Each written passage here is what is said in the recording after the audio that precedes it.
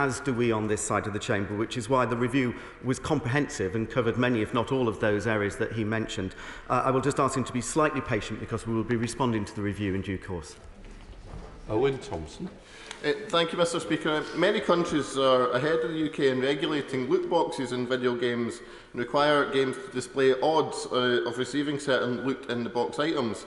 It's essential to ensure we're not subjecting players to completely blind gambling. Yet Diablo's Immortal's Rift feature finds a loophole apparently in this, and it's essentially a loot box that's contingent on skill-based gameplay. The skill-based element means it isn't technically gambling, but it doesn't have to display odds, but it is a loot box. So will the Minister commit to exploring how to close this loophole in the gambling review? And will the Department meet with the game developer Blizzard to discuss how closing the current loophole in Diablo Immortal? Minister. I thank the honourable member, and again, this is a topic that's consumed the attention of the whole House. Of course, the gambling review was looked at separately from the specific issue of loot boxes, where we also recognise there are issues and concerns, and have indeed been conducting a review, because I want to give him the assurance that protecting children, both with loot boxes and in the gambling review, is front and centre of our thoughts. Caroline Doakes. Thank you, Mr. Speaker. It's not just children that can be impacted by loot boxes and other gambling mechanics. It's also people with other vulnerabilities. And it's critically important that steps that the government takes to close loopholes do so effectively and just don't bake in the problem for ever more creative tech companies to exploit. Minister.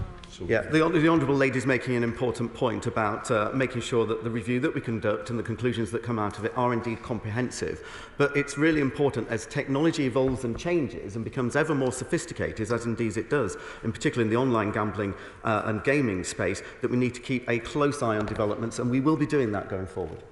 Justin Thomas. Mr. Speaker, may I thank the ministerial team for their continued good work, and specifically on fixed odd betting terminals.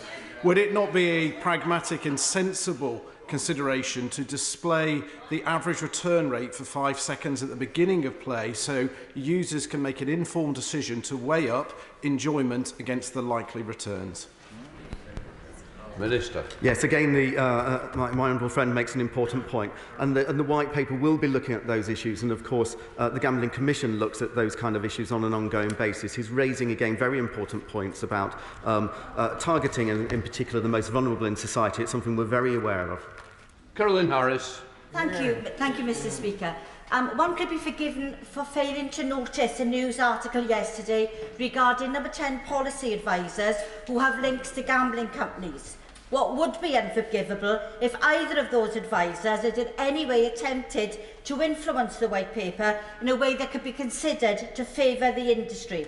Can the Secretary of State ensure this House that that is not the case? Minister. Yeah, the Honourable Lady will be aware, and I do appreciate her passion and commitment in this. We've had many conversations. She will be very aware that we have engaged extensively with stakeholders during the course of the gambling review. Lawrence Robertson. Thank you, Mr. Speaker. When the government does publish the White Paper, which I very much look forward to, will they ensure that the issue of affordability is made clear as to who the responsibility for it will be? Will it be the government or will it be the Gambling Commission? Minister. Yeah. Again, I can't preempt the conclusions of the review, but he's making an important point, and I say this is something that the Secretary of State in particular is very aware of, and we'll be communicating more in due course. The point of affordability is a really important one. Shadow Secretary of State, Lucy. Thank you very much, Mr. Speaker, and I'm not surprised at all to see the Secretary of State still in her place. I had no doubt whatsoever that she would be the last woman standing supporting the Prime Minister while all around her collapses, including her own ministerial team. I did wonder, though, Mr. Speaker, whether by this morning not only would she hold all the ministerial offices in her own department, but several other cabinet posts as well by this morning. But anyway. For many months, we've heard the gambling white paper is imminent. It's still not been published, although its content has once again been trailed to the newspapers. Apparently, ministers are dropping the gambling levy, which has widespread support, and other measures which will bring the analogue gambling regulation into the digital age. Is this true? Minister. No. Lucy Powell. Well, we now know from the former gambling minister that the white paper is now with number 10 for sign-off. Well, good luck with that. We've also been promised the media bill, the white paper on football regulation, a review of women's football, a review on the future funding of the BBC and a data bill, all before the summer recess. How is that going? I think the truth is we've got chaos, paralysis and a total collapse of government, with huge swathes of vacant ministerial posts and parliamentary business on hold. Isn't the reality that it's not just the Prime Minister who has lost the trust of the country, but the entire Conservative Party? I would say this is about the gambling review, and the question should be about that. So if you want to answer on the gambling review. Sounded good in the mirror. Again, I hope the Honourable Lady will await as responding to the gambling review. I appreciate her giving a comprehensive list of all the policy areas and manifesto commitments that this government is committed to delivering on. She could have gone much further as well and mentioned safe standing and indeed the delivery, for example, of the Commonwealth Games starting in 3 weeks' time, or the Euros, and well done Lionesses last night. Thank you for her giving a list of this government's achievements. Also, don't want the Minister to wander off on somewhere else. Let's have somebody who's going to put us right back on track.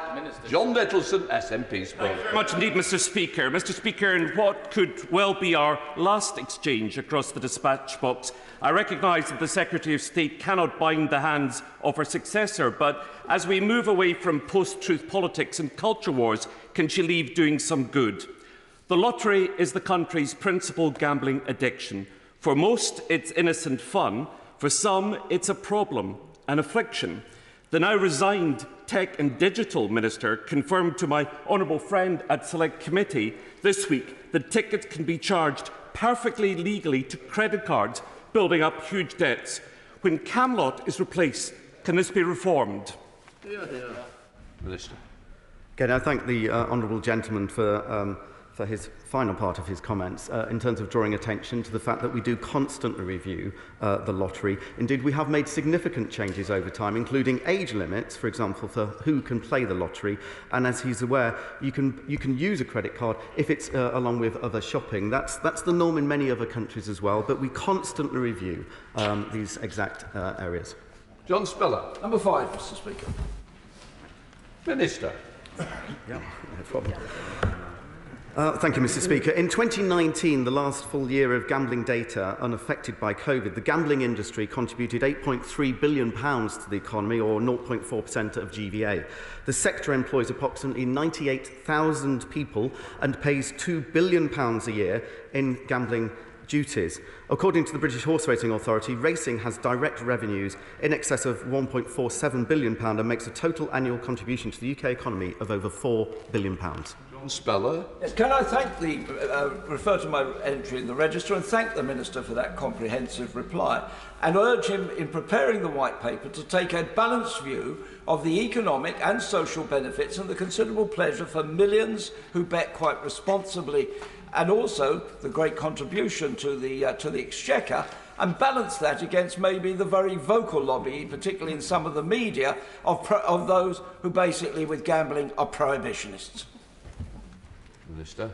Again, I can assure the honourable gentleman that the gambling white paper itself was comprehensive. The response will be comprehensive. We've taken evidence and information from across the entire sector, and therefore views such as his representative were absolutely taken into account during the consideration.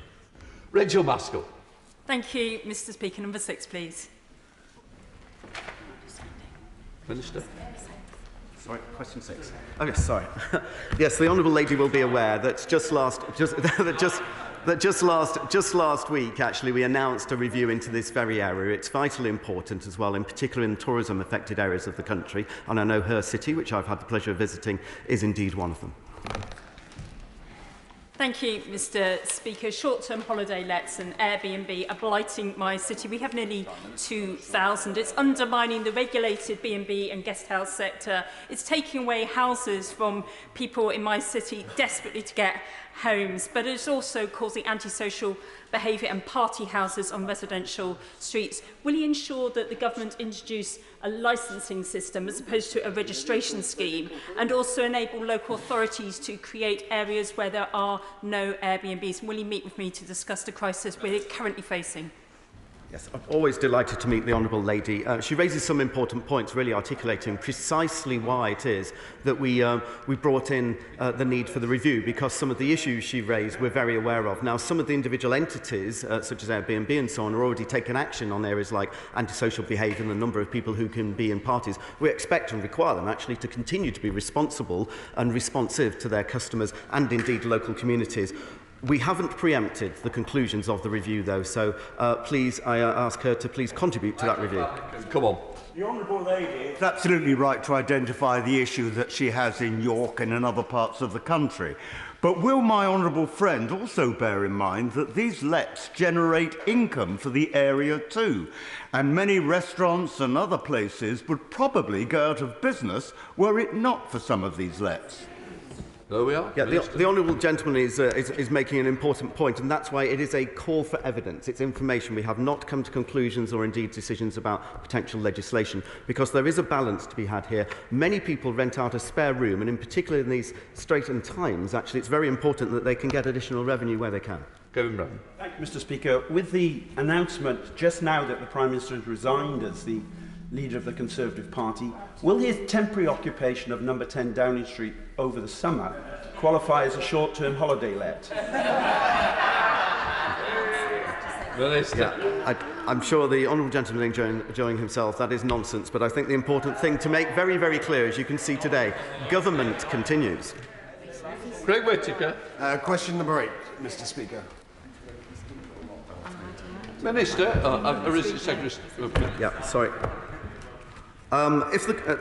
Society lotteries are a vital source of funds for charities and other organisations, raising hundreds of millions of pounds every year. Sales and prize limits were last increased in 2020. A review after 12 months, published in March, concluded that the reforms were starting to benefit the sector, but more evidence was needed before making further changes, and we'll work with the Gambling Commission to keep this under review. For that answer, but as the Minister rightly said, charities, lotteries such as the People's Postcode Lottery are benefiting thousands of charities and communities around the country, not least in the Calder Valley itself, and implementing the next stage of the charity lottery reform, as the government have previously said they will do, is a great way to help take forward the levelling up agenda at no cost to the public purse. So will the Minister agree to look further at this and implement that review sooner rather than later? Minister. Yes, absolutely. We will keep this under review, because the government did express an ambition to look again at increasing the annual sales limit to £100 million. Once we were satisfied that this would result in overall returns to good causes increasing and would not negatively impact on the National Lottery. And that goal of making sure that the returns to good causes are optimised will be front of our minds. Nick Smith. Number 9, please, Mr. Speaker. So stay. Mr. Speaker. Through Project Gigabit, we are ensuring that hard-to-reach areas of the UK can gain access to world-class gigabit connectivity, alongside delivering gigabit broadband to the rest of the country ahead of the demand. As I said in an earlier answer, in 2019 we stood at 6%. Today that figure is at 69%. Nick Smith. Thank you, Mr. Speaker. Rolling out gigabit broadband requires real leadership. The Prime Minister has brought his office into disrepute. So will the Deputy Prime Minister be his standby this summer? Sarah State, I'm not quite sure it's relevant. Yeah, I'm afraid that question does not relate to gigabit broadband rollout. Chair of the Select Committee, Judy Knight. Thank you very much, Mr. Speaker. I was originally going to ask on the Commonwealth Games, obviously a fantastic event for the West Midlands, but I wish to focus on something else that's very good news in my locality. Will the Minister join me in congratulating Solihull Council, Solihull Community Housing and City Fibre in striking a deal to ensure that 4,000 community housing tenants are given the very latest full fibre network? And does the Minister agree with me that whatever we have, a rollout programme in towns, cities, villages across the country, that everyone is covered in those localities, so we leave no one behind as we finally strive to join the first rank of connected nations? Thank you, Mr. Speaker, and I thank Brian Friend for the work that he continually contributes to this area and as his chair of the Select Committee. But he's absolutely right. In fact, the manifesto commitment was 100% for a reason, and it was 100%. And this is the Prime Minister's absolute commitment that nobody would be left behind Obviously, there are hard-to-reach and difficult-reach-to areas, including hill farms and others in the more rural parts of the country, but there are innovative ways using 5G and satellite and other ways of getting that connectivity to those areas, and that is being worked on right now, and we continue, and this government will not rest until 100% has been reached. Number 11, Mr. Speaker. Or this one. It's 11. It's 11. I need them to answer. Anybody want it? It's 11. He's resigned again.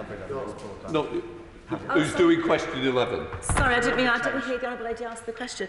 Only 97.5% of premises in England and 95% in Worcestershire can access superfast broadband of at least 30 Mbps. We are now bringing forward investment of £5 billion through Project Gigabit to provide gigabit connectivity to premises across the UK that are not covered through the commercial delivery.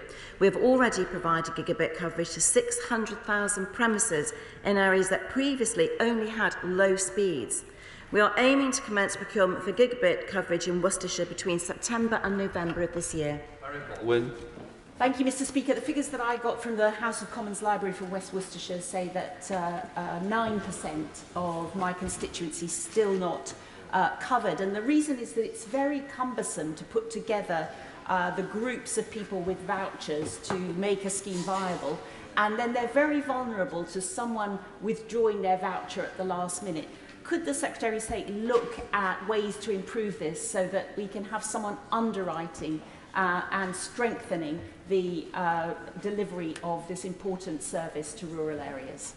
Secretary of State. I thank my honourable friend for her question. And so hundreds of premises in rural areas across my honourable friend's constituency, which I know well, have received gigabit-capable connections through the voucher scheme, but as she says, there are some fragilities to that.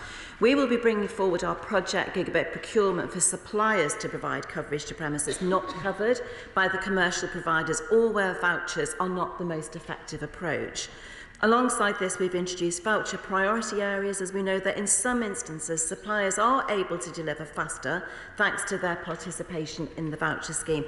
I'll just reiterate what I said to a previous answer. It was never going to be 100% overnight, but to have gone from 6% to 69% across the UK in 3 years, I think is pretty remarkable, and that progress continues at pace. Sean Morrow. Thank you, Mr. Speaker. The Secretary of State, sorry.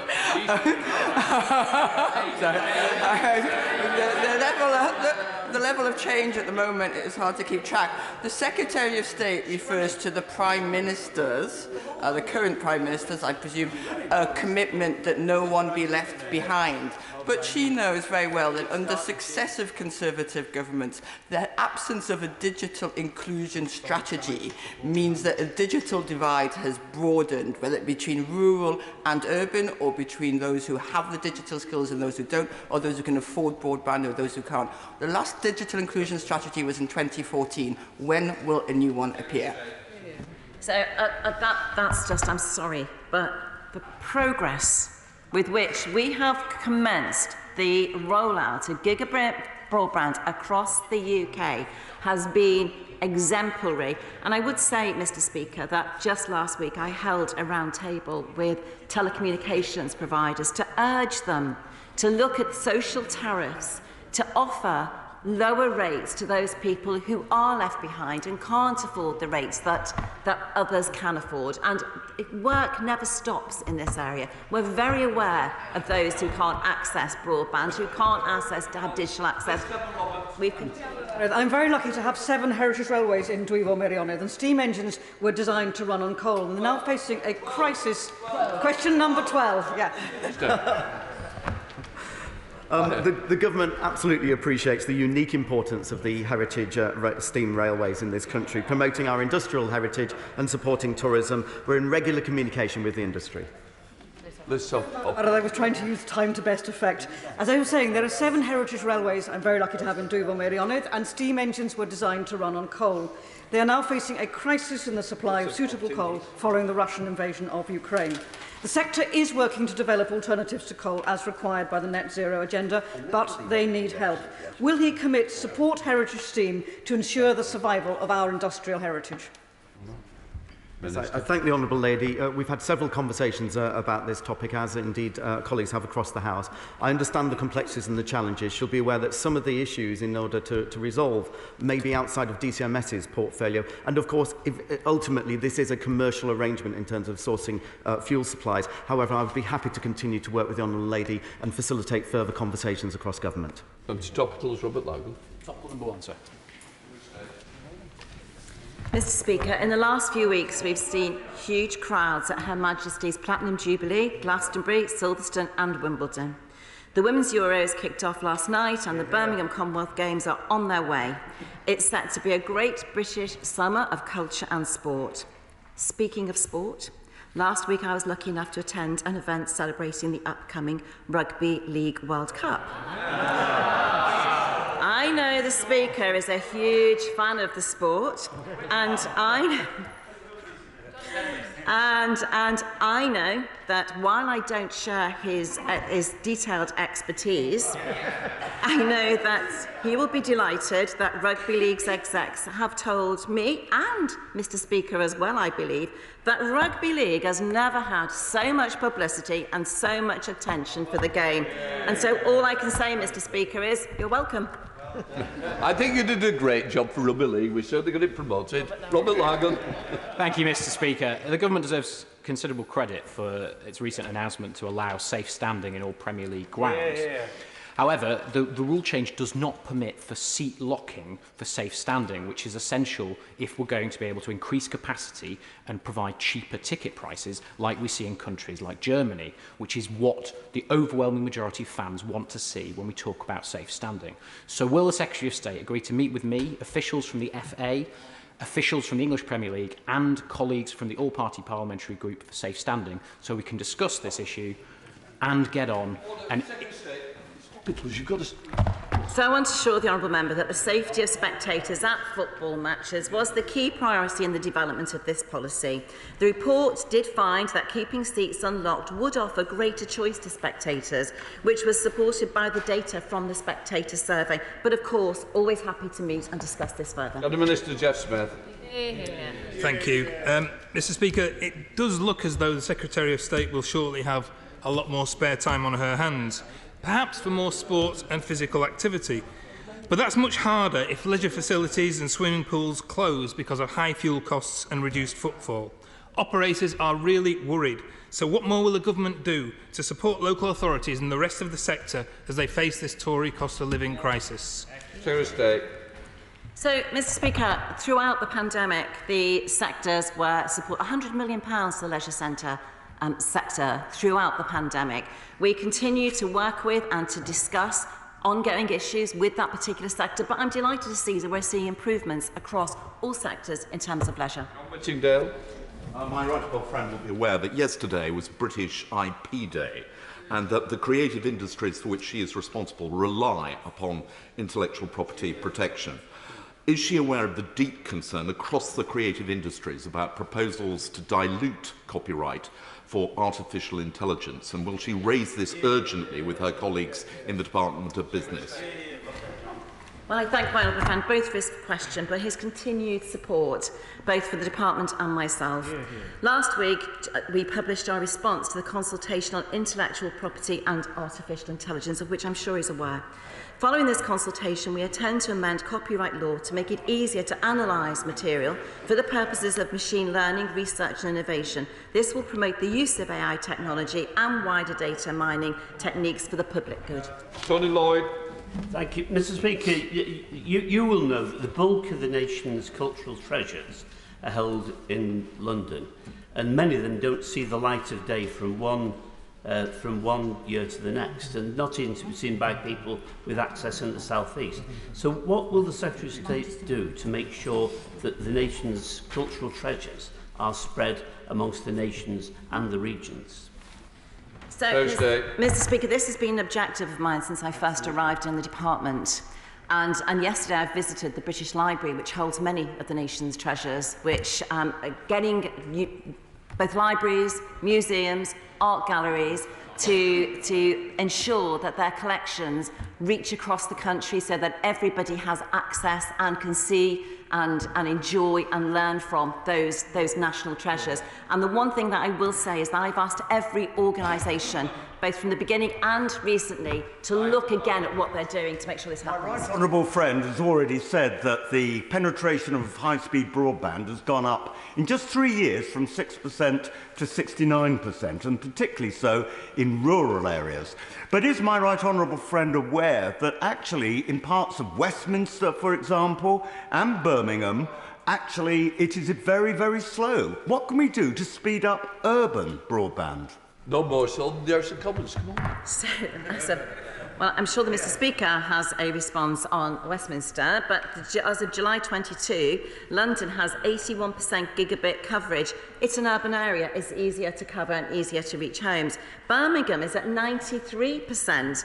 That is up from just 14% and 21%, respectively, from November 2019. York is ambitious to make it onto the UNESCO World Heritage Site tentative list. We will certainly display so many factors of our assets of heritage, but also our social history, encouraging inbound tourism to the UK. However, it's a very expensive process. What support will her department give to support cities like York make it onto that tentative list? Yes, indeed. We are, of course, looking at the long list of potential future bids for UNESCO World Heritage Sites. Many people would be surprised that York is not already on the list for many of the reasons she's outlined. I'd be happy to have a conversation with her. I don't think there's an expectation of financial support, but we should be able to provide support and advice. Duncan Baker. Thank you, Mr. Speaker. As the Secretary of State knows, we have some fantastic canals and waterways in this country. Many are historic and need protecting. The fantastic volunteers at the North Walsham and Dilham Canal Trust in my constituency do an incredible job. Can I ask what discussions she has had with the Secretary of State for the Environment, Food and Rural Affairs on supporting this country's historic canals and waterways? Secretary of State. So DEFRA is working with the Canal and River Trust on the current review of the government's annual grant funding for the Trust as required by the 2012 grant agreement. But the UK's historic canals and waterways represent some of the finest examples of working industrial heritage in the world. They play an important role in the wider visitor economy and as a valuable green space for local communities. Due to this unique social, cultural and economic importance, the Canal and River Trust, an independent charity, benefited from £3.2 million. Mr. Speaker, the government recently introduced a dual registration scheme to support touring trucks, as touring was completely forgotten during the Brexit negotiations. Although we don't have a minister for this area, will somebody be able to tell me how orchestras who own their own vehicles and do not benefit from scheme, or small-scale operators, will be able to operate in this area and help our creative industries? Secretary of State. I thank my friend for the question. A huge amount of work has gone into touring, as I think he knows, and I'm sure he'll be delighted to welcome the announcement by Greece just very recently to open up its, along with Spain and others, to open up and to allow our musicians and our artisans to tour across the EU. There are negotiations taking place on a daily basis, and problems are being resolved as we move forward. You know, we opened up our... Thank you, Mr. Speaker. The Hillingdon Outdoor Activity Centre at Hayfield in my constituency has given generations of children the opportunity to experience new sports. What plans does my right honourable friend have to ensure that more children can benefit from these opportunities in the future? Yes. The government encourages everyone, no matter what their age, to be as active as they can. We recognise that outdoor activity centres provide opportunities for all members of society to be active. Outdoor activity centres were supported through the pandemic by the government assistance, such as the furlough scheme, and there is a range of programmes, including the National Citizen Service and the £80 million Green Recovery Challenge Fund, whose delivery partners include outdoor activity centres. Boris Sherman. Speaker, I know the Secretary of State to be a great survivor. If she does survive, will she look again at this terrible war she has against public service broadcasting, Channel 4 and the BBC? I'm disappointed at my honourable friend's question. We've worked together for 7 to 18 years. I'm disappointed at that question. I have no war. I have two objectives. One is to ensure that both Channel 4 and the BBC survive and they're fit for the ever-changing broadcasting landscape that we face. May I just say, with the greatest of respect, we need to be aware of how that landscape is changing at warp speed.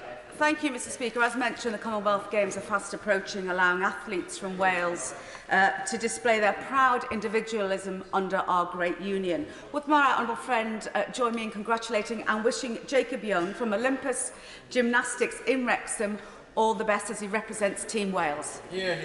From Redcar. Absolutely delighted to wish Jacob Young the best of luck. Of course, the nations compete separately in the Commonwealth Games, so there is an England, Northern Ireland, Scotland and Wales dynamic that we don't have in the Olympics, but I wish all nations the best of luck. Speaker, the Secretary of State was very upbeat in her response to my honourable friend from the front bench of Manchester Withington about local authority leisure centres. They're under financial distress because of the rising costs of energy, particularly those that run swimming pools. So is she saying that they are safe for the future? And if so, can she say how she's securing that? Mr Speaker, the cost of living challenge in terms of energy costs, which we're all facing across all sectors, is a problem that the government is addressing. On his particular issue, as I said, we did support the leisure sectors throughout the pandemic. Conversations are taking place with the sectors as to the problems that they face and solutions that the government can help to find. We now come to questions to the Attorney-General, and I start with Tony Lloyd. Sir Tony Lloyd. Number one, Mr Speaker. Attorney-General, when we cleared the rounds.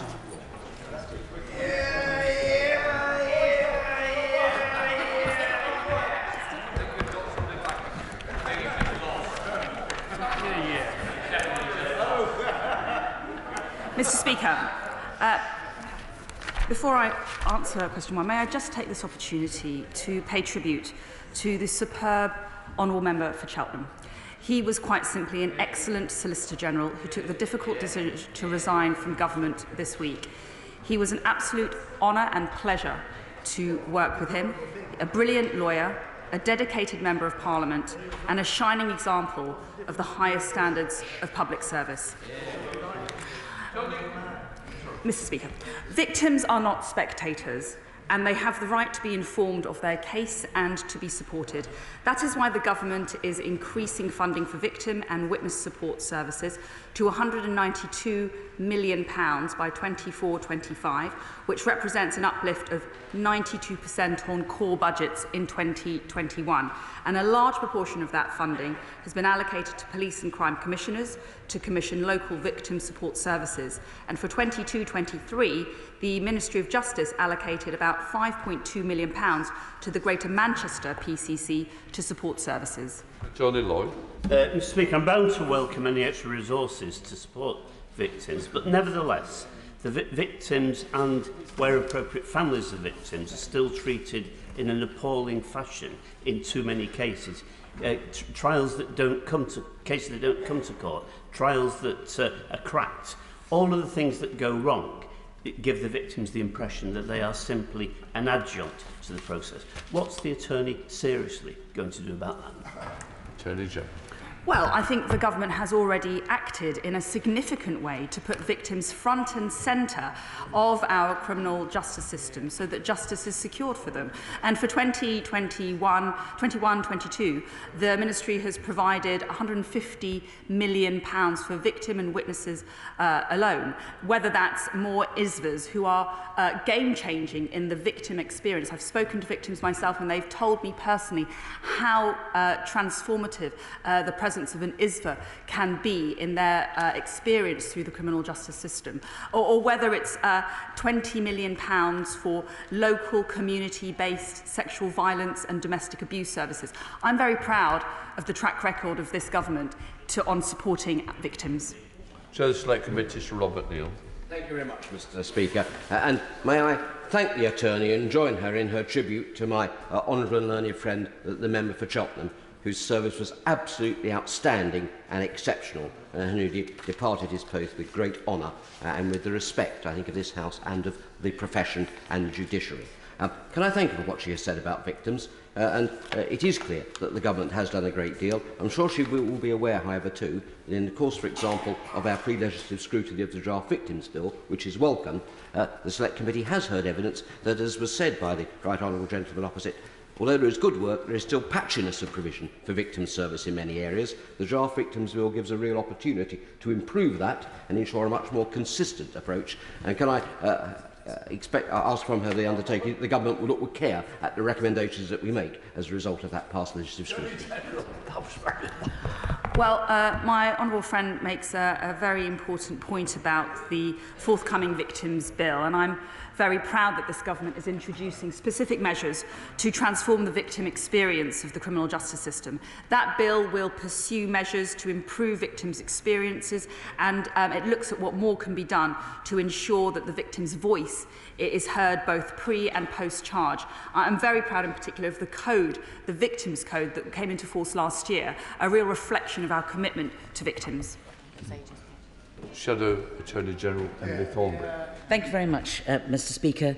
And can I say, what an honour it is to be at this dispatch box, facing the next Prime Minister as she waits her call from the palace. A true honour, although colleagues will have noticed, in her list of leadership priorities last night, the Attorney-General had absolutely nothing to say about tackling the epidemic of crime in our country or ending the culture of law-breaking in our government, both of which have flourished under her watch. But what she did say last night is that we need to shrink the size of the state. So can I ask the Attorney-General a very simple question? In percentage terms, what size of staffing cuts does she plan to make to the Crown Prosecution Service, and what that will mean for record backlogs that are currently facing our courts? Attorney General. I know the Right Honourable really loves to degrade this question sessions to petty politics. I'm not going to lower myself to her standards. I'm here to talk about victims and what we're doing to secure justice for vulnerable people. I'm very proud of the financial settlement that this government has put into the CPS, increasing the number of prosecutors. And notably, there have been in the last 12 months alone 115 more RASO-trained prosecutors in place to work specifically to support victims. We now come to SNP spokesperson Emma Lawson. Thank you, Mr. Speaker. So the Scottish Government is investing an extra £4 million this year in victim services to tackle violence against women and girls and offer greater support for victims' needs. And the Crown Office budget in Scotland is over 40% higher than at the start of the last Parliament, supporting a range of improvements and modernisation processes. Does the Attorney-General welcome this? Does she agree more funding should be made available across the UK for greater access to justice for victims? And will she consider putting it in her Prime Ministerial manifesto?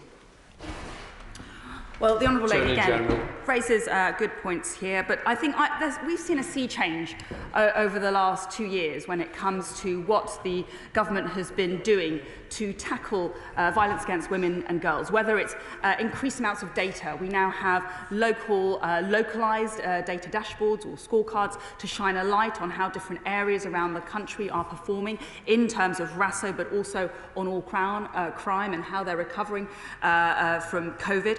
We also have, as I say, I'm very proud of this Victims Code, which contains 12 rights for victims. This is going to be enshrined in statute, a right for victims to get referred to the relevant support services, a right for victims to have access to the relevant information, a right for victims to make a personal statement in court. Those are meaningful changes that this government has introduced. I'm very proud of that.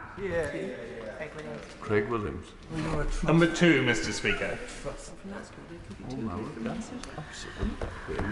I visited CPS Wales in February of this year, and I was very pleased to speak to the hard-working and dedicated prosecutors there about their work, and which was also praised in the recent report from the CPS Inspectorate.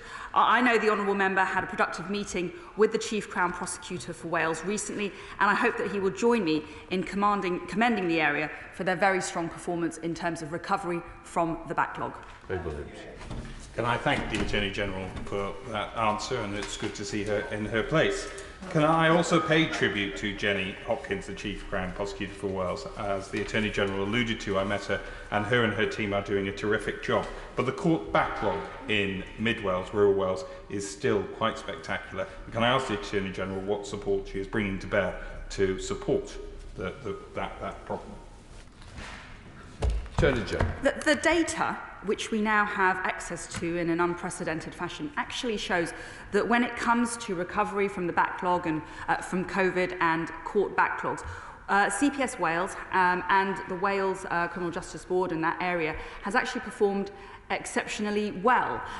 There's been a huge amount of resource put into court recovery, and that's why the Magistrates' Court backlog in the CPS Wales area was the first to recover from the impact of COVID, with live caseload numbers falling to below pre-COVID levels in December 2021. For myself, I visited Wales and I successfully personally presented a case at the Cardiff Crown Court, at the Court of Appeal, which resulted in the attempted murderers Stephen Gibbs having his sentence increased from 30 years to 20 years and 7 months imprisonment with an extended licence period of 5 years. I was delighted and honoured to be in court in Wales. Scott Benson. Question 3, Mr. Speaker. Attorney-General.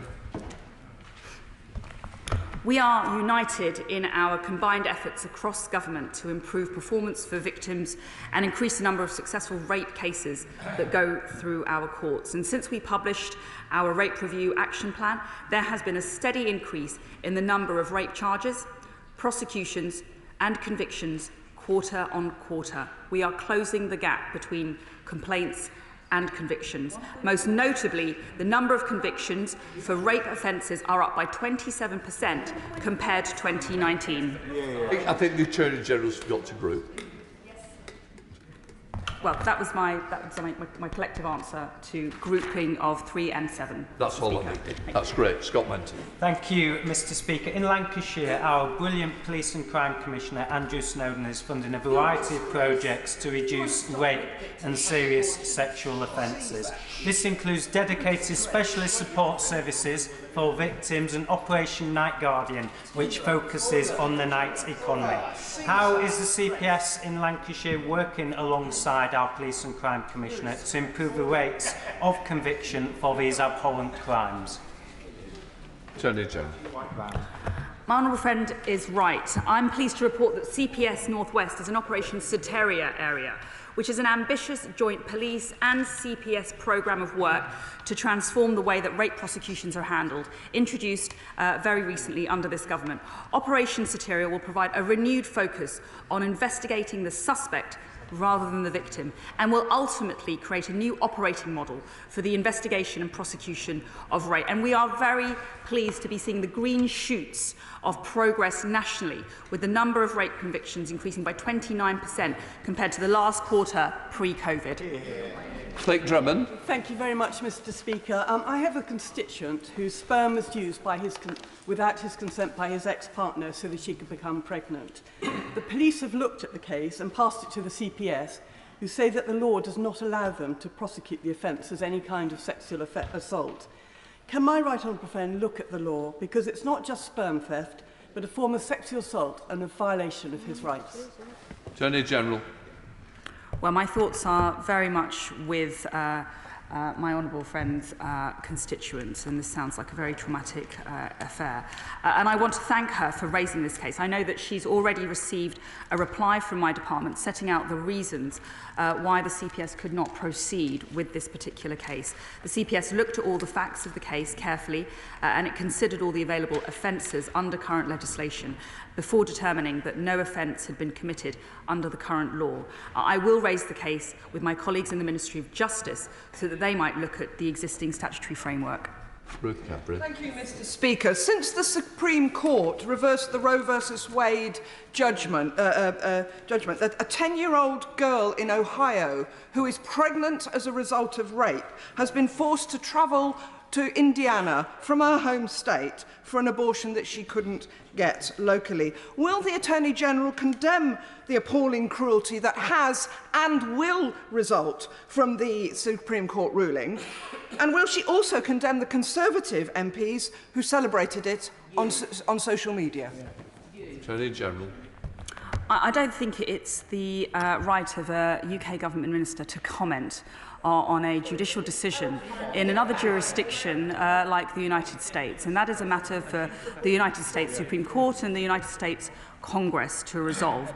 What I'm focused on is the experience of victims in Britain and Wales and how we can improve our criminal justice system. And that's why I'm very proud of the achievements that we've secured. I'm very proud that, for example, the CPS prosecuted 430,000 defendants last year on a whole suite of offences, including 69 alleged terrorists, 33 of which were convicted. 19,000 serious violence offences were prosecuted. It has a conviction rate of almost 75%.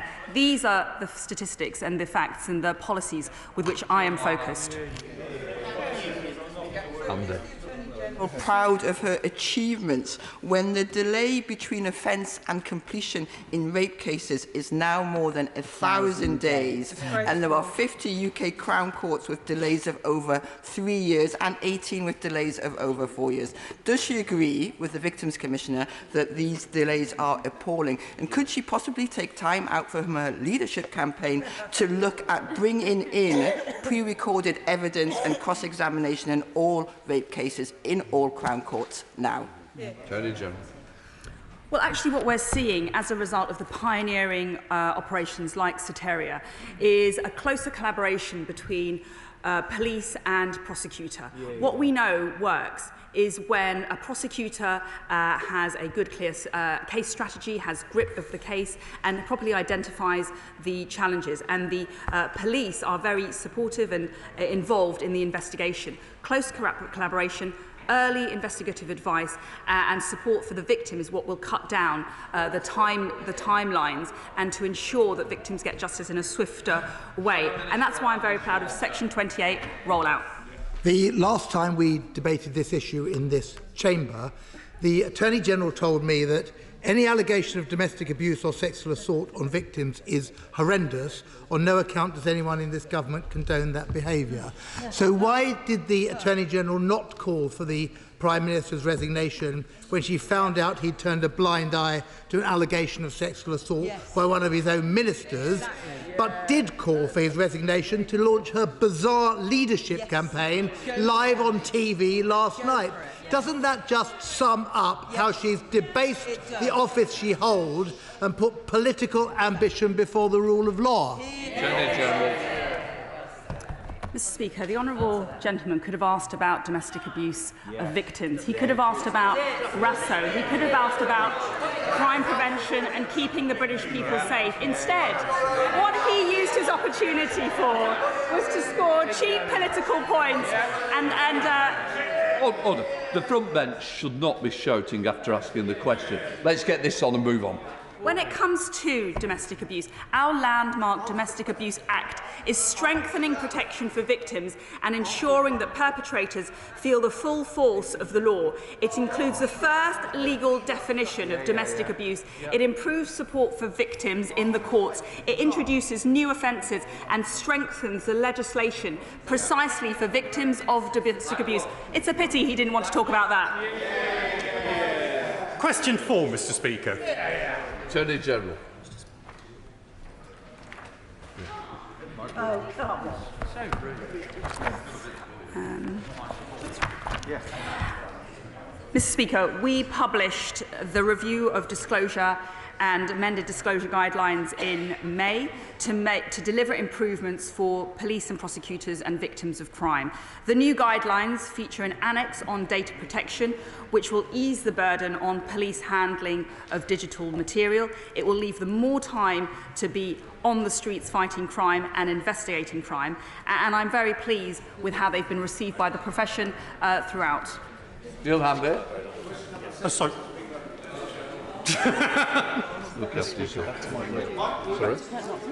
Back to Mike Wood. Thank you, Mr. Speaker. What impact does the attorney expect her guidelines that she published in May to have on CPS decision-making and on their prosecution of sex offences? Attorney General. My honourable friend raises a real priority for government, and these guidelines will mean, in effect, fewer unnecessary intrusions into a victim's private life and more interactions with victims to help them understand the process. All of that will mean that victims are more engaged, there is less attrition, and the process is swifter but just as effective. And it's just very unfortunate that some members of the Labour Party promoted an incorrect understanding of what these guidelines mean. Question number 6, Mr. Speaker. Attorney General. Mr. Speaker, there have been no prosecutions by either the Serious Fraud Office or the Crown Prosecution Service for frauds connected to COVID-19 contracts awarded by the Department for Health and Social Care. However, I can neither confirm nor deny whether the Serious Fraud Office are investigating any frauds related to those contracts. This government, Mr. Speaker, rightly took swift action at the height of the pandemic. And thanks to the excellent work of this government, including government lawyers, we have successfully defended the majority of our coronavirus-related litigation. Mr. Speaker, the secrecy over VIP lane contracts is emblematic of the loss of trust and transparency in this government. And over the last 48 hours, MPs from the government benches have repeatedly stated the importance of integrity and honesty. So, as Prime Minister, will the Attorney-General finally lift the veil of secrecy, publish the full details of VIP lane contacts and refer the matter to the committee or authorities as necessary? Attorney General. Well, as I say, I mean, there has been a lot of COVID-related litigation through our courts, and there's been a lot of scrutiny on the decision-making and the actions that the government took during the pandemic. I'm very pleased to say that in the majority of those cases, the government was successful. Our decision-making was upheld and was found to be lawful.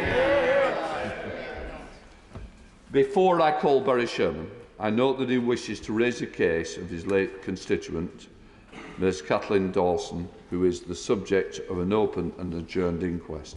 I'm exercising my discretion given to the Chair in relation to the matters which are sub judice to allow the reference to the case as part of the question and answer. Barry Sherman. Question number 8, Mr. Speaker. Attorney General. Mr. Speaker, I am aware of this tragic case of the honourable gentleman's in his constituency and that he has raised, and I want to take this opportunity to offer my deepest condolences to Caitlin's family and friends. And I want to thank him for his tireless campaigning over many years on all road safety issues. He's been a leader in this field. Like him, I recognise the devastating impact that fatal road traffic accidents and collisions can have on families and on victims. And that's why, under the Police, Crime and Sentencing and Courts Act, this government has increased the maximum penalty to life imprisonment for the offences of causing death by dangerous driving and causing death by careless driving when under the influence of drink or drugs. And last year, the CPS charged over 650 defendants in relation to fatal road traffic accidents, bringing the total number of charges back in line with pre-pandemic levels. Speaker, I've been around long enough to be one of the people that introduced the seatbelt legislation and banned children from travelling unrestrained in cars. So I've been a member of this. I wasn't going to talk about specifics today, Mr. Speaker. You were very kind in your mention. I'm very worried, up and down the country, increasing number of families who have a member of their family killed by a driver And then, because a lot of people are able to hire a very expensive lawyer that can argue things like automatism, they weren't in control of their bodies or their faculties at the time of the accident, increasingly those lawyers are frightening the CPS into not prosecuting. That's my worry. Can we do something about it? Attorney General. It is tragic, and there are simply no words for the situation that he sets out. Ultimately, fairness sits at the heart of our justice system, and therefore the same threshold is used for all offences, whether deciding to prosecute fatal road traffic cases or murder, and that's set out in the Code for Crown Prosecutors and has remained the same since the CPS was formed in the 1980s. And that sets out a two-stage test with which many people here will be familiar. It will only proceed unless both stages of those tests are met. It is always comes down to the evidence and the public interest, and I'm very happy to talk to him about what more operationally or perhaps in the state of the law can be done to remedy the problem that he identifies. Okay. That completes Attorney General questions. Before we start the urgent question, I wish to make a short statement. Clearly, this is a day when there are lots of important developments happening outside the chamber. The situation is fast-moving. However, it's important the House is kept informed of developments in a timely and authoritative way. There are legitimate questions requiring answers about the functioning of government over this turbulent period. That is why I have granted the UQ we're about to hear. I remind all members that conventions and courtesies are here for a purpose. They allow us to discuss the most important issues without resorting to personal attacks. That is why I encourage all members to remember our constituents are watching events closely. Let us focus on the big issues, not the personality. I now come to the Deputy Leader for the UQ, Angela Rayner. Thank you, Mr Speaker, for granting this very important UQ today to ask the Minister for the Cabinet Office if he will make a statement on the functioning of government. Minister Ellis. Thank you, Mr Speaker. Mr Speaker, as the House will be aware, it is widely reported that the Prime Minister is about to make an important statement shortly. I can confirm that it is correct that the Prime Minister will speak shortly. I cannot preempt the Prime Minister's statement, and the House and the nation will hear more imminently. In the meantime, the business of government continues, supported in the usual way by our excellent civil service. There will continue to be ministers of the Crown in place, including in all great offices of state. We must continue to serve our country, constituents, and the general public first and foremost. It is our duty now to make sure the people of this country have a functioning government. This is true now more than ever. The civil service is the foundation on which all governments function. The civil service continues to support across all government departments, and the country can be assured that this will always remain the case. I have spoken this morning to the Cabinet Secretary to that effect. Any transitional arrangements have always been made to allow for the business of government to continue. There are constitutional mechanisms in place to make sure that can happen. We await the Prime Minister's statement, but the House should be reassured that the government continues to function in the meantime. Any necessary ministerial vacancies can and will be filled. Other Secretaries of State can make decisions if necessary. There is a rich reserve of people who are both dedicated and talented, and who remain dedicated to serving our country and their constituents. Calmness and professionalism are now required. Our focus now is fully on the stability and continuity of government, Mr Speaker. Now is the time to serve in the interests of our country, as it always is, and our constituents during the period ahead. Angela Rayner. I hate to break it to the Minister, but we don't have a functioning government. It will be good news for the country that the Prime Minister is to announce his resignation. He was always unfit for office. He has overseen scandal, fraud and waste on an industrial scale. But the chaos of the last 3 days is more than just petty Tory infighting. These actions, Mr Speaker, have serious consequences for the running of our country.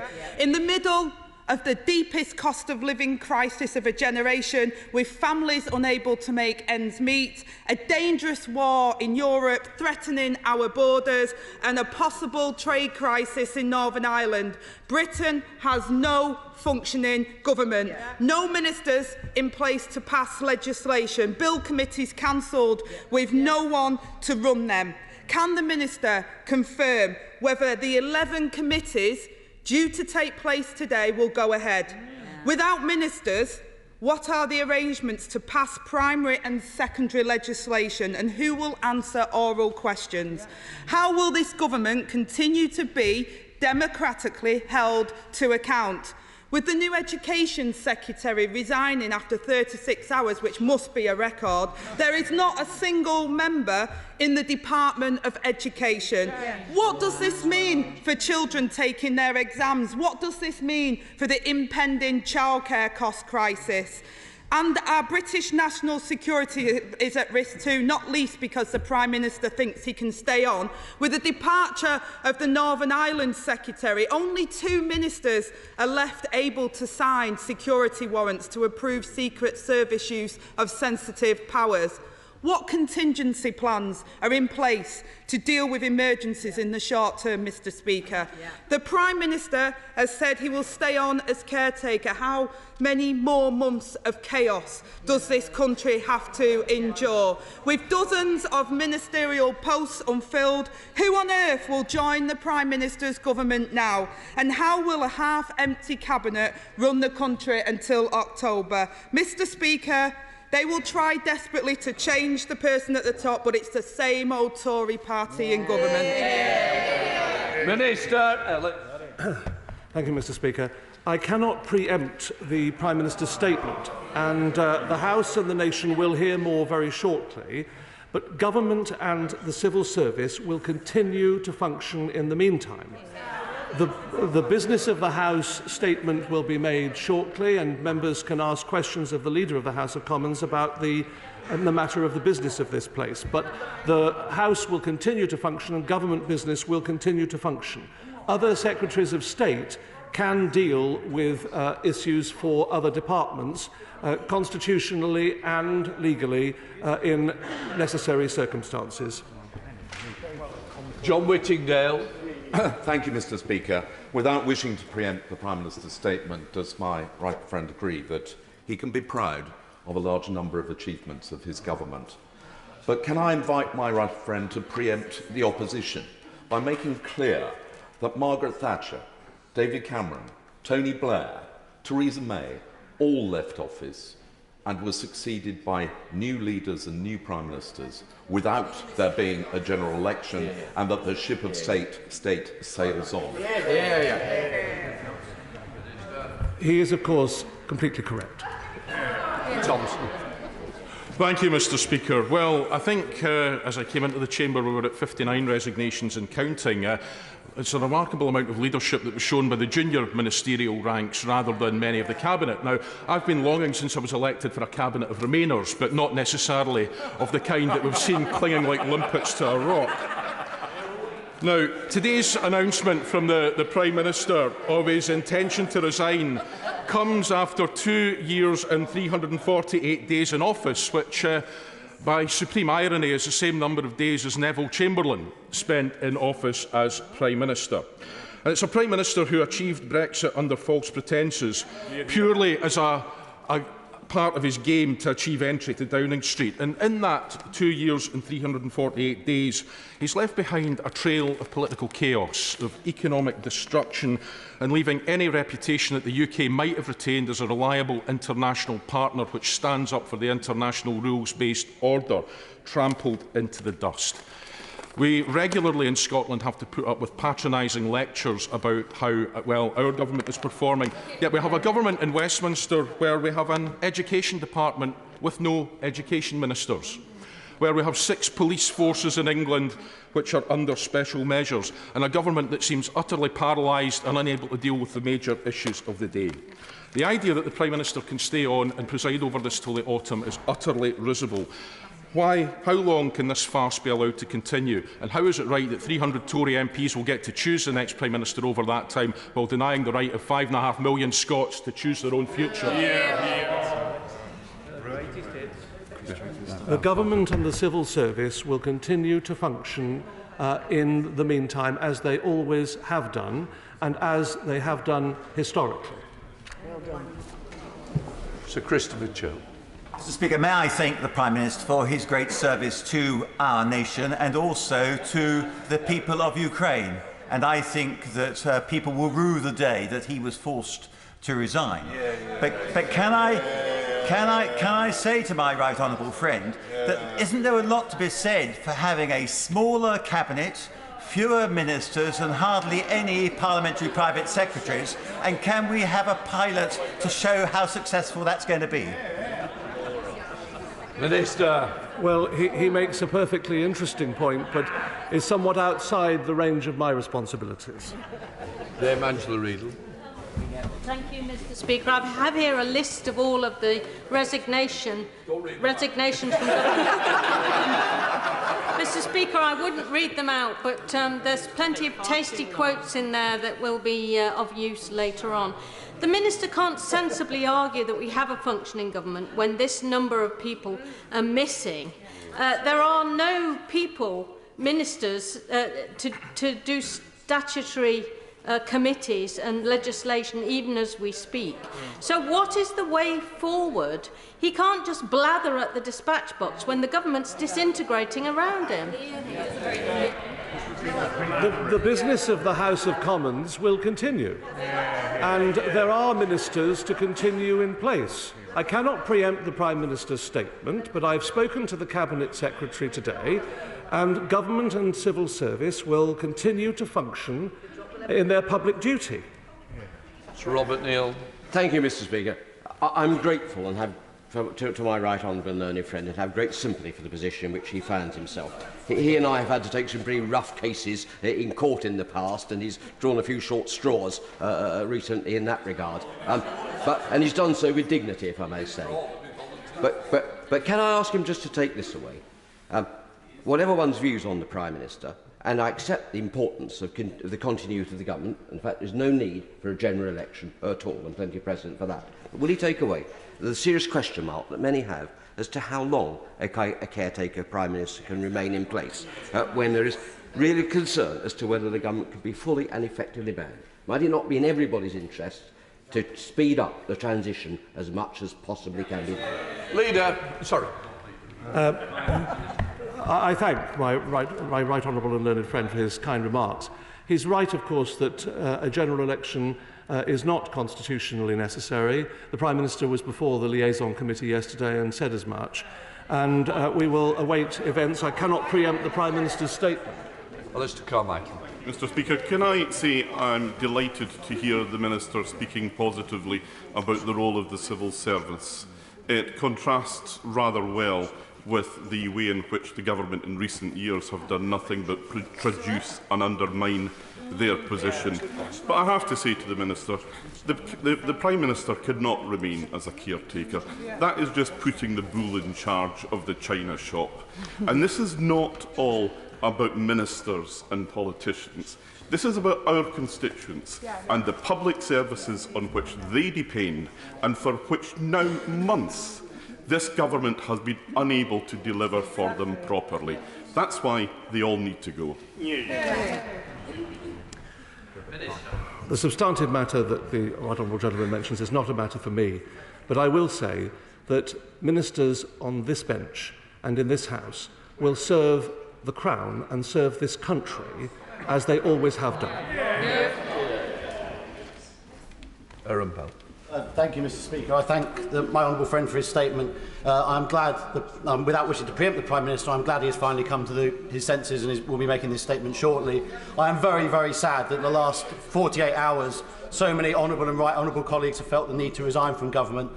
If those people will not serve this Prime Minister, could I ask my honourable friend to convey to the Prime Minister that it will not be tenable for him to continue as a caretaker if he cannot fill the ministerial appointments he needs to? Minister.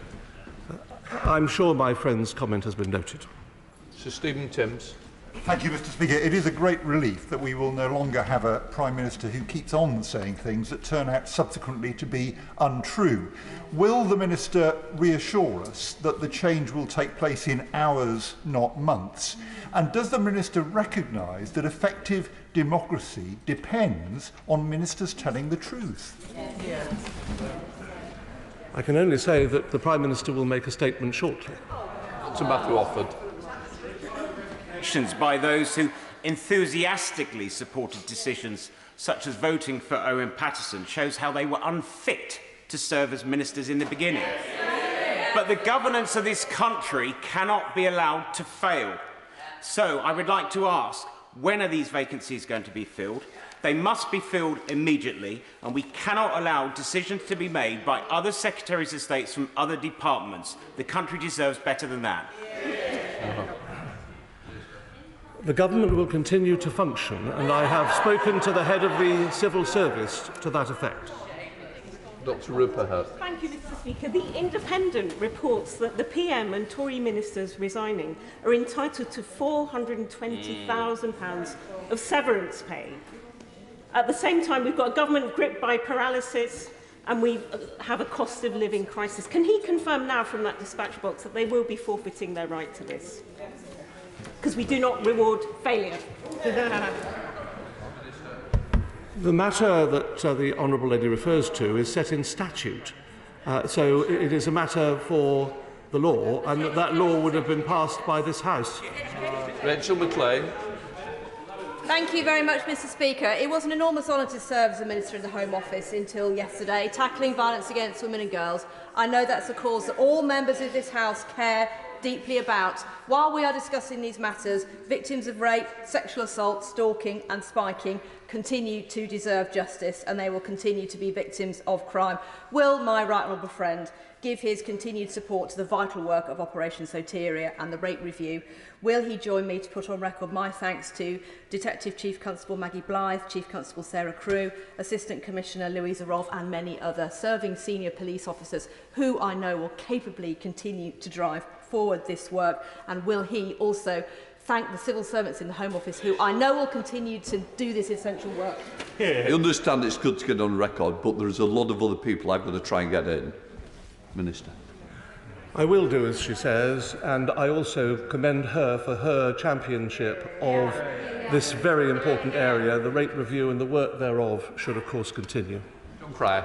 Thank you, Mr. Speaker. There have been times, occasionally, when Prime Ministers have been temporarily incapacitated. There has never been a period in British history where a government has been incapacitated across every department of state. We've just heard how the secret services are being undermined by the current situation, putting national security at risk. At what point is the government going to actually start functioning again? The government is functioning. I have already mentioned to the House that the great offices of state are still in place. He refers to our security and intelligence services. The Home Secretary and the Foreign Secretary are in place. Mr. Speaker, what provisions have been put in place for the continuing operation of the Partnership Council with the EU and its specialised committees over the coming months? Well, I think he knows that I attended a meeting of the Partnership Council in Brussels recently. The functions of government, including in the international sphere, will continue apace. Sir Tony Lloyd. Thank you, Mr. Speaker. Mr. Speaker, you'll be aware that before the House there are before both houses, the two major bills affecting Northern Ireland. One, the bill on the Northern Ireland Protocol, is the Prime Minister's own decision. The one on Northern Ireland legacy is very much the now resigned Secretary of State's province. Can we have absolute clarity at this critical moment in the history of Northern Ireland and its relations with both the rest of the UK and Ireland, that we'll get some sense from this government about how we take these important matters forward? Well, I'm particularly conscious, of course, of the Northern Ireland Protocol Bill, to which I think he is referring. The Leader of the House of Commons will be doing the usual business questions and answer session soon in this House. Roberts. The latest Conservative Party psychodrama only emphasises what many of us already know. The UK is a failed state. This government has shown contempt to devolution. You typify it. The Prime Minister's successor will treat the electorate of Wales with the same disdain, and in this palace the circus will roll on. Does he surely not recognise that now is the time for a new constitutional settlement for these islands? Well, she frequently traduces this country. I disagree with her and could not disagree with her more strongly. She has a separatist agenda, of course, and she wishes for the country to split. But in my view, this country is the greatest country on earth. Dame Diana Johnson. Thank you, Mr. Speaker. On the anniversary of 7/7, security is of paramount importance to all of us in this House. With no security minister, a depleted cabinet, a Home Office that was struggling prior to this chaos, what assurances can the Minister give us that the intelligence agencies are receiving all the full ministerial and legal engagement and sign-off in a timely way to keep us all safe? I cannot discuss the security arrangements of this country from the dispatch box, but the Secretary of State for the Home Department is in place and is responsible for the arrangements appertaining to the security service of this country. Sarah Owen. Thank you, Mr. Speaker. I would suggest that the Paymaster General look up the meaning of functioning, because his government is not it. Will the Paymaster General confirm whether the now former Secretary of State for Education will be getting the standard severance package for Secretary of State of 3 months' salary for a job she did for just 36 hours? Matters such as pay and remuneration are set in statute. They are set in statute, not a matter for me. Kim Johnson. Thank you, Mr. Speaker.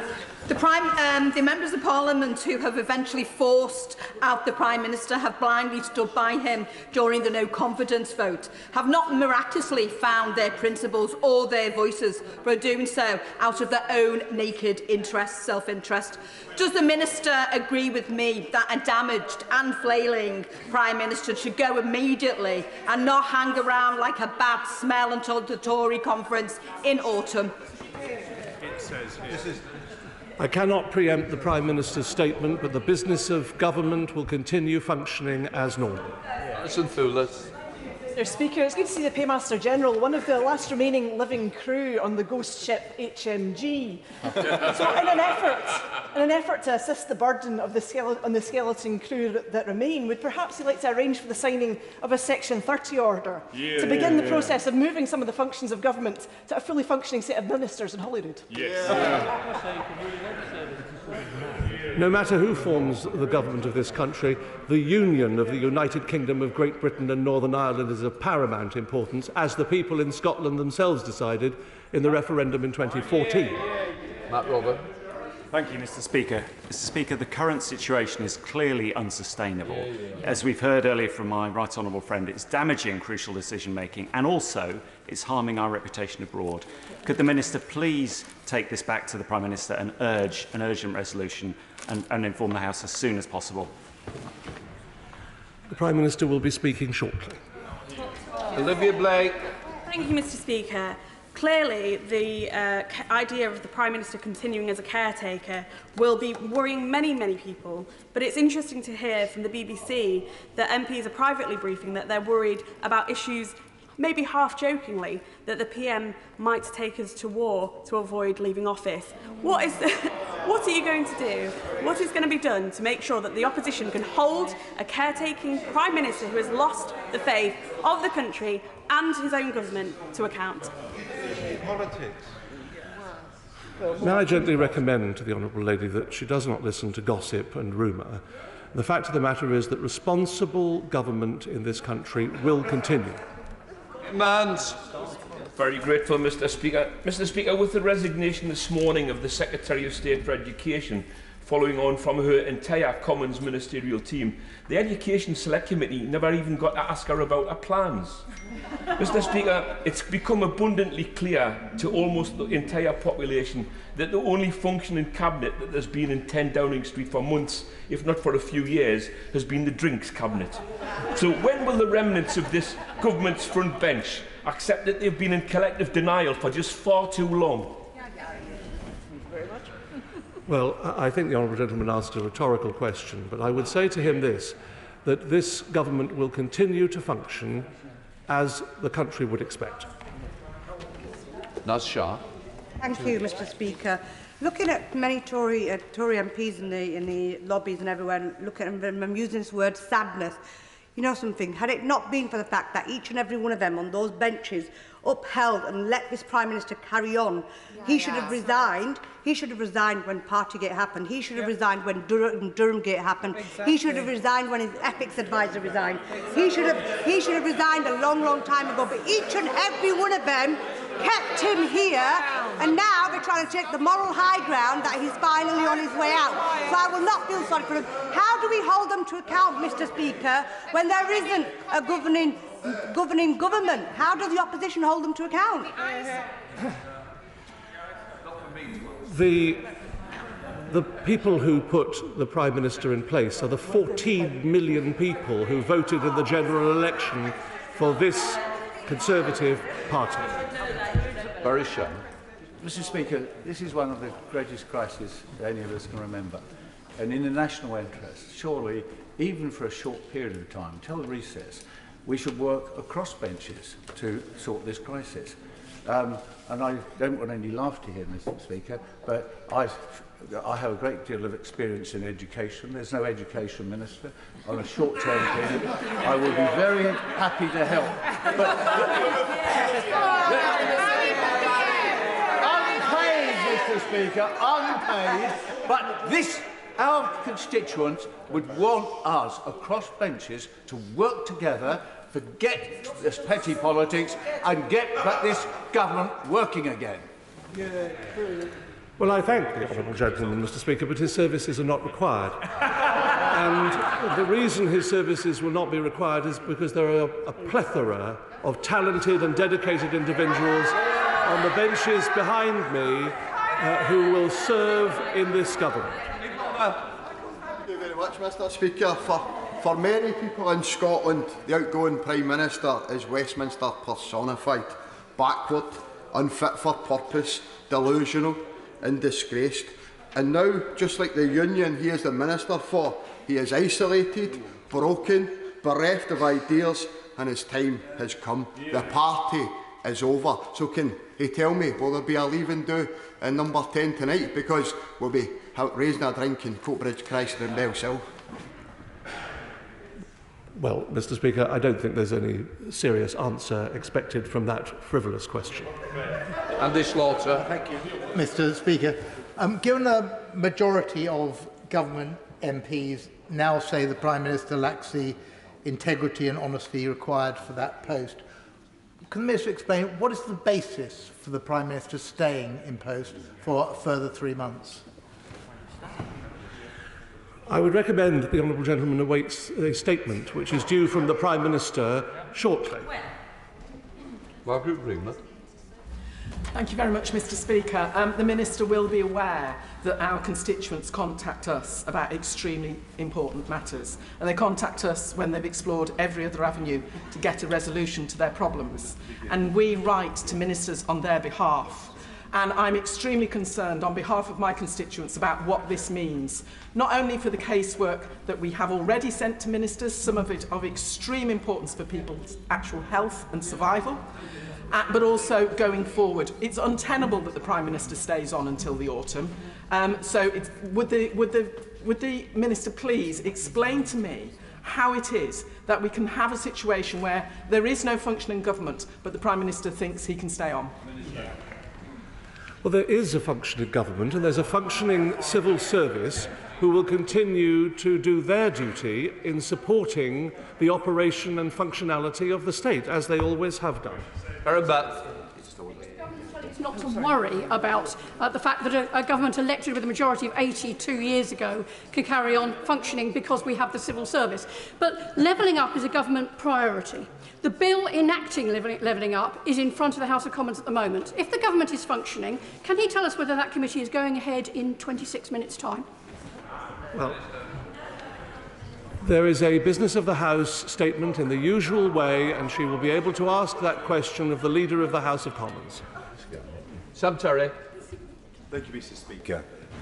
The Minister speaks about responsible government, but yet we've had nearly 3 years of totally irresponsible government. My constituents are suffering massively. Surely, Mr. Speaker, the moral thing to do is not to look to the Constitution, but actually go to the country, call a general election and let the people of this country decide, not just on the Prime Minister, but on the rotten lot of bankrupt government that we've had for the past 2.5 years from the last election. It's not about the Constitution, it's about what the people of this country need, and that is responsible government, and they are not going to be getting it from your side, even with a change of Prime Minister.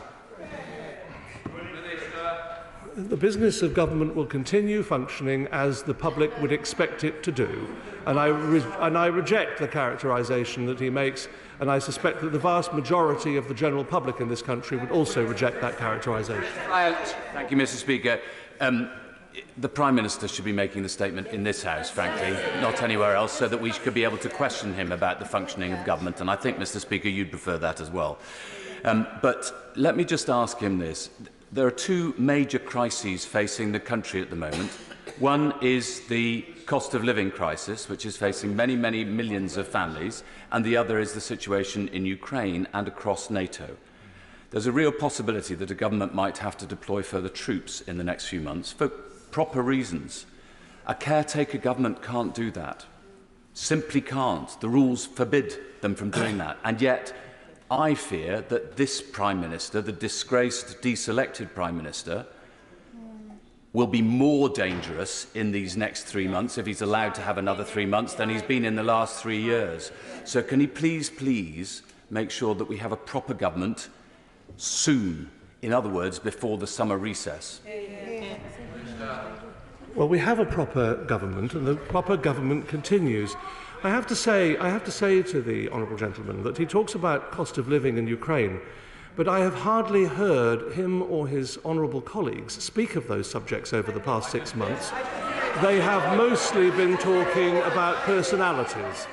So it is this government which has been getting on with the business of representing the United Kingdom in international fora and have led the way on Ukraine, and when it comes to dealing with the global cost of living crisis, have been doing that too. Mr. Wakeford. Thank you, Mr. Speaker. Mr. Speaker, wow, what was that response to this urgent question? Mr. Speaker, is the Minister tired of propping up this Prime Minister and defending the indefensible? Minister, where was your letter? Did it get lost with your backbone?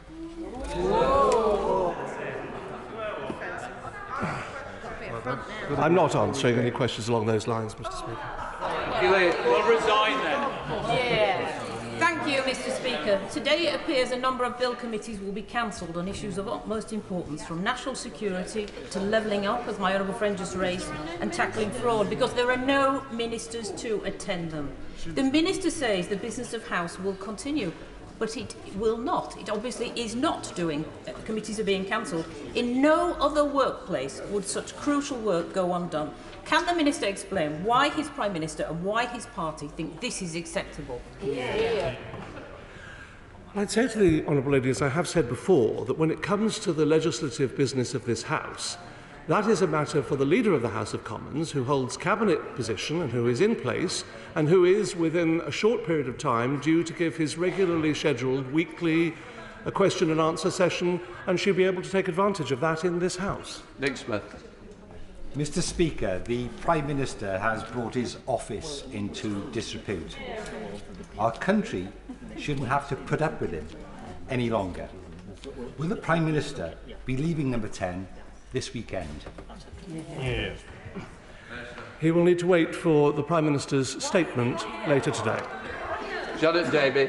Thank you, Mr. Speaker. The Time reports this morning of Downing Street being like a bunker with gallows humour. This is no surprise, really, given the track record of the Prime Minister.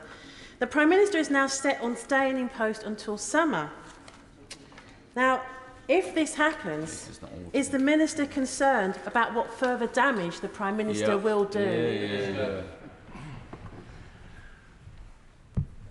The honourable member will need to wait for the Prime Minister's statement later today. I cannot preempt what the Prime Minister's statement will be.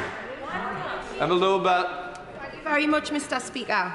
Away from this place, our constituents are waiting for answers from this government. My constituents, Lisa and Mark Rutherford and Caroline Curry, had their precious children taken from them in the Manchester Arena terror attack. Due to archaic legislation, they can't register their deaths. The Justice Department advised an answer on a possible change to this legislation was imminent. Since the government has collapsed, who will give them an answer and when? I'm very sorry to hear of the appalling bereavement suffered by her constituents, and it's an unimaginable loss. And I would like the honourable member to convey my sympathies and the sympathies of the entire government for that. With regard to her question, the functioning of government continues. The civil service supports ministers in place. Ministers are in place to support the functioning of necessary government. That will continue. Dugan.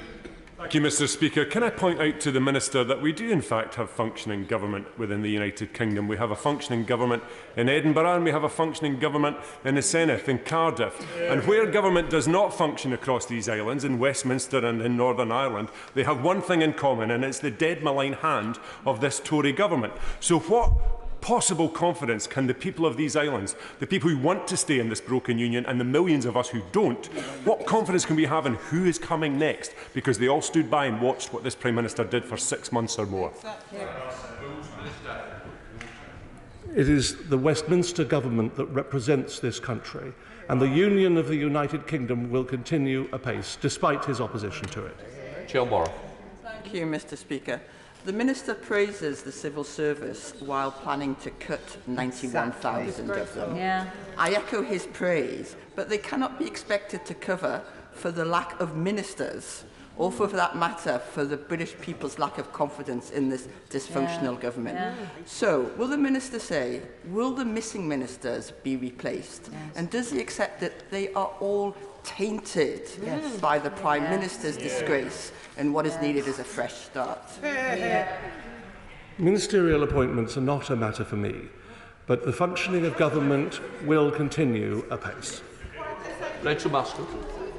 Thank you, Mr. Speaker. In 18 minutes' time, I am due to sit on the Levelling Up and Regeneration Bill Committee, as set out on the order paper. The Leader of the House won't be before the Parliament at that point. There are no ministers, there is no Secretary of State, and there is a Prime Minister in office but not in government. So can the Paymaster General let me know if that committee is going ahead in now 17 minutes and when it is due to recommence if not? I'm unable to answer the honourable member's question. The committees of this House will continue in the normal way of business. Jeff Smith. Thank you, Mr. Speaker. The majority of people who left the government have referred to the Prime Minister's lack of integrity, honour, honesty and competence. They surely can't return to work for such a man, even on a temporary basis. So to get a functioning government, we need a full set of ministers. We need a swift transition. Will he at least convey that message to Number 10 and to his Cabinet colleagues? It is up to each individual to decide how best to serve in government or not, and the functioning of government can and will continue. There are a multitude of ministers and a plethora of items on agendas which will continue to be dealt with the support, as I've said, of the civil service, having spoken this morning, as I've told the House, to the Cabinet Secretary. Jim Shannon. I wasn't here. No. Right. There we are. Minnie.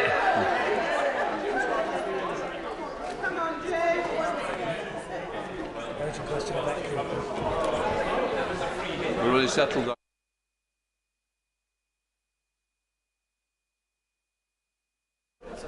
Right, just let everybody leave who needs to leave. We come to the next urgent question. Yvette Cooper, Shadow Home Secretary. To ask the Minister to make a statement about the meeting between the Prime Minister and the former KGB agent Alexander Lebedev at the height of the Skripal crisis. Minister. Mr. Speaker, Alexander Lebedev is a well-known former KGB officer and also a former owner of the London Evening Standard newspaper. Yesterday, the Prime Minister told the Liaison Committee, in response to questions from the Right Honourable Member for Kingston upon Hull, opposite Hull North, that he had met Mr Lebedev on a very few occasions. I understand that the Prime Minister also confirmed where he had met that he had met Mr Lebedev without officials present, and that he had subsequently reported those meetings to officials as required. I do not have any information about the content of any discussions that may or may not have been held with Mr Lebedev. All government ministers are made fully aware of their responsibilities to safeguard national security sensitive information. It's been the long-standing policy of all governments of all colours not to comment on intelligence or national security sensitive matters, as to do so could jeopardise the very security which it is the first duty of government to protect. In response to the Salisbury attack, the UK expelled 23 Russian intelligence officers and significantly strengthened our defences against Russian interference in the United Kingdom. Yvette Cooper. Thank you, Mr Speaker. We've sought this UQ despite the meltdown in the government because it goes to the heart of our national security. Yesterday, the Prime Minister admitted to the Home Affairs and Public Accounts Committee chairs that in April 2018, as Foreign Secretary, he met with the former KGB officer Alexander Lebedev, father of Lord Lebedev, in Italy, without any officials, without any security.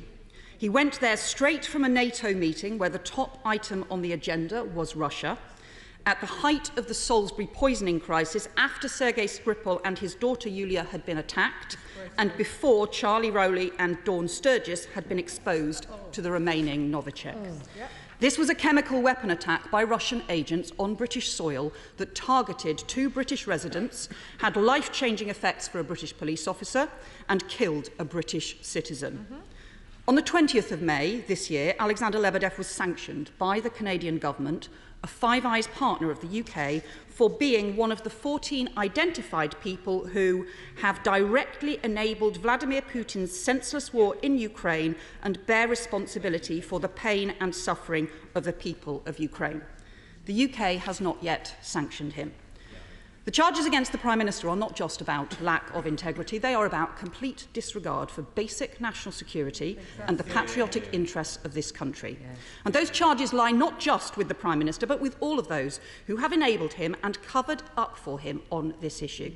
So, did the Foreign Office, the Home Office and the Security Service know about this meeting in advance? Was a detailed record made after the event of the meeting? Because there are rumours that the Foreign Secretary was too drunk to properly remember. Is that true? Yeah.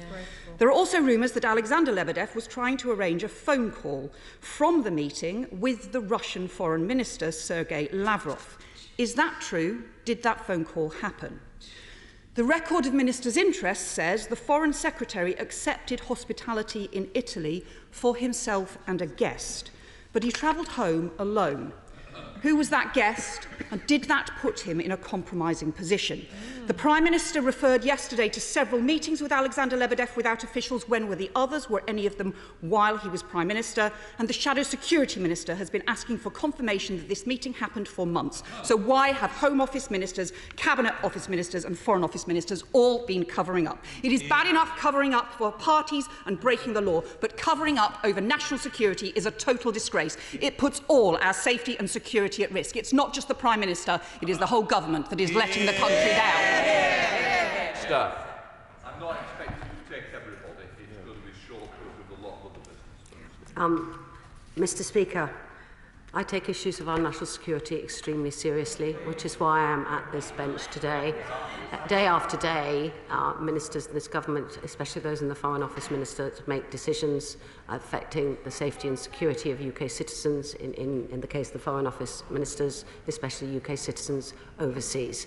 On the subject of sanctions, the UK has, of course, introduced world-leading sanctions packages since Russia's illegal invasion of Ukraine. That is over 12,000 individuals. I cannot comment on any further sanctions, as we never comment on sanctions in advance. But I can confirm, Mr. Speaker, that since February the 24th and today, I, like other Foreign Office Ministers, have carried out my duties in signing off a number of those sanctions.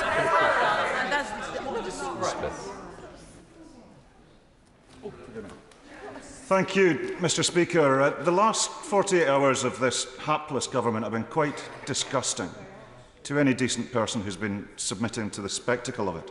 And the last few years haven't been much cop either.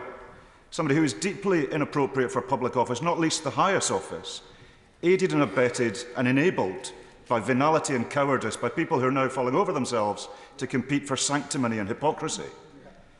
His toxic legacy will live after him. Now, we don't celebrate on these benches the departure of the Prime Minister. Like getting rid of a headache, we're just glad it's going. But his toxic legacy will live after him, and we'll all need to deal with the consequences of this disastrous administration. His toxic legacy on inflicting his disastrous Brexit on us all, asleep at the wheel over climate change and allowing a cost of living crisis to accumulate, which all of our citizens are dealing with, inaction on climate change, breaking international law over Northern Ireland. We will all of us be dealing with this thereafter. And this revelation, and I'm glad to hear the Minister takes national security seriously, and I don't doubt it. Order. First of all, it's meant to be relevant to actually what we're debating. I've had nothing yet, and you've just lost you've used your full minute. So I'll give you a couple of seconds to actually put a question. Forgive me, Mr. Speaker. I'm taking this stuff really seriously, and I am disgusted. The rest of us are. I'm trying to chime with the mood of the House rather than the government. The Minister takes national security seriously, but it's quite obvious from the Prime Minister's admission yesterday that he has serious questions to answer about it. So I appreciate the Minister is perhaps not in a position to make a proper answer, but will she at least allow the prospect of a police investigation into the Prime Minister and his influence over the influence that Russian individuals have over him, because his toxic legacy over national security cannot be something he can evade responsibility for? Thank you, Mr. Speaker. I would say that, and then I'll follow up as well to the answer from the Honourable Lady opposite. The Prime Minister did commit yesterday that he would follow up with the Honourable Member's question at the Liaison Committee. He did commit to that. I have asked about whether or not there is more detailed information about the discussions, but I do not have any information about the content of those discussions at this time. Thank you. Chris Brown. Thank you, Mr. Speaker. I think the Minister inadvertently misled us earlier, because the Prime Minister yesterday, I was at the Liaison Committee, did not say what she said. He did not say, to the best of my memory anyway, that he had notified other officials. If he had notified other officials, surely, as the Minister would understand, that meeting would have appeared on the list on the transparency records of the Foreign and Commonwealth Office for April 2018, and it is not there. So either she has misled us inadvertently today, or the Prime Minister did so perhaps more deliberately previously. Mr. Speaker, I was obviously not at the Liaison Committee yesterday. I was, as you may know, giving the ministerial statement in order to fast-track the ratification of Finland and Sweden to joining NATO, another measure that is absolutely crucial to the safety and security here, and then later on in the Chamber ensuring that we pass the funding. In terms of the question, therefore, I can repeat again what I said in my opening words. It is my understanding that the Prime Minister confirmed that where he had met that he had met Mr. Lebedev without officials present, and that he subsequently reported those meetings to officials. That is my understanding, and that is what I have been told. If that is not accurate reflection, then I do apologise, but this is not me misleading. That was what I was told. Thank you. Thank you, Mr. Speaker. According to intelligence reports that I have seen, a serving FSB officer reported in 2017, and I quote, Alexander Lebedev is considered by the FSB to be an important asset. More recently, he has significantly expanded his businesses in occupied Crimea, pleaded with the Kremlin for economic help for occupied Crimea, and was revealed as the indirect owner of a company called Energomash, which supplies the Russian nuclear program. How is it possible for the Prime Minister to stay in office if he is conspiring with an agent of the Russian state? Thank you very much. As the member opposite knows, I cannot comment about any potential future sanctions that may be introduced, because we never do that in advance. So I cannot give any more comment on the particular individual that is discussing. In terms of following up, because I know that the honourable previous member asked me to be more clear about what the Prime Minister said at the liaison committee, I have just been passed a note that apparently the Prime Minister says that he thinks he mentioned this meeting to officials. That is, I'm reporting what I have been told. Thank you. I have to say to the Minister, it's deeply unsatisfactory that she comes to the House so ill-prepared, because this matter has been doggedly pursued by the Honourable Member for Halifax for many, many months. Can I just say to the Minister, does she agree with me that in light of the admissions that were made at the liaison committee yesterday, it would be wholly inappropriate for the Prime Minister, if he is about to resign, to try and stay as a caretaker Prime Minister in light of these very serious allegations that reflect on his ability to keep this country safe? Mr. Speaker, the Prime Minister is expected to make a statement shortly to the people of this country, and I obviously cannot comment on that in advance. I do hear what she says. Just for my clarification, the Minister previously said we will be getting something in this House. Are we now saying it's to the people, not to this House?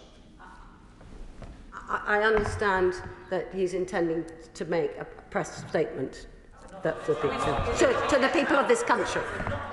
So not this House, I take it. That is totally not satisfactory. Alistair Carmine. Satisfactory, Mr. Speaker, if I may. I admire your magnificent understatement there. Surely this admission, though, illustrates why this man cannot remain as Prime Minister, even as a caretaker. He is simply not to be trusted. I've seen 4 other Prime Ministers stand at that dispatch box in my time in this House, and I cannot imagine any one of them becoming involved in an enterprise such as this. The relationship with Russia goes right through this government. We were told 4 months ago that we would get the report into the golden visa schemes. We still haven't got it today. When will we see that report published? Why has it been delayed? The visa scheme has ceased. Directly. Speaker, Mr. Speaker, it is truly horrifying what we've heard, and deeply, deeply disturbing and worrying that the Prime Minister, then as the Foreign Secretary, met with an agent of Russia. Can I ask the Minister, because I've not actually heard this, would she actually condemn that meeting? Yeah. Mr. Speaker, I just need to repeat again that all government ministers are made fully aware of their responsibilities to safeguard national security sensitive information, as I am and as others are. And I cannot comment any further because I do not have any further details of this meeting. Thank you. Dame Angela Reid. Thank you very much, Mr. Speaker. The Minister really can't come to this House so unprepared that she can't give us any answers when the Prime Minister has now belatedly admitted that he met an agent of the Russian state whilst Foreign Secretary without any security or anyone else to listen to what he had to say to Putin's henchmen. She has now got to come to this House properly prepared and tell us why this disgraced Prime Minister has any right to stay in office a second longer, given that he is now a threat, a direct threat to our national security. As I said earlier, I take this national security and the security of our citizens extremely seriously, which is why it is absolutely vital that the government continues to have Foreign Office ministers in place.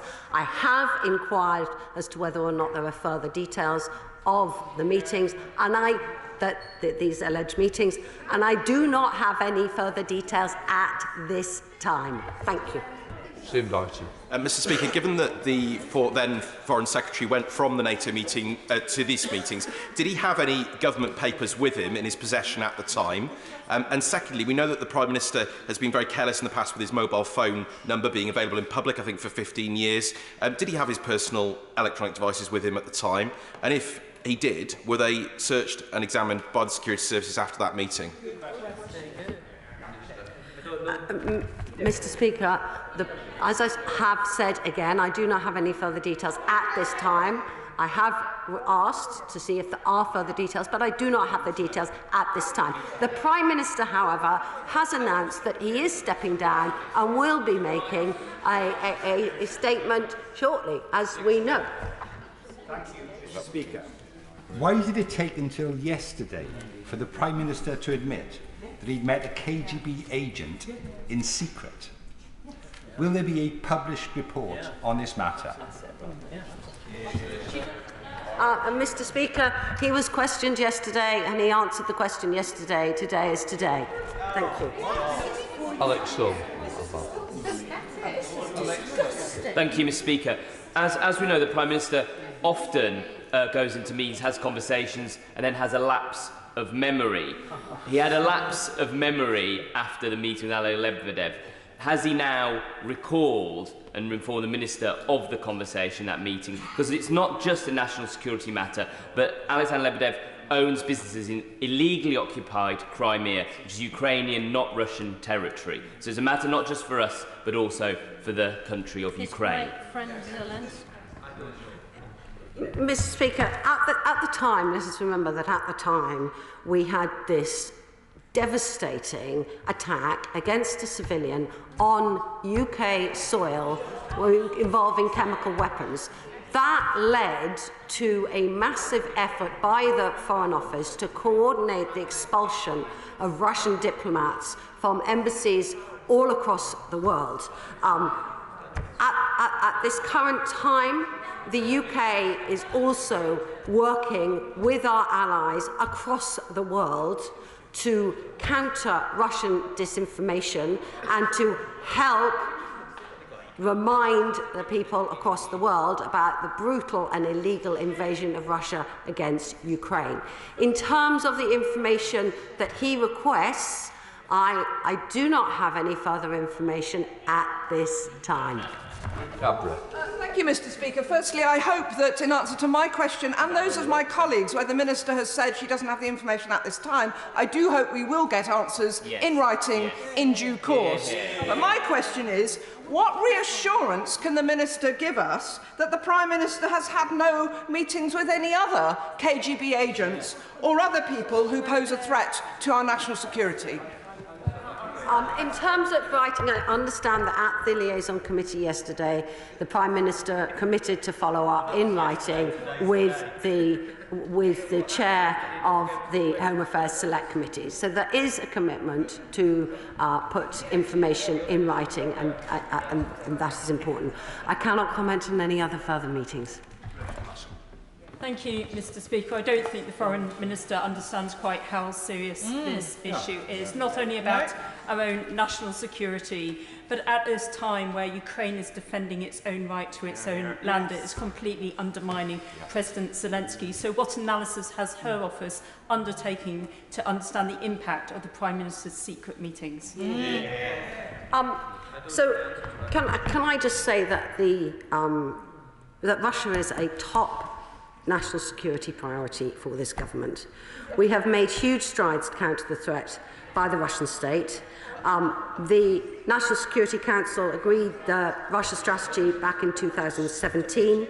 The government has published a full and comprehensive response to the ISC report back in January 2020, implementing a majority of the committee's recommendations. We have closed the Tier 1 visa route, a visa route which indeed was introduced, I believe, by the party opposite. We continue to call out Russian malign activities where they occur across the globe. Thank you. Alison Toombs.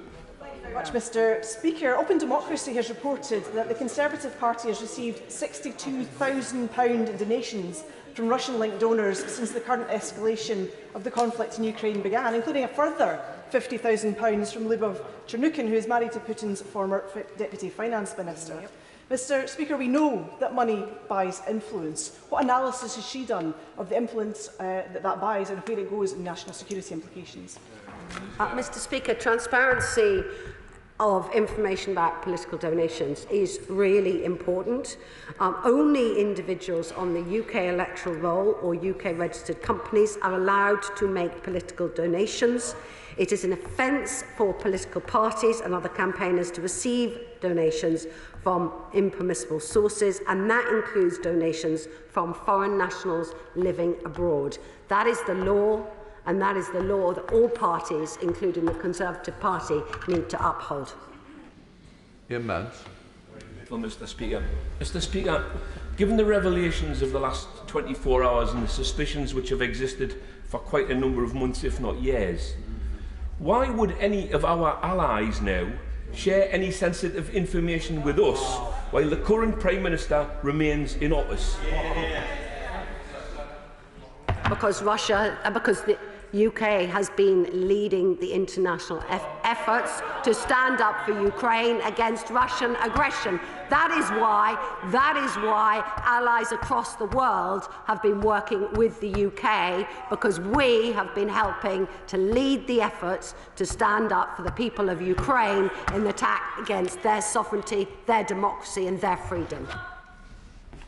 Oh, Jim Shell. Thank you, Mr. Speaker. That the meeting with Alexander Lebedev took place is not the issue in question. There has been much controversy surrounding the meeting. Many feel that there's a lack of detail of what took place.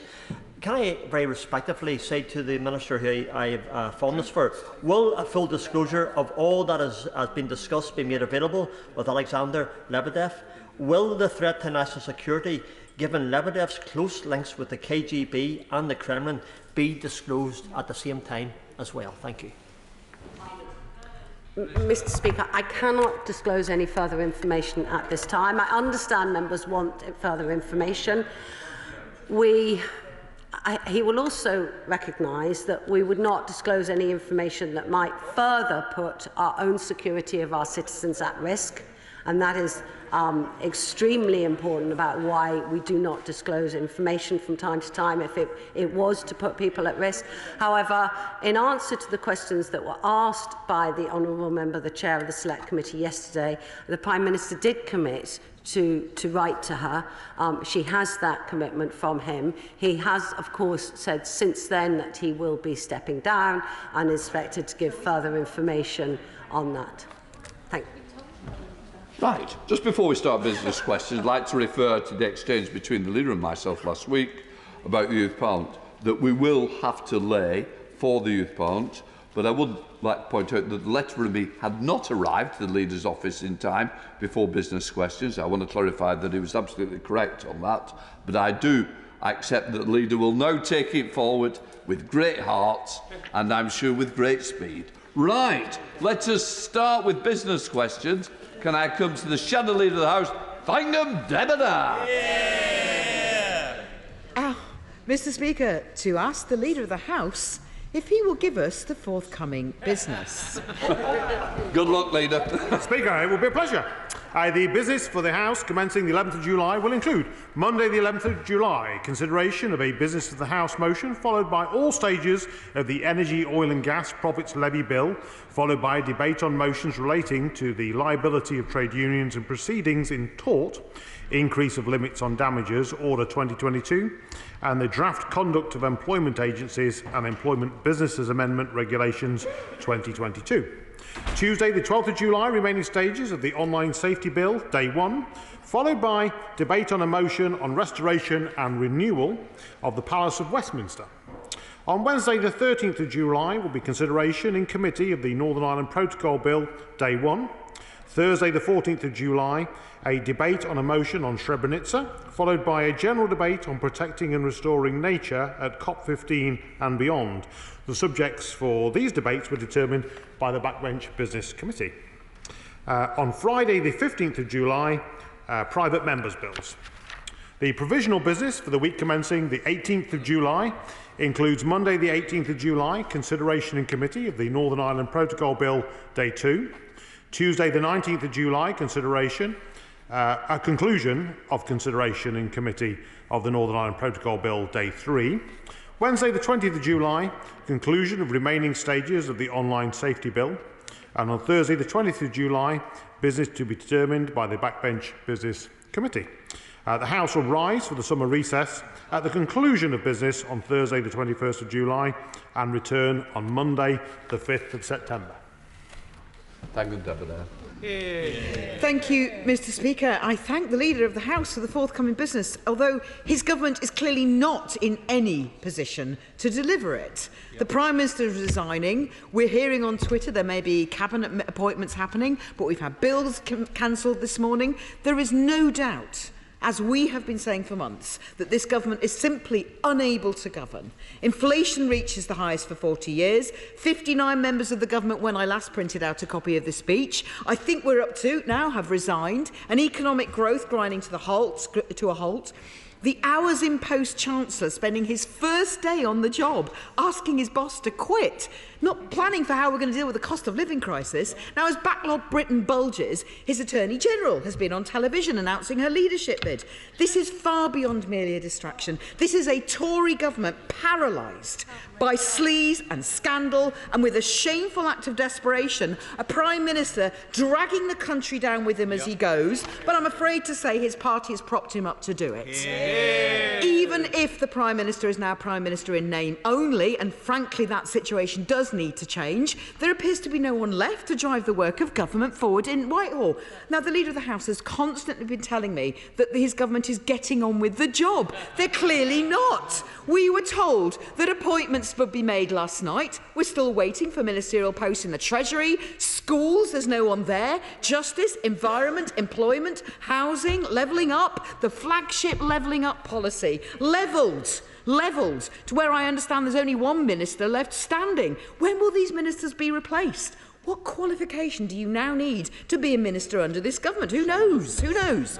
Not just unable to carry out their basic functions in Whitehall, the business of this House can't proceed. And the Right Honourable Gentleman may know that the Paymaster General referred questions about cancelled bill committees to him. So I will ask him, what is happening to today's Levelling Up Bill Committee that should have been going now for, I think, 12 minutes?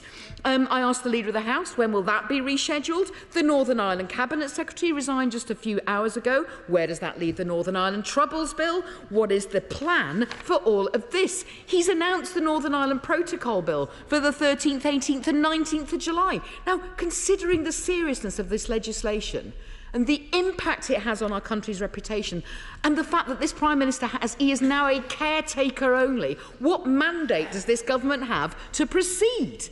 If it's not primary legislation, it's secondary. During the passage of the Building Safety Bill, the Minister admitted there were unresolved issues that needed statutory instruments passing to protect leaseholders. Is there anyone who can sign these SIs?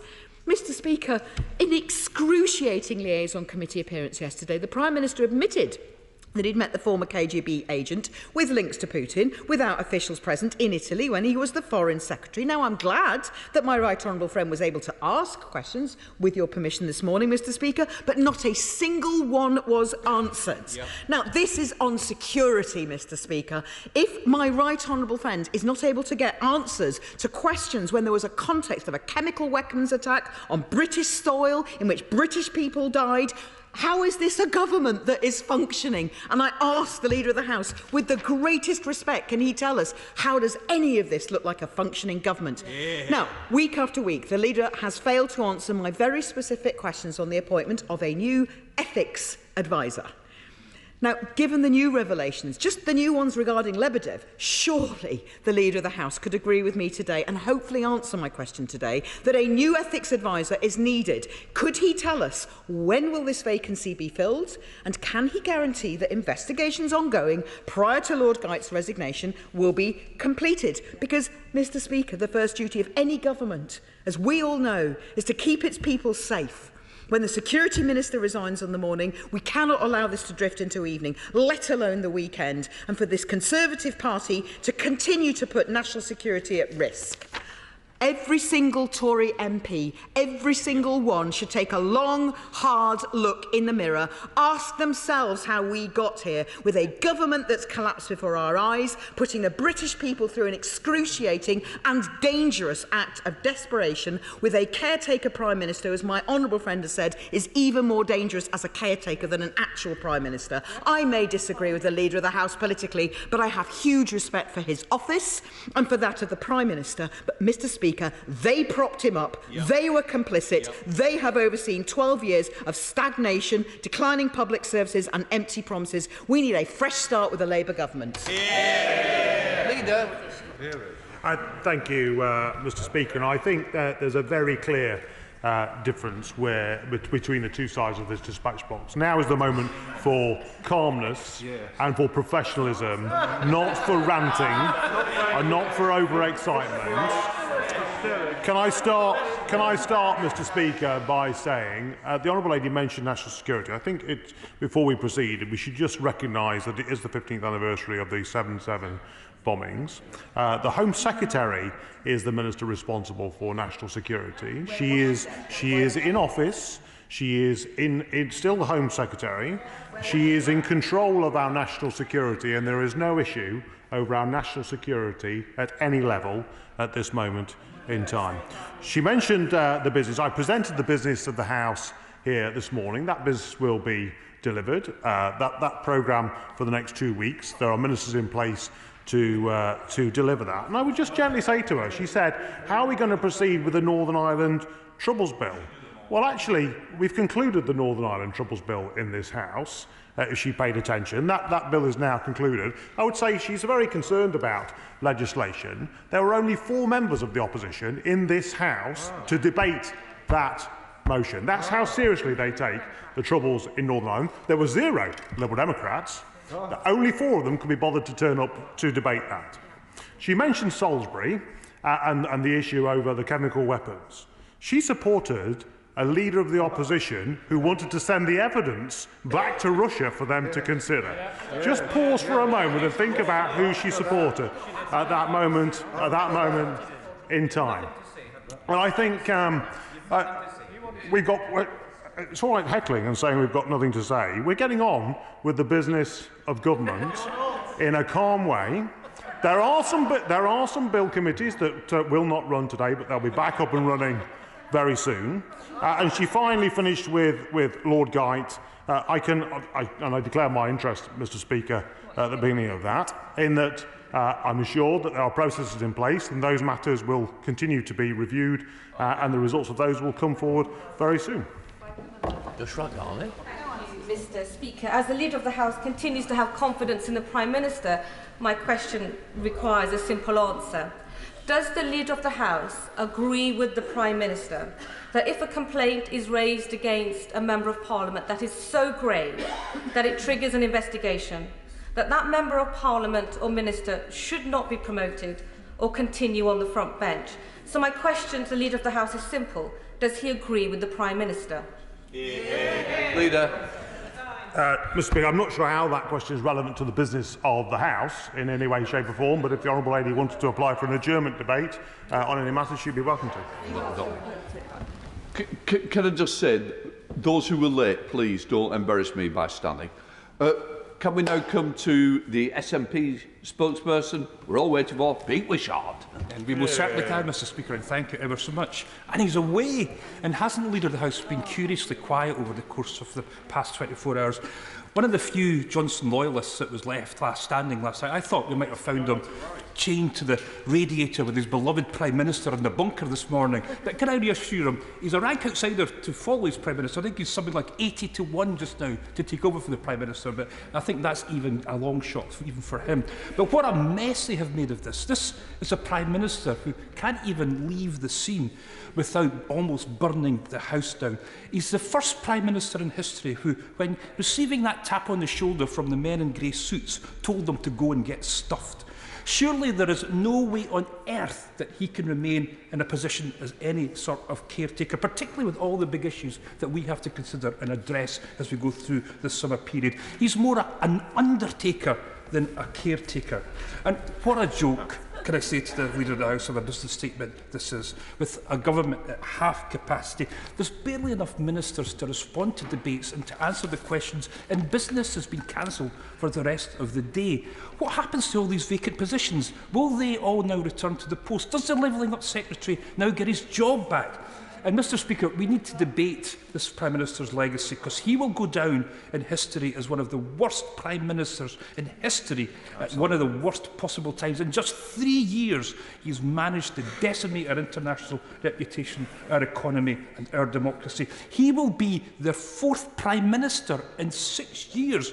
Maybe the problem isn't quite with whoever leads the shower over there. And people ask us, why do we want independence for Scotland? Well, I'm not asking that this morning. Independence would mean we would never get another Prime Minister who we'd never voted like him ever again. And isn't it funny, the man that's trashed so much of the democracy in the UK, one of his last acts was to write to our First Minister to try and deny democracy to our nation. He's now gone, Scotland will soon be gone too. Well, Mr. Speaker, I think once again there was not much in there that was relevant to the business of the House, but we await the Prime Minister's statement this afternoon. I can assure the honourable gentleman that vacant positions will be refilled as the reshuffle progresses today and tomorrow, and the government will continue to function in a professional way and deliver for the people of the United Kingdom. Andrew Selous.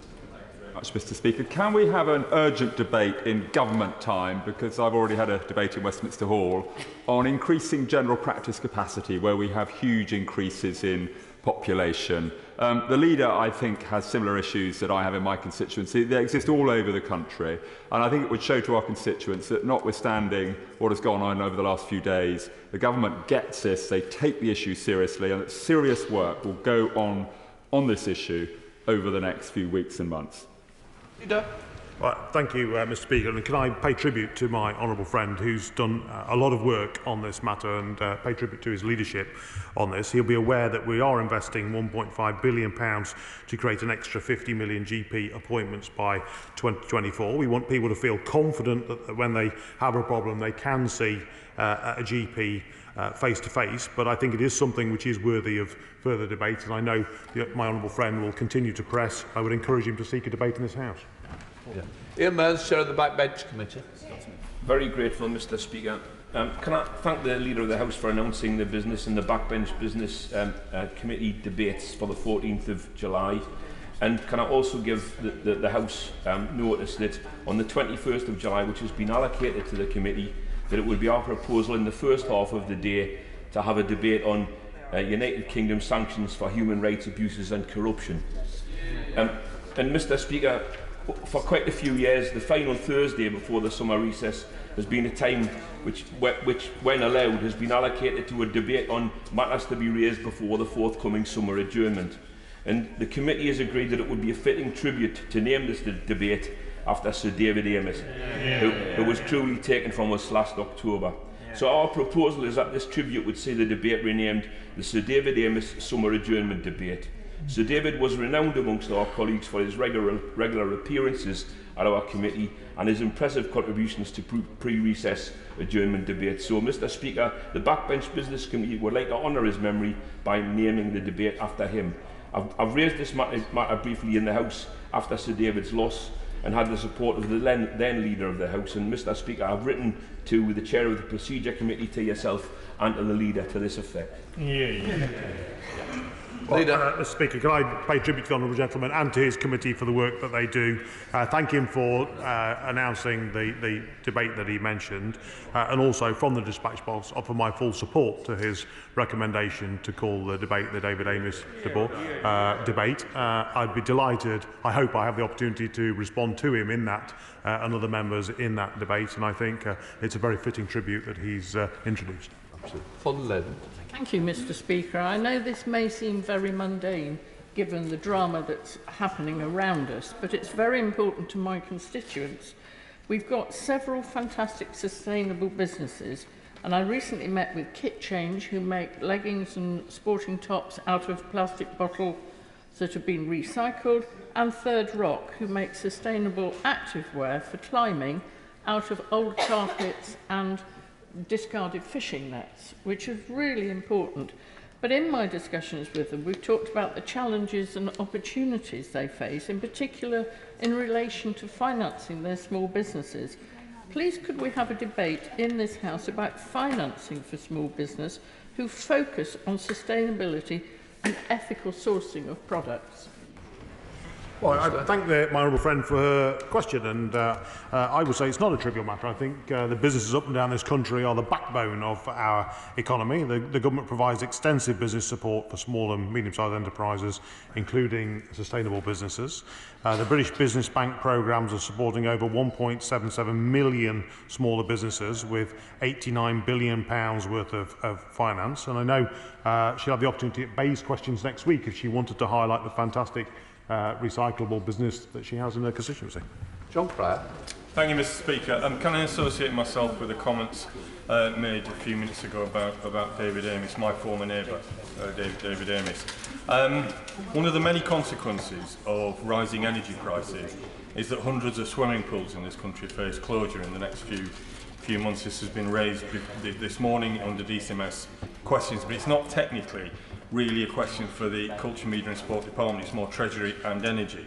Now, if we have got any ministers left, by the way, in those departments, could we have a statement on how this crisis, potential crisis, will be tackled with all the implications for future generations? Leader. Well, I thank the honourable gentleman for his question. It is a very important one. I have swimming pools in my own constituency that are struggling with the rising cost of global energy. It's something that the government understands and takes very seriously. That's why we've poured billions of pounds in of support. I hope the local authorities can find it in within their means to help and support those swimming pools that are under pressure, but there may be the opportunity at Bay's questions under the energy portfolio to raise that next week at Bay's questions. Mr Speaker, the 7th of July remains a very painful day for many Londoners. It's 17 years since 52 of them were murdered in London. 5 of those victims were actually people who had direct connections with Hendon, and include one of them, Anthony Fatayé Williams, walked past me just 2 hours before his death. But, Mr Speaker, my constituent, 9-year-old Precious, has a neurodegenerative disease resulting in complex health conditions, including scoliosis. Her medical team have advised that she needs an operation to insert maggot rods into her spine to correct this. The use of these rods was suspended in 2020 due to safety concerns. However, their use has now been cleared for procedures in places including the United States and other countries, as a modified version has been implemented. Precious's family and the spinal team at Great Ormond Street have been waiting for over 6 months for the MHRA's approval. Can we have a minister come to the dispatch box and update us on the progress of approving this desperately needed technology for my constituent? Thank you, Mr Speaker. I thank the honourable gentleman and join him in paying tribute to the victims of the 7/7. I think I may have inadvertently said the 15th anniversary. It is right, it is the 17th anniversary. Just turning to Precious, I'm sure that the whole House sends our best wishes to Precious, and I can assure the honourable gentleman that the Medicines and Healthcare Products Regulatory Agency are taking this matter very seriously. I understand he has written to the MHRA's Chief Executive, and they will be providing a full written response in due course. Thank you, Mr. Speaker. I associate myself with the Leader of the House remarks on the 17th anniversary of the 7/7 bombings and remembering the 52 victims who died, and just a reminder that London will never be cowed by terrorism. At a time when we need stability across the government, we are seeing that the Minister for Policing has been appointed to another role. The fact that the Met Police, along with 6 other police forces, are in special measures does not give my constituents in Vauxhall the confidence that this government is stable. Can the Leader of the House please outline when we will get a reappointment in that important post? Well, I thank the Honourable Lady for her question and for her comments about 7/7 and recognise the cross-party support on matters of national security. I can assure her that a reshuffle is taking place, is my understanding, that that's a very important role and will be filled very soon, and I'm sure then she'll be able to question the new Minister in due course. Bob Blackman. Thank you, Mr Deputy Speaker.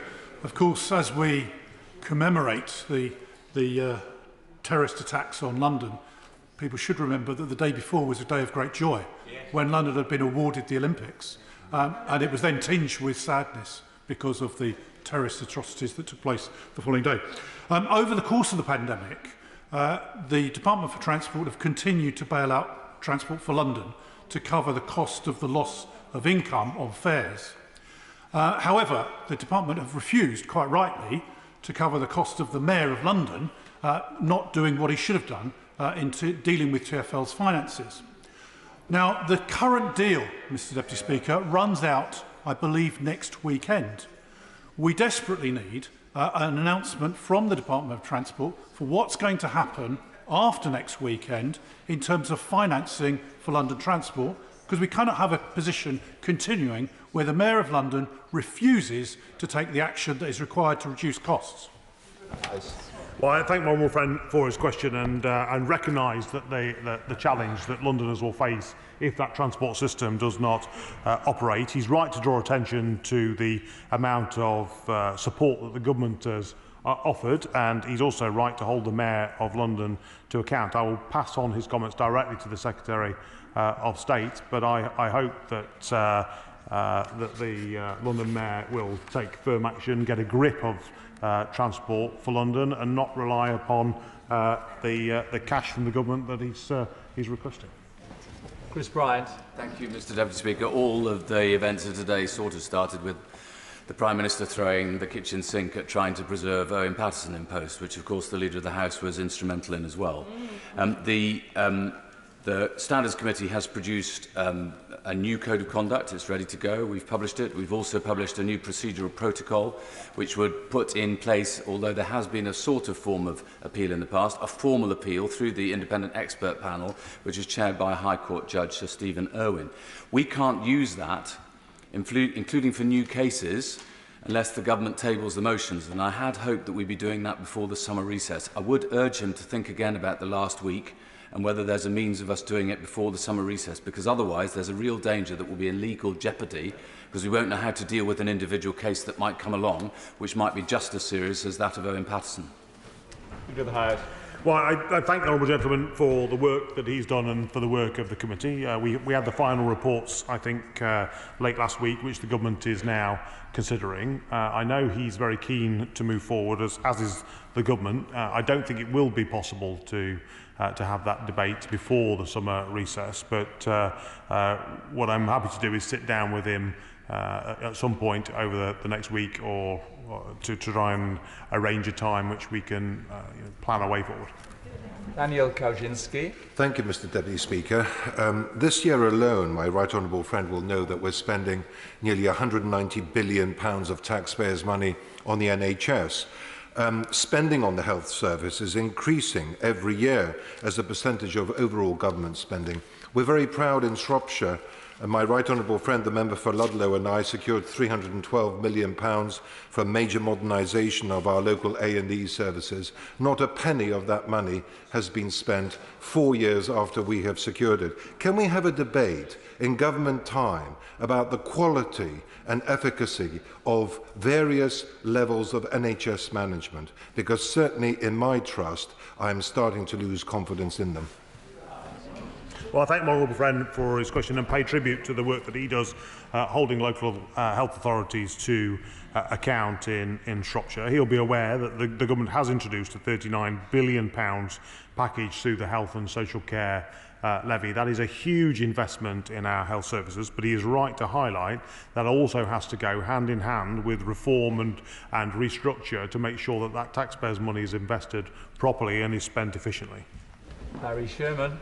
Mr Deputy Speaker, can I ask the Leader of the House if he will, of course he knows more about what's been going on in Number 10 and in the government than anyone else, but will he take seriously the fact this is a national crisis and a national emergency, and perhaps pro tem, just for the next 2 weeks and through the recess, there should be some serious cooperation between the opposition and the government front benches in order to serve the national purpose. And would he also, and I don't know, Mr Deputy Speaker, how we do this, when dear David was killed and when Joe was killed, I had the assurance that their families would be well looked after. Evidence has come to me that that isn't the case. Could we have a proper way of finding out how we look after the families of victims killed when they're doing their job as parliamentarians? Because what I've heard recently is not very, reflects very poorly on this House. To the House.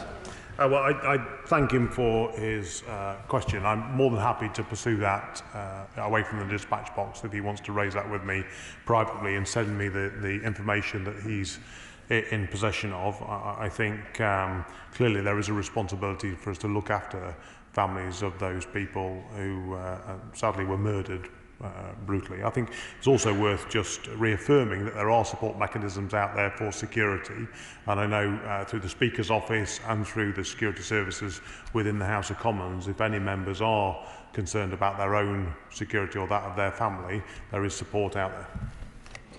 Alison Thewlis. Thank you, Mr Deputy Speaker. At the Treasury Select Committee on the 6th of June, the now former Chancellor promised action in weeks on what he called the extraordinary profits of electricity generators, sparking significant uncertainty in renewables investment in Scotland. There is nothing in the business statement presented today which deals with this proposal. So before recess, can the Leader of the House restore confidence and help Scotland's net zero ambitions by confirming that the current government won't go ahead with these half-baked plans? Leader of the House. Well, I thank the honourable lady for a question. Of course, we have announced the oil and gas levy bill, which is coming to the House very soon. So she'll have the opportunity in that debate to question the Minister at the dispatch box. But I think we can afford a little time for the new Chancellor of the Exchequer to find his feet and to come to the House. And I'm sure she'll have the opportunity to question him when he does. Terry McCarthy. Thank you, Mr Speaker. I shouldn't actually be here at the moment. I should be in the Bill Committee of the Genetic Technology Precision Breeding Bill. Unfortunately, we lost the Minister yesterday. We have a new Minister who is even now swatting up ferociously for this afternoon session, but it's an incredibly technical bill, and it's not a very well drafted bill. It's very flawed. Does the Leader of the House really think that that Minister, no disrespect to her, but that she's going to be in a position to take us through the remaining stages of committee by this afternoon? So I thank the honourable lady for a question. The Bill Committee will meet at 2 o'clock this afternoon. I can assure her that the Minister of State in that department is very informed on this matter, is right across the detail of that, and I'm sure the Bill Committee will proceed with great speed at 2 o'clock this afternoon. Ian Paisley. Very much, Speaker. I welcome the fact that the business leader has not listed any business on the Northern Ireland Protocol for the 12th of July, given that there will be celebrations about the Glorious Revolution taking place on that day. And a number of Northern Ireland members would not be available, but I do welcome the fact that he has listed for 3 days, 13th, 18th and 19th.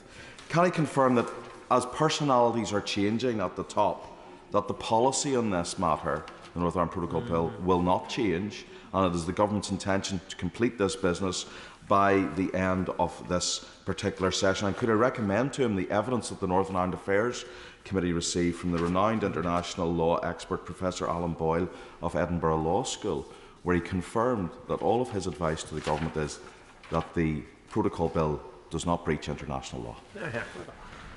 Well, I can assure the honourable gentleman that the bill will continue on the dates that have been announced. He'll be aware it is a Foreign Office bill, and the Foreign Secretary remains very much in her place, and I hope he'll be in his place to scrutinise the bill as it progresses. Marshall Kutova. Thank you, Mr Deputy Speaker. And can I associate myself with the comments made earlier by the Leader of the House and many other members across this House on the 17th anniversary of the 7/7 terror attacks? Mr Deputy Speaker, for the good of this country, we need a functioning government, and at this precise moment, we do not have one. There are many government departments that is without ministers. And now I have met with many ministers over the past months and also have written correspondence to them on very important matters that matter to the people of Battersea. So can the Leader of the House give me some assurance that I will get responses at the earliest opportunity and in a timely way, please? Well, I can offer the honourable lady that assurance. There are ministers being appointed as we speak. Those vacancies will be filled, and she will get a timely response, and her constituents will receive the service that they deserve. Thank you, Mr Deputy Speaker. In Bath, we have soaring ambulance waiting times, NHS dentists and GPs in crisis, and a cost of living emergency bringing misery to scores of my constituents.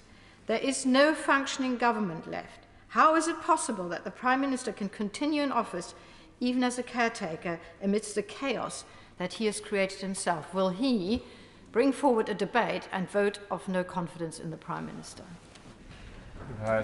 Well, it's good to see the honourable lady back in her place for business questions. I know she's missed a couple, and I hope she's now well.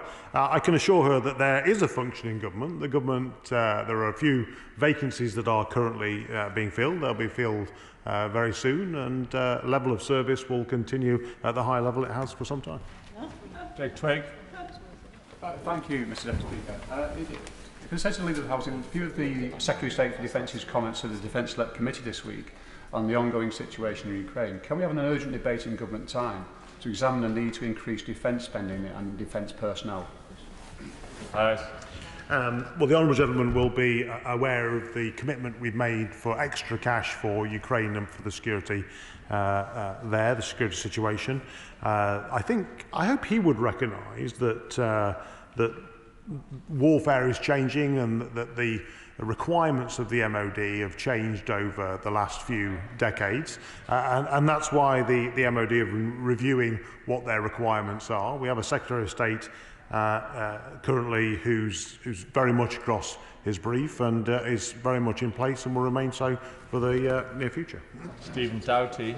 Thank you, Mr Deputy Speaker. Before the chaos the last 24 hours, I had been promised a meeting with the former Secretary of State for Levelling Up Housing and Communities and Local Government over the issues affecting my constituents in Cardiff South and Penarth relating to fire and building safety defects, and the lack of cooperation there's been with the Welsh Government about commitments from developers that were done on an England-only basis rather than a UK-wide basis to remedy those defects. Would he be able to assist in getting me a meeting with whoever is newly appointed to that role? These are really serious issues affecting thousands of people. Well, I don't know if the honourable gentleman is aware, but the member for Tunbridge Wells has been appointed to that Secretary of State role. I shall pass on his comments directly to him and make sure that we can arrange a meeting for him with the department as soon as possible. Patricia Gibson. Thank you, Mr Speaker. If the Prime Minister is permitted to remain in post until October following a leadership election, this means that the governance of the UK will be in a state of paralysis until that time, with over 25 ministerial vacancies and important bill committees cancelled across the House today. Indeed, it seems that the Prime Minister is still only supported by political giants such as the Honourable Lady from Mid-Bedfordshire and the Honourable Gentleman for Dumfries and Galloway. No wonder the people of Scotland are deciding in increasing numbers that they are better off taking their future into their own hands. But will the Leader of the House make a statement setting out the importance of a Prime Minister who has lost the support of his own MPs and is now unable to govern to resign immediately so that an interim Prime Minister can be appointed? Well, Mr Deputy Speaker, I understand the Prime Minister is going to make a statement later, and we await that statement with anticipation to see what is said. But I can assure her that Government will continue to work away. She says that a number of committees have been cancelled. Actually, some of them have just been rearranged and will continue in the usual way. Ruth Cadbury. Thank you, Mr Deputy Speaker. And I also want to associate myself with the remarks about Hounslow Council lost a wonderful social worker, Ajaro Ikiagwu, on that day. One of the key tasks of government are the basic functions that currently seem to be collapsing. For example, and just examples, the issuing of visas and passports. And members are not getting answers. So can the Leader of the House explain how the basic parliamentary tools of scrutiny will be addressed, such as answers getting written answers to questions, whether oral or written, where there are either no ministers or these ministers are so new they're going to take time to get their feet under the table? Well, the Honourable Lady will be aware that those ministers, where there is a vacancy, those ministers will be appointed very soon, that the function of those departments will be up and running very quickly. And I can assure her that there are many talented people on the benches behind me that will be able to take up those roles.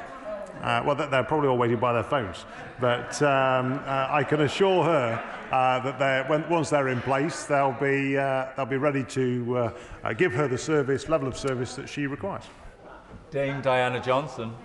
Deputy Speaker, after the wholly unsatisfactory response from the Minister this morning to the urgent question from the Shadow Home Secretary about the meeting with former KGB officer Alexander Lebedev on the 28th of April 2018 with the then Foreign Secretary, now Prime Minister, could the Leader please arrange for a fully briefed Minister to attend this House on Monday to give a statement to set out the facts of what happened and who was told, particularly in light of what appears to be a clear breach of the ministerial code and potentially a criminal offence being committed? Into the House. Well, I thank the Honourable Lady for her question. As she made reference to, there was an urgent question this morning. There are matters of national security that are pertinent to this, and not all of those matters of national security can be vocalised from the dispatch box due to their sensitivity, but I will make sure I pass on her comments to the relevant department, and I'm sure they'll respond in due course. Vendor Mishra. Thank you, Mr Deputy Speaker. I was pleased to recently learn that Davenport Station in my constituency is to be finally awarded access for all funding to make accessibility improvements. However, Stockport Station, which had almost 4.5 million passengers per annum pre-pandemic, still requires significant capital investment to ensure it is safe and accessible for all. It is the 5th busiest station in Greater Manchester, but unfortunately we have leaky roofs, which often cause platforms to be unsafe, and lifts are out of use. If there are any ministers left in the Department for Transport, will the Leader of the House allocate government time for a debate on train stations across Greater Manchester to address these serious health and safety issues as well as accessibility issues? Well, I pay tribute to the honourable gentleman for raising the matter. I think disability access to our stations is very important. That's why the Department of Transport have invested millions of pounds in our rail infrastructure up and down the country. He'll have the opportunity in September at Transport Questions to raise that again. I think Transport Questions on the 15th of September. But I know from my own constituency there are a number of challenges with railway stations that do need improvements to allow disability access. Deirdre Brock. Deputy Speaker. Open Democracy tells us 18 ministers have refused to publish official diaries of the meetings they held during the pandemic. and those include those of the Health Secretary and the Prime Minister. Yet the new Chancellor tells us we'll see evidence and transparency from the ministerial team and the Prime Minister in the future. Can we have a statement about the importance of the government ensuring evidence and transparency in governmental business, that government ministers' diaries are made available to the public for scrutiny, and also that distinctions between official, political and personal meetings are properly defined for the future? Well, Mr Deputy Speaker, the Honourable Lady will be aware that there are very strict rules around these sorts of declarations. I don't think it is possible to publish diaries of all ministers. There are security implications in publishing specific diary engagements on a regular basis, particularly for some ministers that have security briefs. But there are very strict rules around what should be declared and the timelines of when they should be declared. Alex Sobel. Thank you, Mr Speaker. As we know, it's the end of days for this Prime Minister. It's also the end of days for this parliamentary session before summer recess. The Leader of the House might not have seen the Leader of the Opposition interview the BBC this morning where he said if the Conservative Party don't get rid of the Prime Minister shortly, Labour will, in the national interest, bring a no-confidence vote because this can't go on. Will the Leader of the House guarantee that the 21st of July will be the last day of this session, or will he try and bring that forward to avoid such a vote? Yeah. The House. Well, Mr Deputy Speaker, I've announced the business for the next 2 weeks. The House will rise on the 21st of July. We await the Prime Minister's statement this afternoon. I'm not about to preempt what he may or may not say, but I can assure the honourable gentleman that the functions of government continue and will continue to move forward. Kim Johnson. Thank you, Mr Deputy Speaker. The PCS Union are opposing the closure of Toxteth Job Centre in my Liverpool Riverside constituency, along with other centres nationally, and also challenging the proposed 91,000 job cuts across the wider civil service and the attacks on pay terms and conditions across government departments. Will the Leader of the House grant an urgent debate in government time so we can scrutinise government plans to negotiate with PCS to avoid centre closures and attacks on pay and conditions? Well, of course, the Honourable Lady is perfectly at liberty to apply for a Westminster Hall debate or an adjournment debate on that matter. I think it is worth recognising that there is huge global inflationary pressure, and we must, as a government, act responsibly with fiscal responsibility to make sure that we do not add to that inflationary pressure, and that is going to require some pay restraint across the country. Barry Gardner. Last week, I raised at Business Question the issue of redundancies in the Royal Mail. And I want to apologise to you, Mr Deputy Speaker, that I said there were 1,400 agreed redundancies and 900 that were in dispute. I believe I may have inadvertently misled the House in that the actual figures are 1,250 redundancies at Royal Mail that were achieved and 542 that are in dispute. The Leader of the House was good enough last week to say that he would raise the matter of the disruption to service with the Secretary of State for Business, who I understand is still in his post. Has he done so? And if so, are we going to get the urgent statement from the Business Secretary about the disruption that is currently happening to postal services across the country?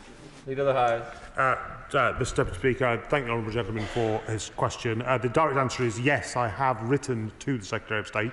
I hope he will get a copy of that, if he's not already, of my letter in his inbox very soon. I know Royal Mail have also written to him, I think, directly, but I've not had a response yet from the Secretary of State. If I get one before he does, then I shall forward it to him. Rachel Maskell.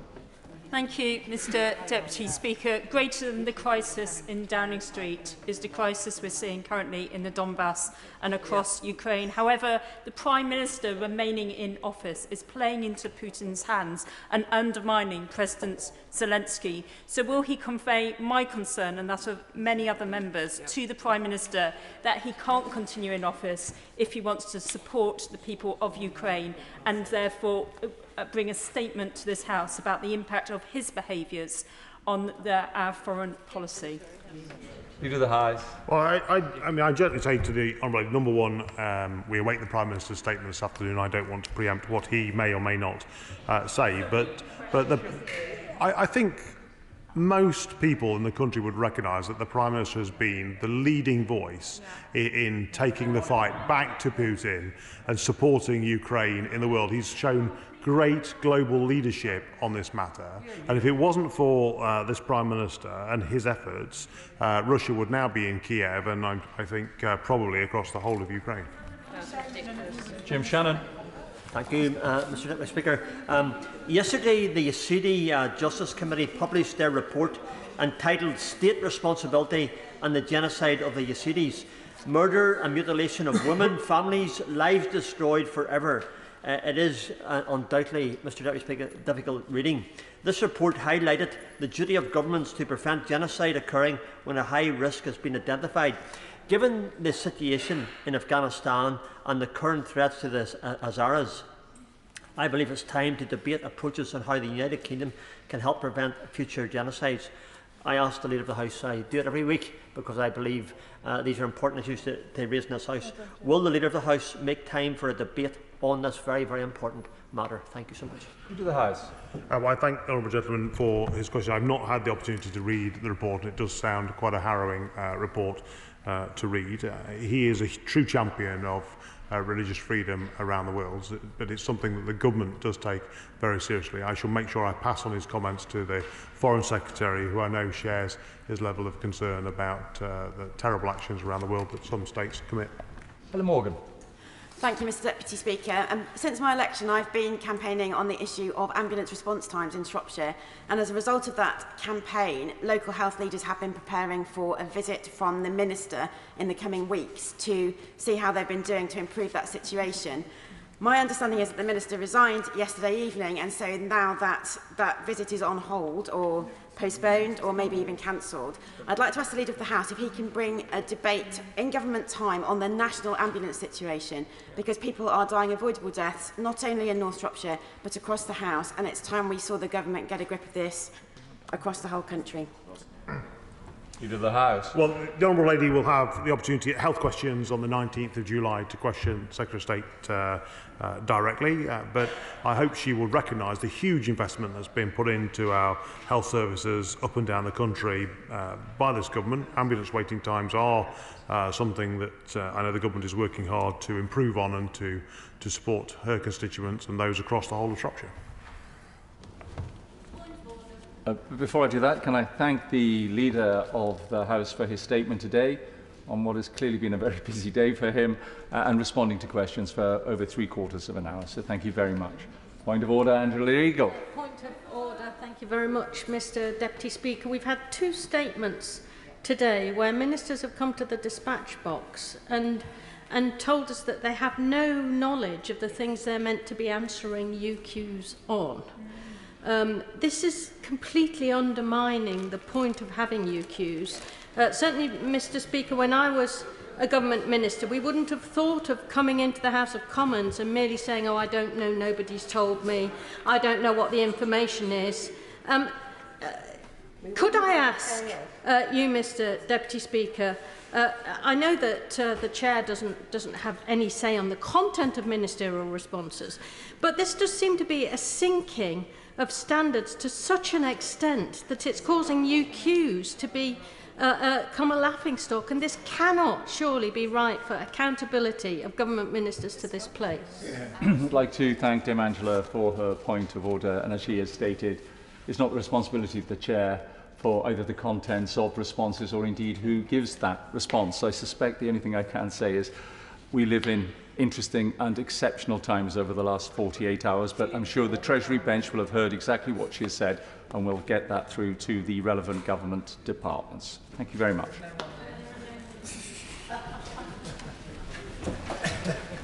The clerk will now proceed to read the orders of the day. Supply and Appropriation Main Estimates Bill, second reading. Now. Minister to move formally. The question is that the bill be now ready second time. As many as of that opinion say aye. Aye. And you know, I think the ayes have it. The ayes have it. That being decided, the question is that the bill be now read the third time. As many of that opinion say aye? Aye. Contrary, no. I think the ayes have it. The ayes have it. We now come to the backbench motion on economic crime law enforcement resourcing, and I call Kevin Hollenrig to move the motion.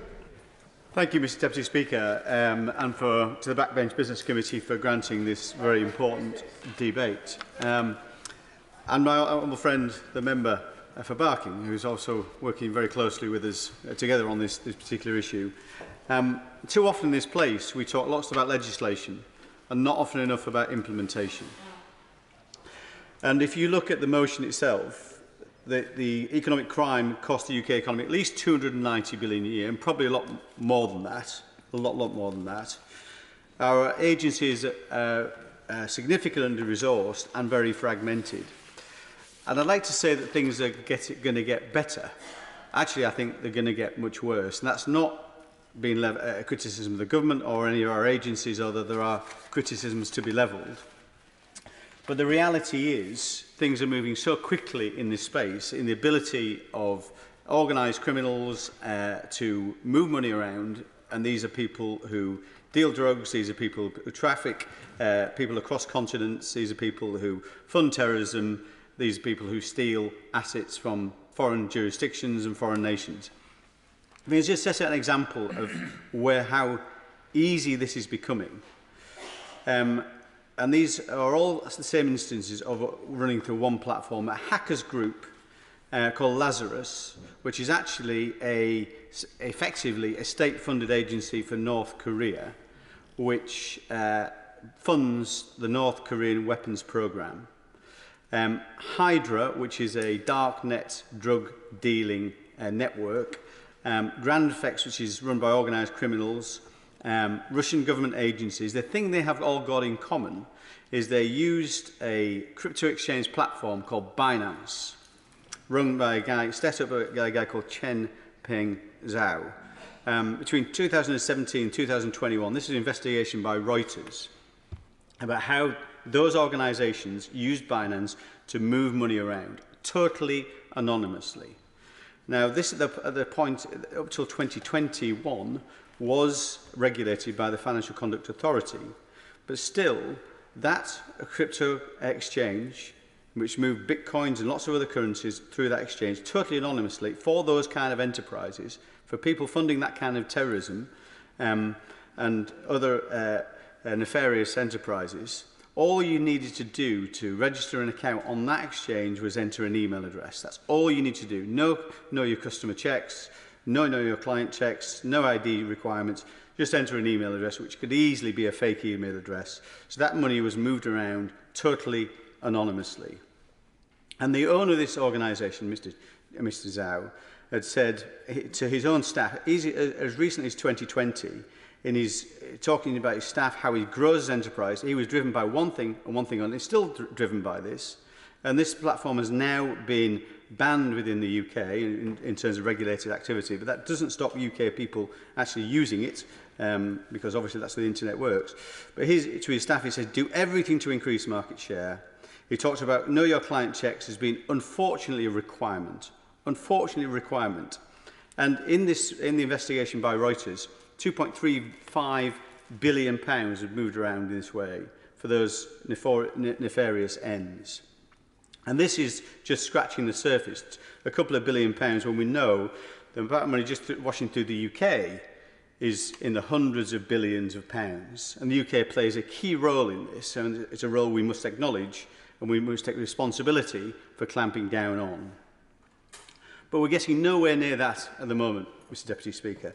What we know in terms of economic crime is that 40% roughly of our crime now is economic crime, yet only 0.8% of our resources in terms of man-hours is dedicated to the tackling of economic crime.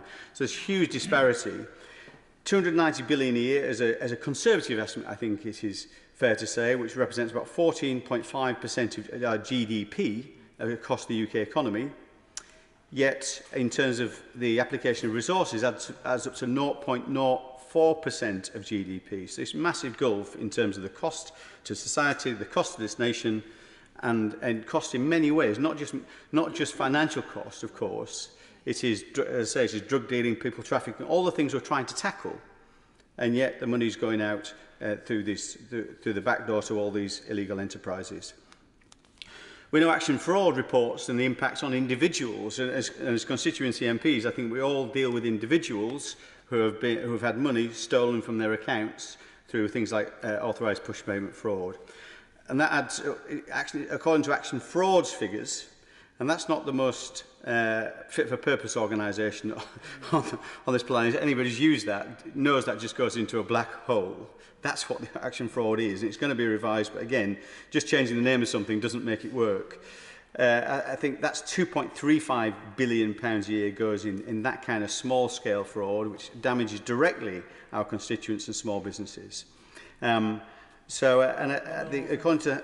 Yes, happy to. Thank my honourable friend for giving way and would like to congratulate him and the right honourable member for Barking for bringing this very important debate here. Would you agree with me that to some extent our public debate about this is kind of stuck in a 1980s time warp where we are all still talking about bobbies on the beat, when increasingly we need to have bobbies behind screens patrolling digital highways rather than pavements on... and without that, the erosion of public trust in law maintenance, law and order, and maintaining the credibility of the system will continue to be seriously eroded. Absolutely right. And he has much experience and expertise in this area as the former government's anti-corruption champion, of course. But he's absolutely right. We're tackling this in an analogue way to in a digital era. We absolutely need to look at this in a completely different way. So I think it is about enforcement, it is about resources, it's about understanding the scale of the problem and meeting that with the right scale of response. But I've got to say, I think we need to look at our legislative areas as well, because there are some things we can do to make sure we get better bang for our buck from our enforcement agencies, rather than just more and more people. I think there's some other measures which I'll talk about very shortly. On his point, say at the moment 0.8% of our enforcement agencies are tackling economic crime. I think of the 20,000 new police officers that are going to be recruited, 725 of them are going to be dedicated to economic crime, which is better, but it's still only 3.6% of that cohort. So he's absolutely right. And the Her Majesty's Chief Inspector of Constabularies say that in terms of economic crime, 90% are not even looked at. That is a shocking, shocking number. The FCA, who are responsible for overseeing money laundering in our financial organisations, and most of this runs through financial organisations, not just the likes of Binance, which are kind of shadowy enterprises, our main institutions, which we'll talk about in a second. So the FCA regulate 22, for money laundering purposes, 22,000 organisations, which is a huge amount. There are 5,000 of those as defined as high-risk organisations in terms of money laundering. Last year, they did 200 checks. 200, even out of those 5,000. And some of those are desktop checks in terms of money laundering capabilities. I would argue that we're never actually going to tackle this just by more and more people, although we do need more people. So, looking at this in terms of, it's not just Binance, and I'm sure sooner or later we'll catch up with the Binance, but I think what Binance will get at some point in time is they'll get banned or they'll get fined or something, and the German regulators particularly and the US enforcement agencies are onto them, based in the Cayman Islands, as you probably might imagine, but our UK institutions as well. If you look at our banks, they've got a horrendous record. HSBC was fined £1.4 billion for facilitating money laundering of Mexican drug cartels, the Escobars of this world, in 2012. £1.4 billion. It was fined another £64 million in 2021 for money laundering offences, facilitating money laundering offences. Standard Chartered in 2019, £840 million fine in the US, £102 million in the UK. MT Global recently fined in 2021 was fined £23 million by HMRC for money laundering offences. NatWest this year was fined about £260 million. Actually, the first ever corporate criminal prosecution by the FCA, and I welcome that, the first time ever that has happened this year for offences, for historic offences in terms of money laundering. UBS had the biggest ever fine, which is £3.2 billion pounds. That was by the French authorities in 2019. Danske Bank, which facilitated £200 billion of money laundering. No, £200 billion of money laundering offences.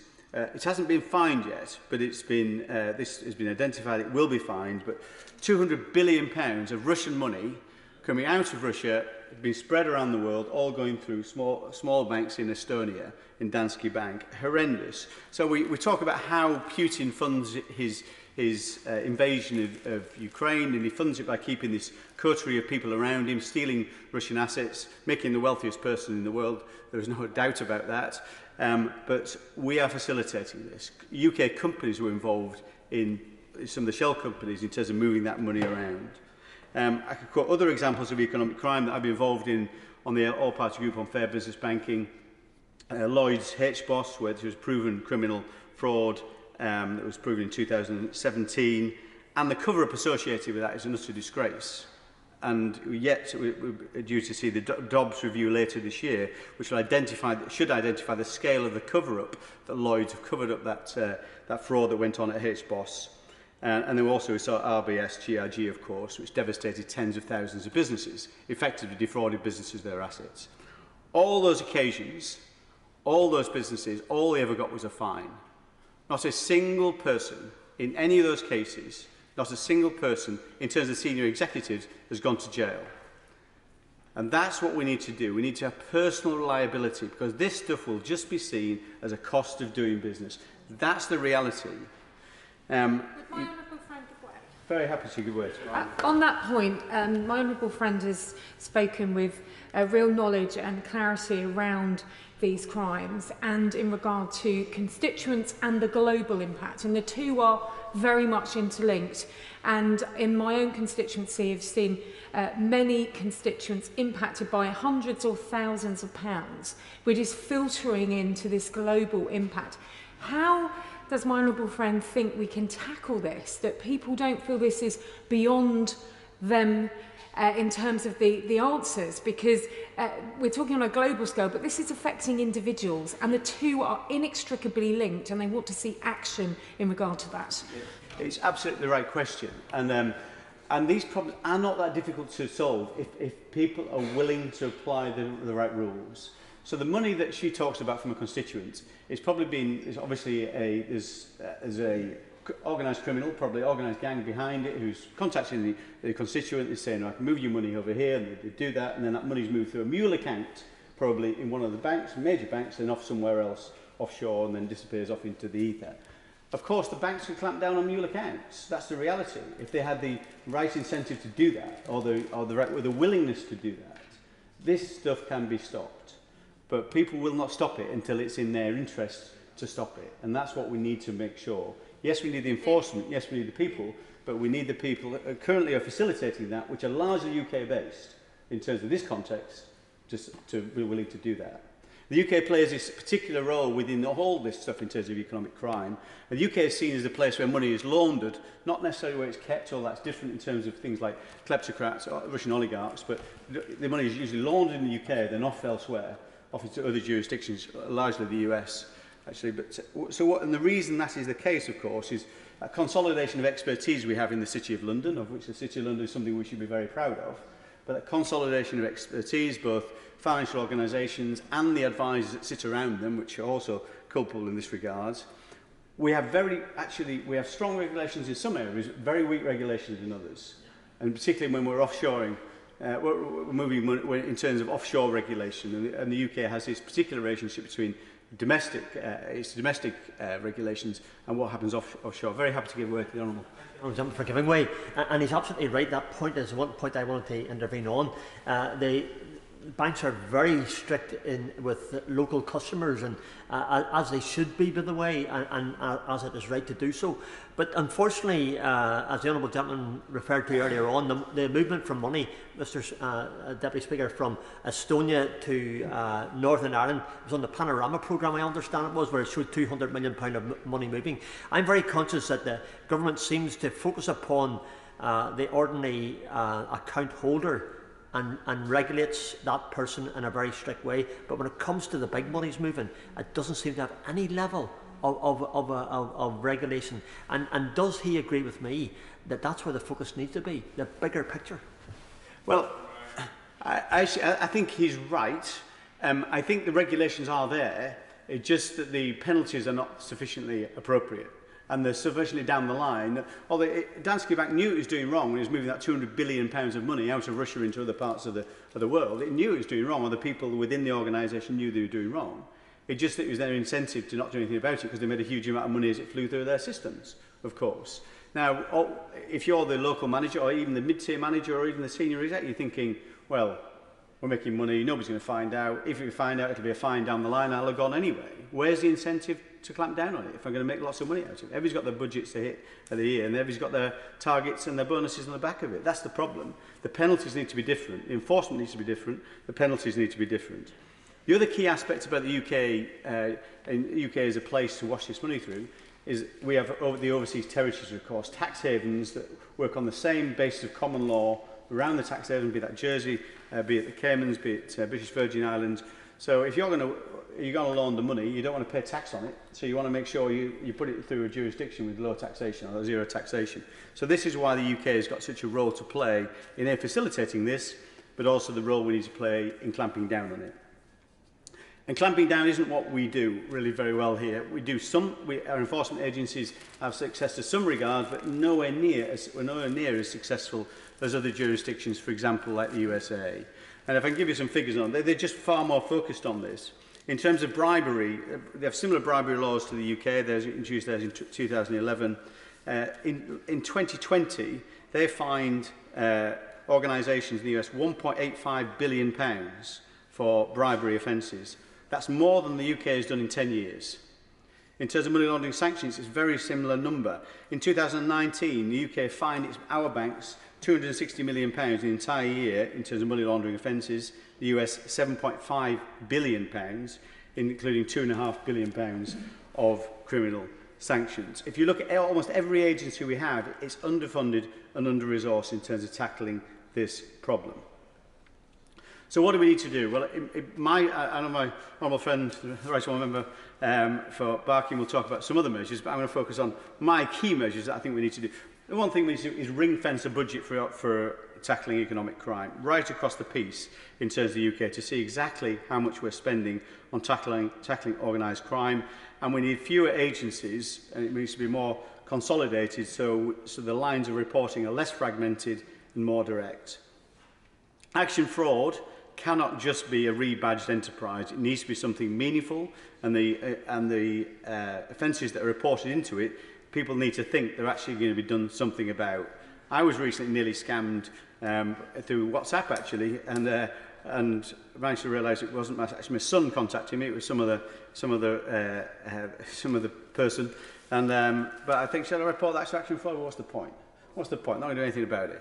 So you don't do that. So many more offences that have been reported. The number one thing I think we need to do is extend something that the government's talked about doing. We have currently something called failure to prevent offence. You get corporate criminal liability if you fail to prevent bribery in your organisation. This was introduced some years ago, I think it was 2011, I might be wrong, but some years ago in the UK, failure to prevent bribery, also failure to prevent tax evasion. So you have to it's not that you have to just stop this happening, you have to put the rules in place to stop it happening. That's the key thing, it's what you can do to stop this. So if you then you put systems in your organisation to alert you to certain things that are happening, and you obviously also train your staff that you can't do bribery or facilitate tax evasion. We need to extend that to failure to prevent economic crime. Now, the government's been talking about this for some time. The Law Commission's reported on it. What it said is, well, we should do that probably for fraud. That's all we should do it for fraud. Not for money laundering, and not for things like false accounting, which to me is a big mistake. The other thing, it's very mealy-mouthed in terms of whether that would include personal liability for directors. It does say they could be if they had the mental, what's the word, the mental something. It's not past, anyways, it's the mens res. Thank you very much, Chair. That's right, whatever that means in English. Anyway, but, the guilty mind. The guilty mind, okay, there you go. But if you can prove they had a guilty mind, if you prove that the directors had the guilty mind, that they were actually participating in the fraud, you can then potentially go to jail. To me, that is wrong. That is not what the Health and Safety at Work Act said in 1974. What it said, if you fail to prevent accidents on your workplace, then you would, if you fail to prevent them, then you can go to jail. And construction deaths died in the following year, dropped in the following year by 90%. What would happen if you put this in place, that if you are not preventing this stuff, if you're failing to prevent it, preventing what's reasonable in terms of clamping down on this stuff, then you can go to jail without having to prove you deliberately facilitated that fraud. That's what we need to make sure that happens. This would have make a fundamental difference to this whole argument we're discussing right now. We need to support whistleblowers. That's the other thing we need to do. Most of this information will not come from our enforcement agencies, not come from our investigations by regulators or from our enforcement agencies. They will come from people within the organisations. And currently those people are not protected.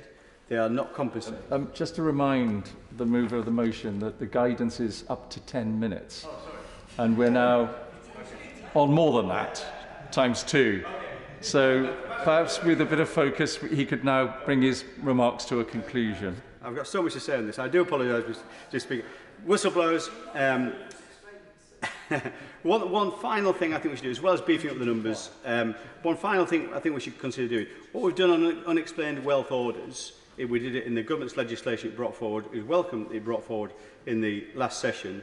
It's capped costs for unexplained wealth orders. We should consider capping costs for all prosecutions of economic crimes to stop these very wealthy individuals preventing our enforcement agencies taking them to court by just the fact they've got huge financial firepower, much stronger than ours. That's one other thing we should do. On that, I will conclude, Mr. Deputy Speaker, and I'm very, very sorry I've taken too much of my time, but as I say, I could talk for much more time on this, given the chance.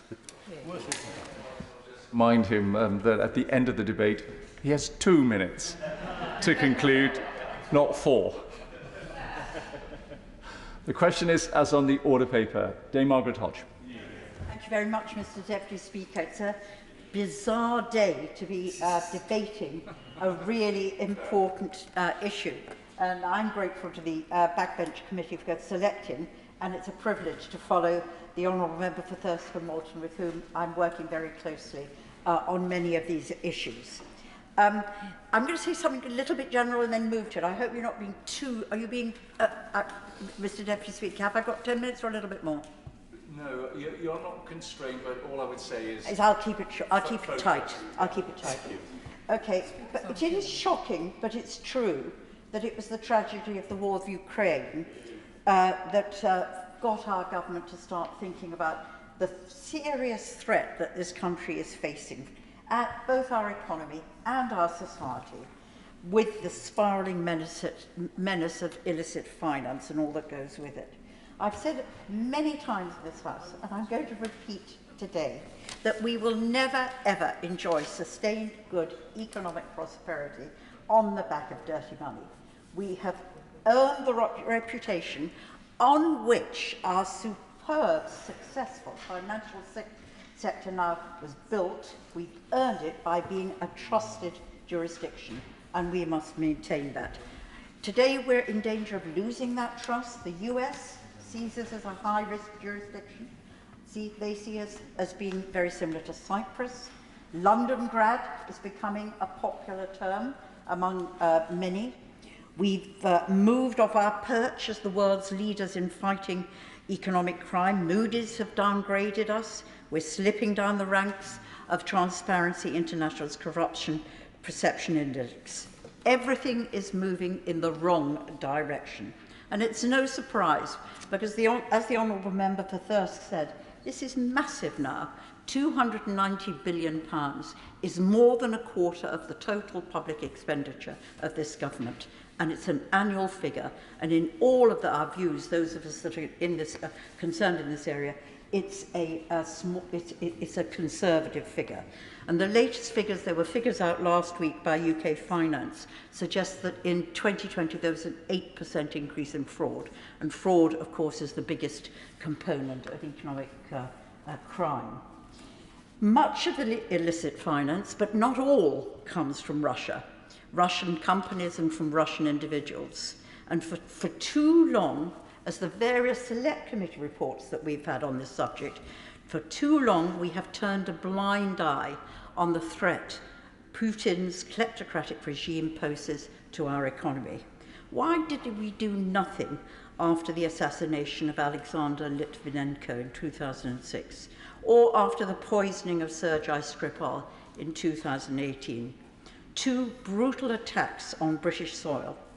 But add to that the findings of a recent report by BuzzFeed Investigation, where they established that between 2003 and 2016, there were 14 more suspicious deaths in the UK of individuals who were hostile to the Russian state. I'll just mention three of them. Stephen Curtis, who was a British lawyer, who helped the laundering of money, potentially billions of pounds of money in the UK for wealthy Russian oligarchs. He died in a helicopter crash in 2004. Alexander Perepelichny, he blew the whistle on a multi-million-pound government fraud in Russia, and when he flew to Britain, he died of a so-called heart attack when jogging near his home in Surrey in 2012. The coroner's inquest said he died of natural causes, but evidence given, I gather, behind closed doors for national security reasons said that there was no natural cause determined. Some suspect that he was poisoned. Boris Berezovsky, famous because he was key in supporting Putin and getting him appointed in Russia. He made his wealth during the collapse of the Soviet Union and played an important role getting Putin to power. He, in 2013, was found hanged in his home. Now, those are only 3 of the 14 cases. But the police, in all those cases, concluded that the deaths were not suspicious. There was no investigation, or indeed no suggestion that these were Russian state-sanctioned murders. Although the US intelligence services did tell our police that they thought the deaths were likely sanctioned by the Kremlin.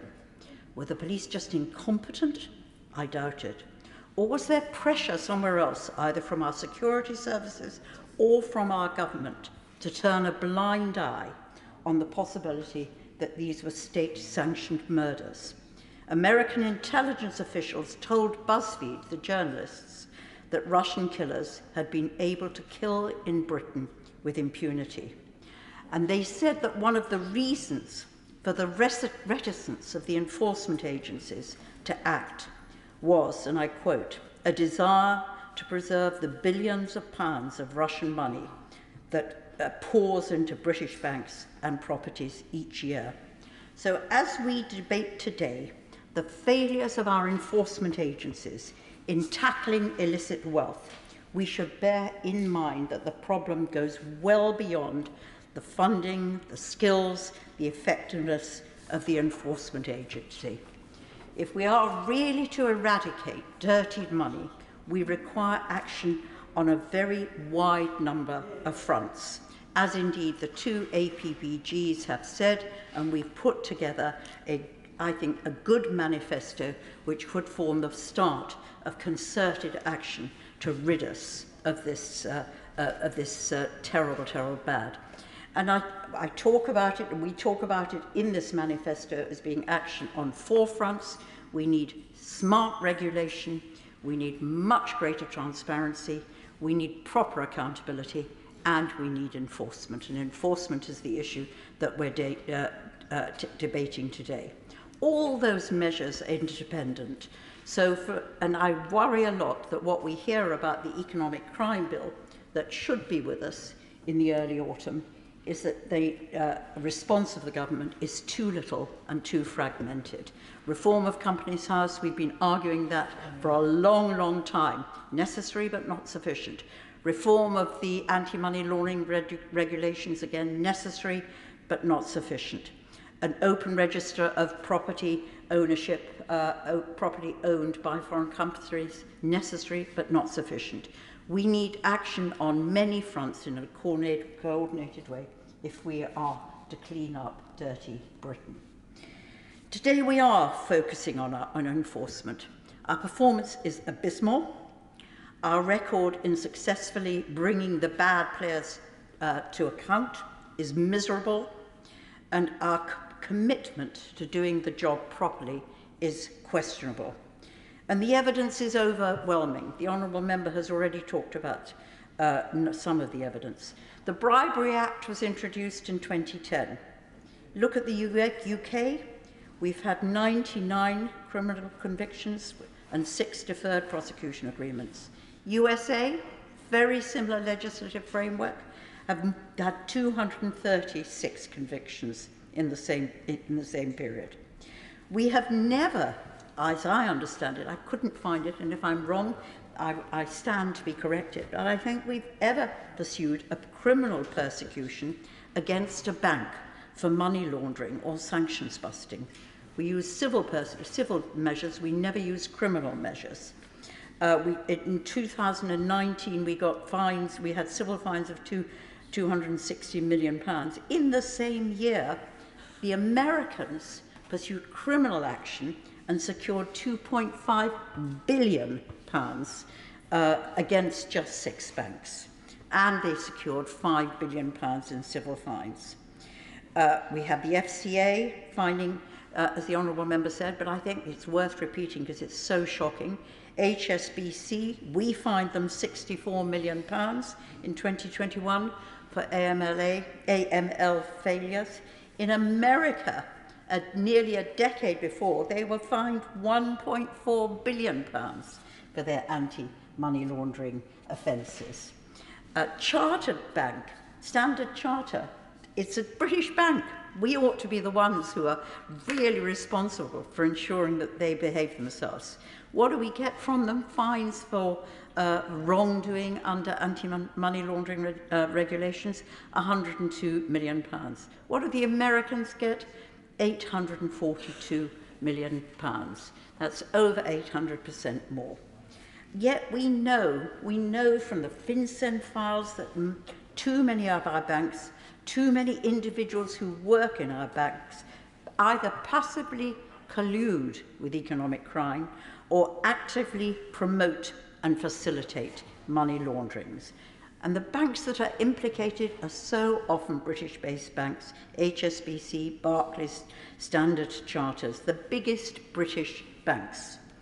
What we do in Britain is we pursue the little businesses, the little men and women who are trying hard to establish new businesses in here. And it came home to me very much when I chaired the Public Accounts Committee and we had the leaks relating to HSBC. They were called the Falciani leaks. And of course, in those documents, the ones that related to British individuals, there were more of them than there were, I think, from any other nation. There were 3,600 British accounts. At the time, the tax authorities said to us that about a third of those there was cause for concern. Out of those third, let's say it's about 1,200, they finally found 150 cases. How many did they pursue? One individual has charged, and I couldn't find in my search of Google, I couldn't find whether that individual was ever convicted.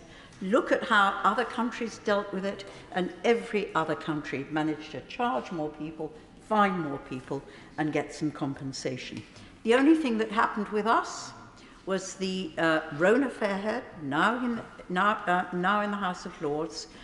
She was on the board of HSBC at the time. She was responsible for the audit committee. And I cannot understand how anybody with that responsibility couldn't have seen a red flag when looking through the accounts as to the profits that were being secured from the Swiss branch of HSBC. The only thing she said was that she declared that the whistleblower was a criminal, and the only thing that HSBC was to try and pursue the whistleblower and try and get him imprisoned. Fraud is the crime that affects now 1 in 11 adults in the UK. Yet convictions for fraud have collapsed by 2/3 in the past 3 years. Cases up and convictions down. The SFO, in whom we had great confidence, the number of criminal cases that they've got under investigations has halved over the past 3 years. And there have been some disastrous failures in the courts through the SFO with Serco and with Unioil, where they've lost the cases simply because they didn't share the information appropriately. They failed to disclose the relevant material to the defendants. I cannot believe there are lawyers in the room. I'm not one, but I cannot believe that they actually did that. I certainly give way. I'm most grateful, Honourable Friend. She's making an excellent analysis of the situation. With regard to the SFO, we have a situation at the moment where they're being investigated themselves by a former DPP. They're being sued by the people they should be investigated, and they lack the money, the personnel and the powers to do their job. £53 million budget against a year, against the hundreds of billions of dirty money going through. This is a pea shooter against an elephant, isn't it? This needs reform urgently. I completely agree with those observations that have been so well made. The NCA have dropped their prosecutions by 35% in the past 5 years. And HMRC's record, who we don't often talk about, that's equally awful. They see their purpose entirely as simply getting the tax revenues in, which is important, but they also have a duty to ensure that anybody who acts unlawfully in the way that they deal with the revenue authorities, or indeed more seriously evades tax, is pursued. Yet they simply do not see that as part of their functions. Compare them with the Department for Work and Pensions, where if you have anybody who has any allegation of fraudulently claiming their benefit, they will be pursued with vigour by the authorities in that agency. We should be seeing a very similar attitude to what I consider to be a very serious crime of deliberately avoiding tax and not paying into the common pot for the common good. And if I just take one example which came up during my time as Public Accounts Committee Chair, there are some really egregious cases of where schemes are dreamt up which have no other purpose than to avoid tax. And Working Wheels was one that hit my desk. And in this particular instance, the person who wanted to avoid tax pretended that they were selling second-hand cars, literally selling second-hand cars, and then they sort of created money which whirled through the system to create a debt. And they were able to claim that debt against the tax liability that they got from their legitimate earnings. Chris Moyles was persuaded that he could become a second-hand car dealer. Saying to people that you're a second-hand car dealer is fraudulent. It's a fraud. And why that is not pursued with the same vigour as somebody who who tries to lie about their circumstances to get a better benefit settlement is beyond my belief. Basically, the HMRC, and it's one of our recommendations, should have the absolutely statutory duty to pursue wrongdoing with the same vigour that they try and pursue and get money into our coffers. All these agencies are grossly underfunded. They're all grossly underfunded. The government trumpet the £100 million that they're going to get from the economic crime levy, but it's peanuts when it's set alongside actually what the banks themselves currently spend on anti-money laundering, and certainly what other countries spend. Under Biden, the Americans have increased their expenditure on enforcement by over 30% because they define it as a security issue. And what have we done here? We've got a real cut of nearly 5%, 4.5%. So we've got lots of ideas which wouldn't have require a call on taxpayers' money. We could enable a percentage of the files that are collected from successful action to be used to fund further activity and staffing within the enforcement agency.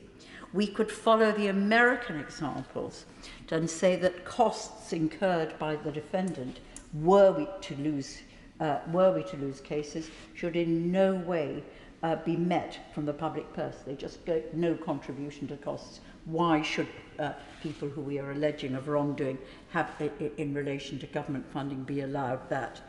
And then the other thing which we will come back to, but on the sanctioning of individuals, we currently have seized the assets of a lot of, we have frozen the assets of a lot of Russian oligarchs, but we have no mechanism to seize those assets. And trying to move from freezing to seizing, where we are doing some work, in fact, next week to look at the practical changes that would have to be brought in to enable that to happen. Trying to ensure that we seize as well as we freeze would release more resources, not just for enforcement activity, but in this particular instance to help us with the reconstruction of Ukraine after the war. Staffing does have to grow. If we look, for example, at the suspicious activity reports that are received by the agencies, over 500,000 a year go in, with only 118 employees to deal with that. I think my correct arithmetic puts that at 4,250 reports per official. In Germany, they have 500 per official.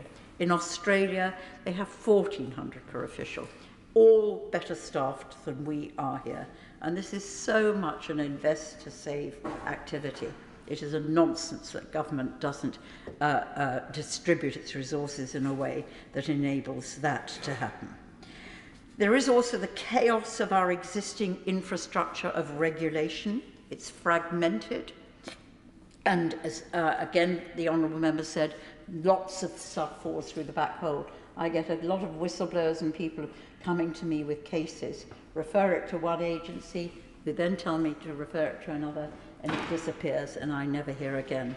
The failure of the professionals to self-regulate is something that we must take on board. There are too many bodies. There are 13 bodies supervising the accountancy sector. And the Honourable Member for Thirst and myself met one of them the other day, and I don't think they had, I think, suspended 7 people in the last year. And if you look at that in relation to the activity that's taking place, the collusion and the facilitation of wrongdoing, it's a nonsensical figure. So we think we've got to sort out the regulation of the enablers and the regulator. There is an overarching regulator that regulates all the regulators. That too is to be sorted out, and personal responsibility has to be undertaken there. I just want to say two other things.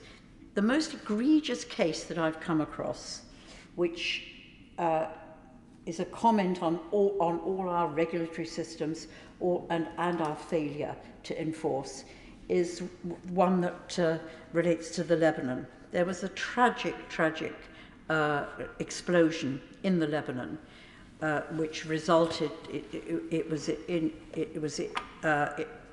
a warehouse that had fertilizer in it, which was supposed to be going to Mozambique, and it resulted in hundreds of deaths, thousands of injuries, and massive damage to property.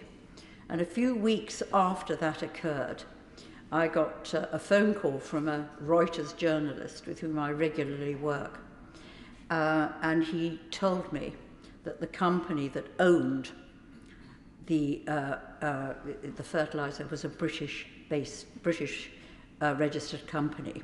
So I gave my usual comment of, hopeless, lax regulation, and didn't think twice about it. And then about 3 weeks after that, I got a number of phone calls from people in the Lebanon, the Bar Association and others, And it emerged after that that the company had been set up here as a UK-based company by a woman in Cyprus, who in fact was the company service provider. She put herself down as the beneficial owner. She obviously wasn't. She told HMRC that it was a dormant company. It obviously wasn't, because it was dealing in fertiliser. And it then emerged that the real owners were Russian Syrians, and that the fertiliser was going nowhere near Mozambique, but it was actually going to Assad and was being used in the barrel bombs to kill his own people. It's a shocking story, but it demonstrates how our regulatory infrastructure and our failure of our enforcement agencies doesn't not just damage the lives of people here at home, but damages them abroad. And my very final story, which again causes me great concern, is after the Kazakhstan tragedy, where there was a demonstration against the kleptocrats, the regime who run it. And again, the Russian soldiers were used to fire at the crowds, and people were killed. Two British academics came to me and with research that they had done, which demonstrated that there were 30 individuals in Kazakhstan who were all involved in money laundering and human rights abuses, and whom we should sanction. And I used the privilege of the House to mention these 30 individuals in an adjournment debate, and then sent the list to the Foreign Office. A few days after that, I got a letter from one of the people I had named, asserting his innocence. Obviously, he wanted me to respond outside the House. So I acknowledged the letter and did nothing more. I then got a second letter with a phone call saying, had we received the letter? And my assistant said we had. I then get a letter from the desk at the Foreign Office asking me, had we received the letter? Were we responding? And what were we going to do about it? And I asked the Foreign Office why they were pursuing this and on whose behalf they were working. And they came back that they thought it was important to facilitate relations between kleptocrats and British politicians. It's a shocking intervention, but what it leads me to think, and I'll leave it this thought, what it leads me to think is the government really serious about bearing down on all this economic crime and corruption that week after week and year after year we talk about in this House? And if they are, they have to actually consistently, vigorously pursue every instance of it, and pursue not just the Russian kleptocrats, evil that they are, but kleptocrats elsewhere who are stealing from their people, killing their people, and creating instability in the world. Mary Robinson. Yeah. Thank you, Madam Deputy Speaker. And I'd like to start by thanking the Right Honourable Member for Barking and the Member for Thirsk and Malton, the chairs of the APPGs for Anti-Corruption and Responsible Tax and Fair Business Banking, respectively, for bringing this important debate to the House. As chair of the All-Party Parliamentary Group for Whistleblowing, I would also like to thank them for making the APPG's proposal to create an Office of the Whistleblower a policy recommendation as part of their Economic Crime Manifesto. The recently published Economic Crime Manifesto presents the government, in my view, with good recommendations of how it can robustly tackle economic crime. Taken together, the manifesto's 4 umbrellas for reform: transparency, enforcement, accountability and regulation, works to stop economic crime from all angles and at all levels. I would ask the government to give proper consideration to the detailed proposals made in the manifesto, if they are really serious, as I know they are, about fighting economic crime. The motion recognises the enormous cost that economic crime has on the economy, of £290 billion a year, as we have heard. and calls for an economic crime enforcement strategy and for a restructuring of the fight against economic crime. This is much needed, and part of this, in my view, is the Office of the Whistleblower. The Office of the Whistleblower, which comes under the manifesto's accountability header, would go a long way to support the detection of economic crime by supporting the individuals responsible for detecting the majority of fraud. The Association of Certified Fraud Examiners, in their 2022 report to the nations, found that 43% of fraud is detected through whistleblowers, versus just 15% by internal audit and 3% by external audit. Whistleblowers are the single most cost-effective detection tool. And yet, as it stands, there is little to incentivise whistleblowers to come forward with information. When they face, at best, when they come forward, being ignored, stifled and gaslit, and at worst, face having their careers and lives destroyed. When an employee blows the whistle, they risk retaliation, harassment, unfair dismissal and blacklisting, and as we have heard, in some of these crimes, much worse. Meanwhile, the bosses of economic crime gangs take money from hard-working taxpayers and funding from much-needed public services. While the knowledge of having done the right thing may be sufficient reward for many, I have to say, it's the personal cost of doing so which deters so many others. With little to look forward to but possible pain and suffering ahead, is it any wonder that people choose not to speak up? So, to combat economic crime, we need, in my view, a shift within society, where people feel confident to come forward and are supported in doing so. Disturbingly, the National Crime Agency believes that just 20% of incidents of fraud are actually reported. And while the ONS Crime Survey reports more than 3 million incidents of fraud a year, the true figure could be 5 times that. While a whistleblowing positive culture will uncover more economic crime, which will need investigating, the Office of the Whistleblower would support law enforcement. The Office would be responsible for setting, monitoring and enforcing standards for the management of whistleblowing cases. It would also provide advice services and a clear avenue for disclosures. In addition, it will direct investigations and handle redress for whistleblowers. While current whistleblowing legislation only covers employees, anyone who blows the whistle, witnesses, contractors, many more, will be supported by an Office of the Whistleblower. If we want to combat economic crime effectively, we need to know about instances of it to understand the scale. If we want to understand the scale, we need those with the information to come forward. If we want people to come forward, we will need them to be able to do so without repercussions. Serious and organised crime gangs, funds gangs, and results in both public and private money commingling with drugs, human trafficking, arms dealing and more.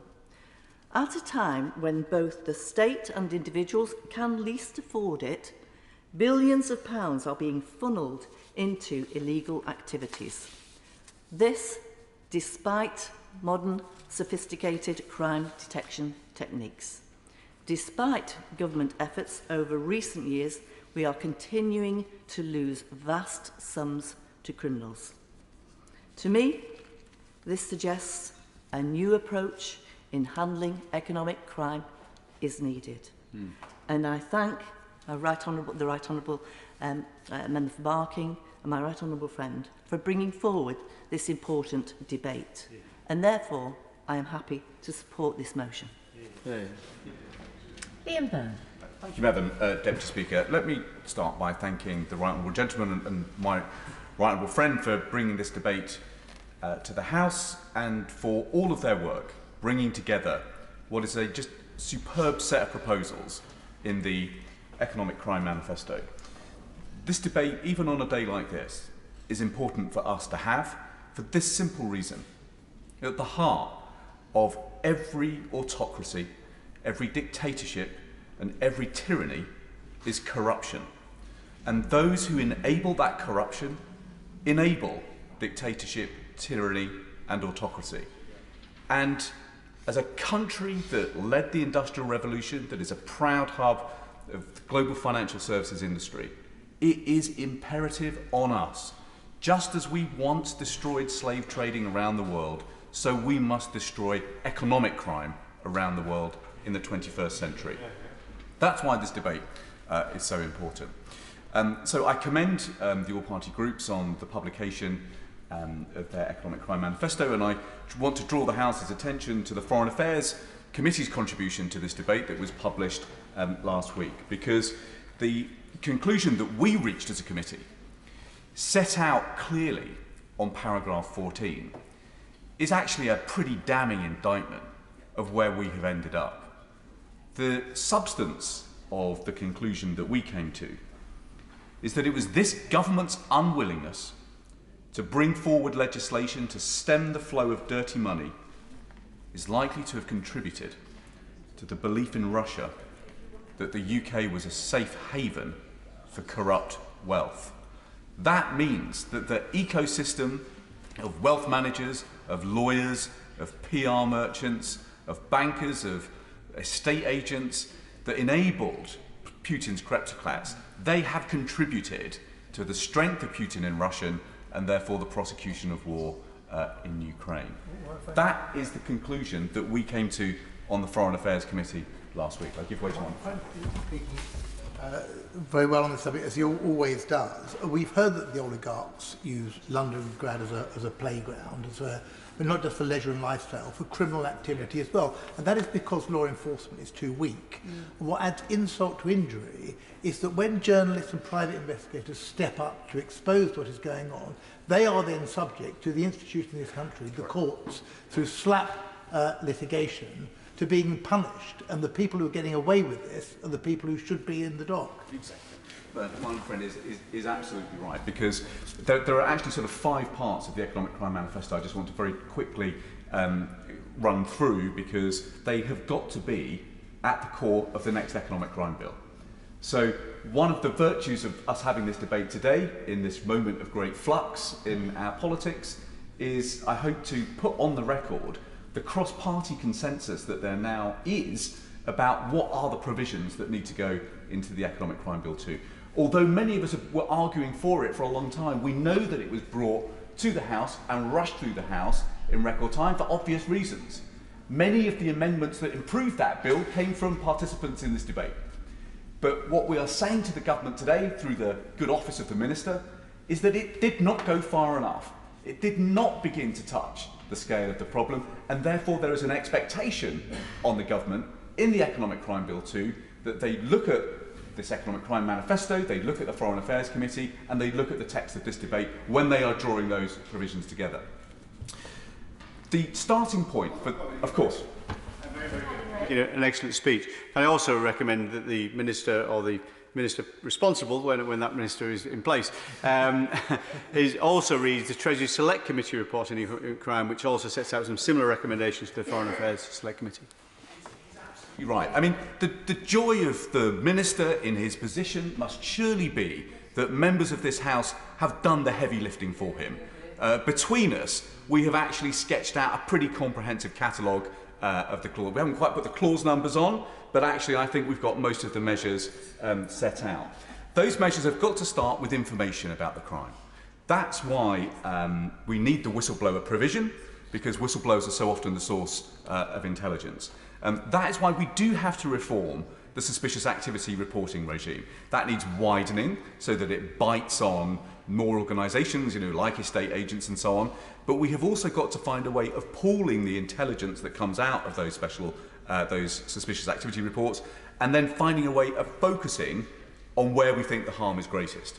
Because we've heard loud and clear as a committee, not least in New York last week, where our excellent consular team pulled together a wide-ranging discussion for us. Lots of banks and law firms and so on, and say, look, we're just spending all of our time running platinum-plated processes without actually sieving the information intelligently and focusing on the 0.01% of reports where we really should pay some attention. And my honourable friend drew attention to the way our courts are being used to shut down journalists. That, of course, is the third piece of the puzzle. We need courageous journalists to speak the truth. We can't use English courts to shut them down in the way that is happening in London at the moment. So there are some changes that we need to make sure that we have got good information and intelligence. We then need to make sure the regulator is in place. The argument about a better Companies House is well rehearsed. It's just crazy that the kind of know your customer provisions which bite on so many commercial organisations do not bite on Companies House. And so they're recording directors with names like Mickey Mouse. Or, you know, in some cases, they're still not recording directors at all. I fully agree, then, as a third set of provisions, that we need criminal liability on directors. I think the Honourable Gentleman is absolutely right to sketch out the parallel with the health and safety at work provisions, which require people to identify the harms that their organisation may be guilty of, and therefore put in place provisions to stop those harms happening in the first place. Prevention is always better than cure. And then we obviously need to transform enforcement. We need to at least double the budget for the National Crime Agency. We need to at least match the money that the private sector puts in for law enforcement. And then we need to take steps to reduce the costs. That's the only way we're going to start getting unexplained wealth orders through. In America, they would love the power for unexplained wealth orders. We have to then explain to them, actually, that they're currently useless because we just cannot prosecute them successfully through the courts. There is, however, on top of that architecture, one further set of offences that I think we need to create. And this tackles the problem that very often, in cases of corruption, the evidence that our agencies need won't be carefully organised and filed away here in Britain. It will be offshore. The evidence that we need will be offshore in jurisdictions that are not available to us. So somehow, in a situation where we can't onshore the evidence, we have to try and onshore the offence. And so what we need to think about creating are tough obligations on enablers, on company directors, and I would say on politicians, both in this House and the other place, to declare anything that is suspect or corrupt. We almost need a suspicious activity reporting regime that allows us to prosecute people for failing to disclose things that they should be disclosing. And that needs to carry a sanction that leads to civil proceedings for confiscation of assets. Unless we find a way of onshoring these offences, we will continue to be bedevilled by a problem of just getting hold of the evidence that we need. The final point, Madam Deputy Speaker, that I wanted to make just very quickly is that out in the world, people are saying, how on earth is it that this place has not acted on economic crime? And you can understand that people draw the connection between the flood of dirty money into our politics and our failure to act. It is a matter of tremendous regret that over £7 million of the £54 million that has gone into the party opposite in high-value donations has come from individuals with very suspect links to Russia. Now, Ehud Sheleg, for example, is somebody that has been discussed in the New York Times. He is deeply commercially connected with his father-in-law, Mr. Kopitov. The New York Times has recently revealed the way in which money came from the father-in-law to Mr. Sheleg from business activity in Russia. That was the suspicious activity report. But when a number of us here, reported it to the National Crime Agency, the National Crime Agency just said, well, look, it's come from the bank account of a UK citizen, nothing to see here. This is nuts, not least because there is now further evidence that Mr. Kopitov is closely linked to business in occupied Crimea, and that money came out of that Crimean business into Mr. Sheleg's accounts in 2018. And worse, Mr. Sheleg's father-in-law is closely connected now commercially to Alexander Babakov, who has been sanctioned by countries all over the world. It's not a good situation for any of us to have to raise these kind of concerns in the House. Not least because sometimes we here in this House will make mistakes. I talked about Yuri Lopinetsky earlier in a debate on the 17th of January. I said that he had questions to answer. I'm glad that he has now answered those questions and given me reassurances that he has never had links to the Russian intelligence services. I'm glad to be able to accept those assurances and apologise to him for any distress caused. But it's not a good situation where we don't have regulators and intelligence agencies and police services that are able to tackle this kind of dirty money. Dmitry Lias, I'm afraid, is another example. There is a clear knowledge of his recruitment by the FSB, who got him out of prison. He has a criminal record in Russia. Intelligence sources I have seen say that he is, quote, absolutely dependent on the FSB, unquote, but he's a significant donor to the constituency of Esher and Walton, the home of, well, I'm not quite sure what position he's in at the moment, but he was Deputy Prime Minister last time I looked. The donation from Mr Lias that went to the Prince of Wales charity was returned, but the Conservative Party has not returned it. It's not a good situation that we're in when we're having to discuss this kind of money coming in to political parties. And that's why I hope that part of the economic crime bill provisions will be to make sure that the only money that can come in to a political party is from profits that have been created here in this country. Madam Deputy Speaker, I will draw my remarks to a close there with my thanks to the honourable members for bringing this debate forward. Sir Robert Neal. Thank you very much, Madam Deputy Speaker, and can I congratulate both honourable members upon securing this debate and upon the APPG reports. A lot of the debate so far has focused upon what I might term high-level and high-profile international and economic crime, and I understand that. I'll touch upon that briefly, but then I want to move on. In relation to those very high-level matters, there's certainly more that we need to do to tighten the rules around money laundering. I do agree that the economic crimes bill that previously came before this House in relation to sanctions was much improved in the course of its passage, and we certainly ought to be looking to tighten and improve the provisions of the, if you like, second bill when it comes forward. There's an opportunity for us to do that. There are things that need to be done around corporate criminal responsibility and liability.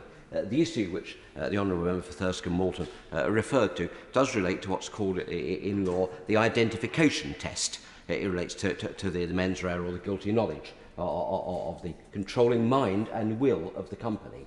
And it's that requirement to identify the controlling mind of will, which in practice has tended to mean only a very small cadre of senior managers, which means that you cannot make the company liable for acts which are carried out by anyone who is other than in that controlling mind and will, that very tight-knit group at the top, who may be carrying out fraudulent acts for or on behalf of the corporate entity. That is different in other jurisdictions, including the United States, and reform in that way would, I think, be very helpful. And that's why, as the Right Honourable Member for Barking pointed out, it's actually proved easier in practice to prosecute small companies than it has large companies, because the management structures of the large companies are often more diffuse, and it is therefore, under the current law, harder to identify those who are the controlling mind and will. Changes there would be sensible. Similarly, extension of the duty to prevent offences is certainly wise. The Law Commission has recommended this in relation to fraud. I think we should be open to looking to go further. And one caveat I put, which I think the Law Commission flags up in the options paper, which it published last month, is that there is not always an exact analogy between health and safety at work offences and fraud offences, because, of course, to convict for fraud, there has to be the additional element of dishonesty, either knowledge or connivance, as a phrase often used. And of course, dishonesty is not always a requisite element of the offences under the Health and Safety Act. So that's why there is a distinction that may need to be drawn, and why perhaps I haven't gone as far as I can. I don't say we can't look at that, but that is, I think, a distinction that is important to bear in mind. I'll give way to my honourable right. Thank my honourable friend for giving way.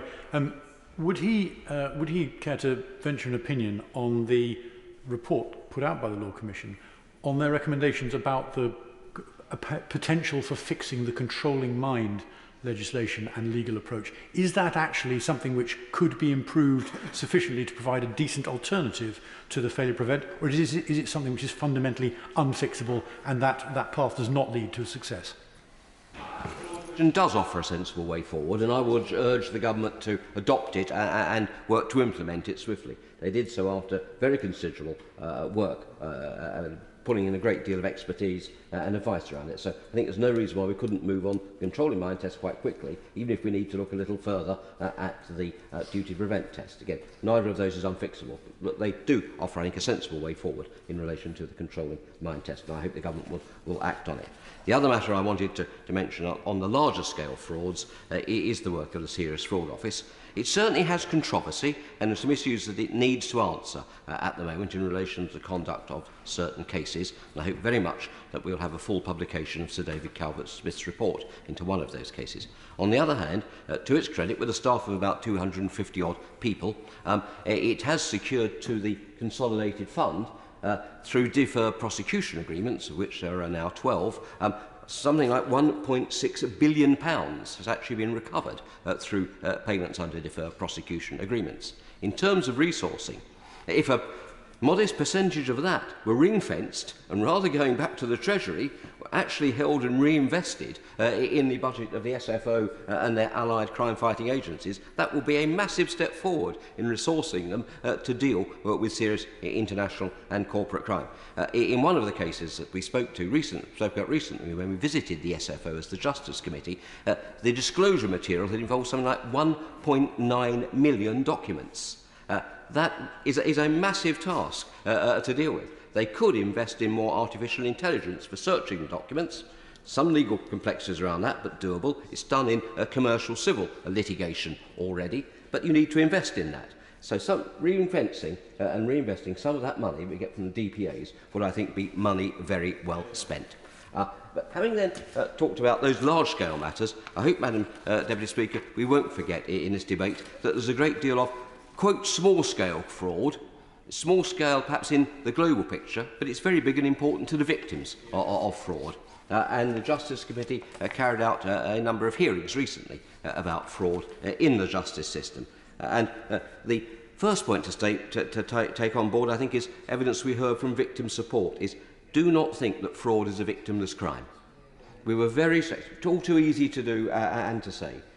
That was supported by the Association of Police and Crime Commissioners too. They reported that some 74% of fraud victims are emotionally impacted by the crime. You feel at the very least you've been made an idiot of. More often, you've lost maybe a small sum of money to a bank, but it's a lot of money to you.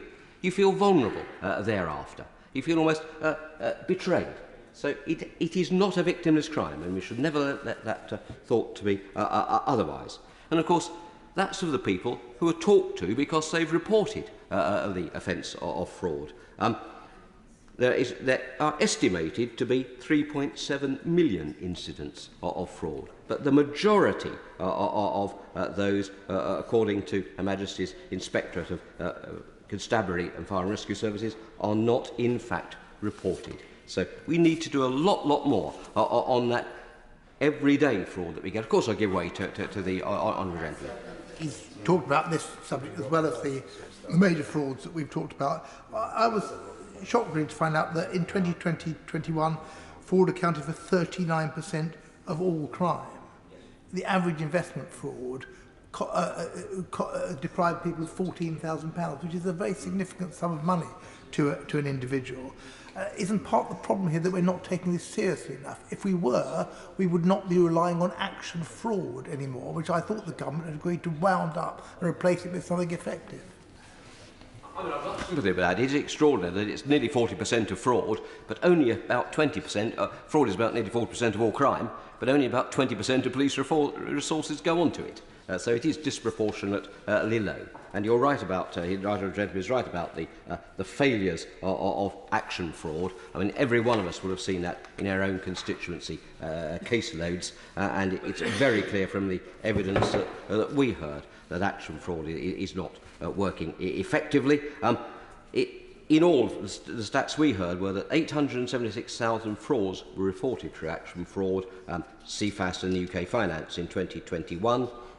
However, they reckon on average about 7 frauds a minute are being committed, but of those 876,000, only 58,200 odd were then disseminated for further investigation, and about 28,700 were passed on to the police from the National Intelligence Bureau, which is actually what sits behind action fraud. So even when you get there, if you do get through and get anything done, only a small percentage is acted upon. Ironically, when you can get them to court, the conviction rate is about 85%, but that's such a tiny percentage. So we've got to do an awful lot more to get these cases to court in the first place. And that means a much better treatment of victims and witnesses in those fraud cases. The chair of the bar, Mark Fennells QC, said the country has to decide whether or not it's interested in taking on the issue of fraud, and the Chief Executive Officer at CFAS, Mike Haley, said to us, it's surprising that there is no national strategy for fraud. There's an action plan, but there's not a strategy. It wouldn't be a bad thing, Minister, to upgrade the action plan into a proper fraud strategy and have a Minister with overall responsibility for that action plan. And then finally, Madam Speaker, going forward, we need to look at the role of the financial institutions in that high street fraud, in that credit card fraud. Very often they are running very profitable retail credit card operations.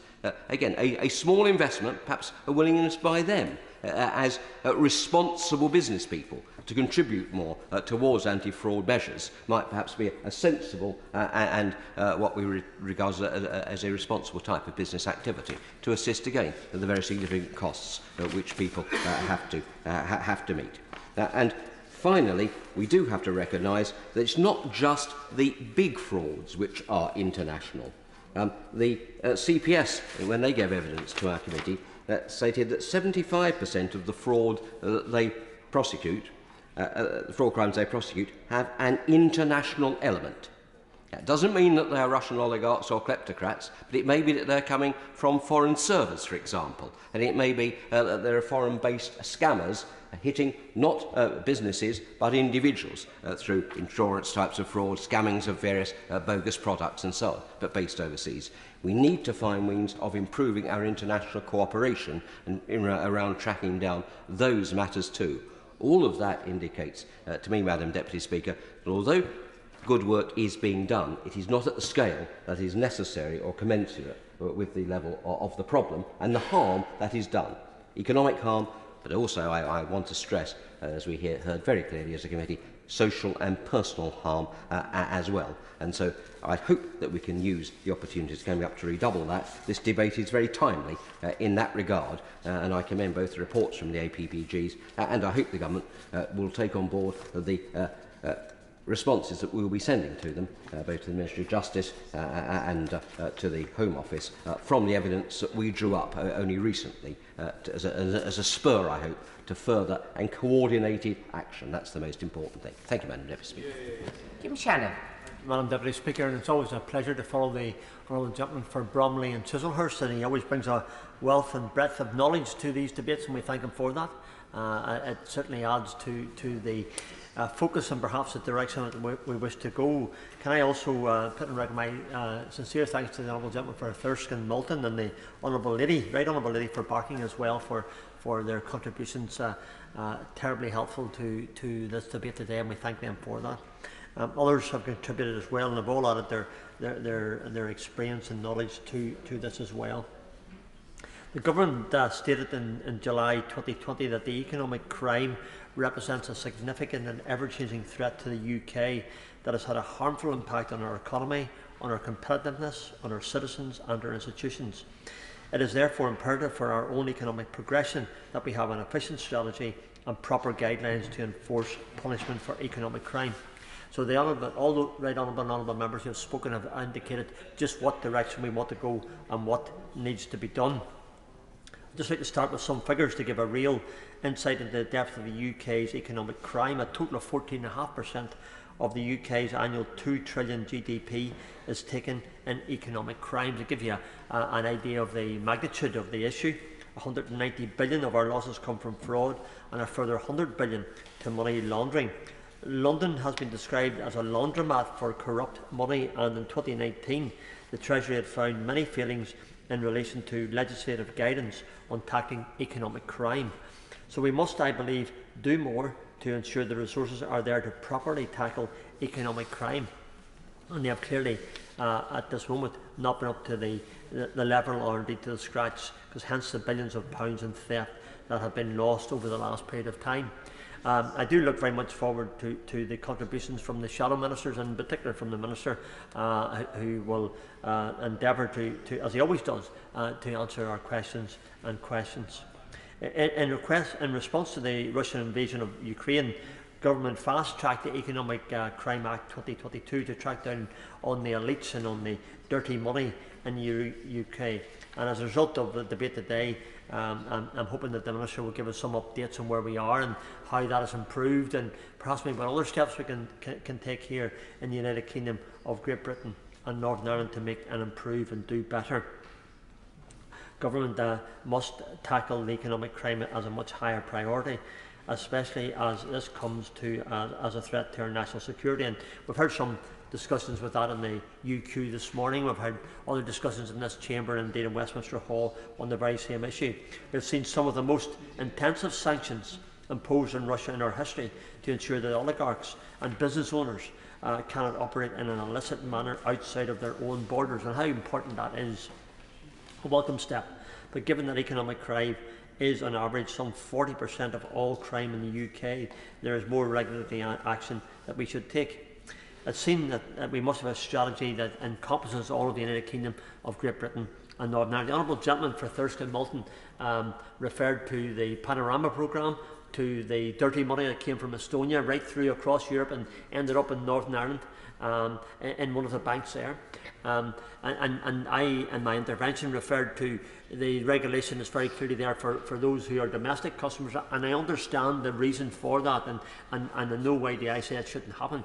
But I do feel quite questioning the issue, Madam Deputy Speaker, just how does that happen? And is it down to the bank in particular? It just happens to be the bank that I'm a member of, and I do know some of the regulations that the bank can enforce upon their customers, and I'm one of those, and I understand those. But whenever you hear this £200 million movement, it does concern me.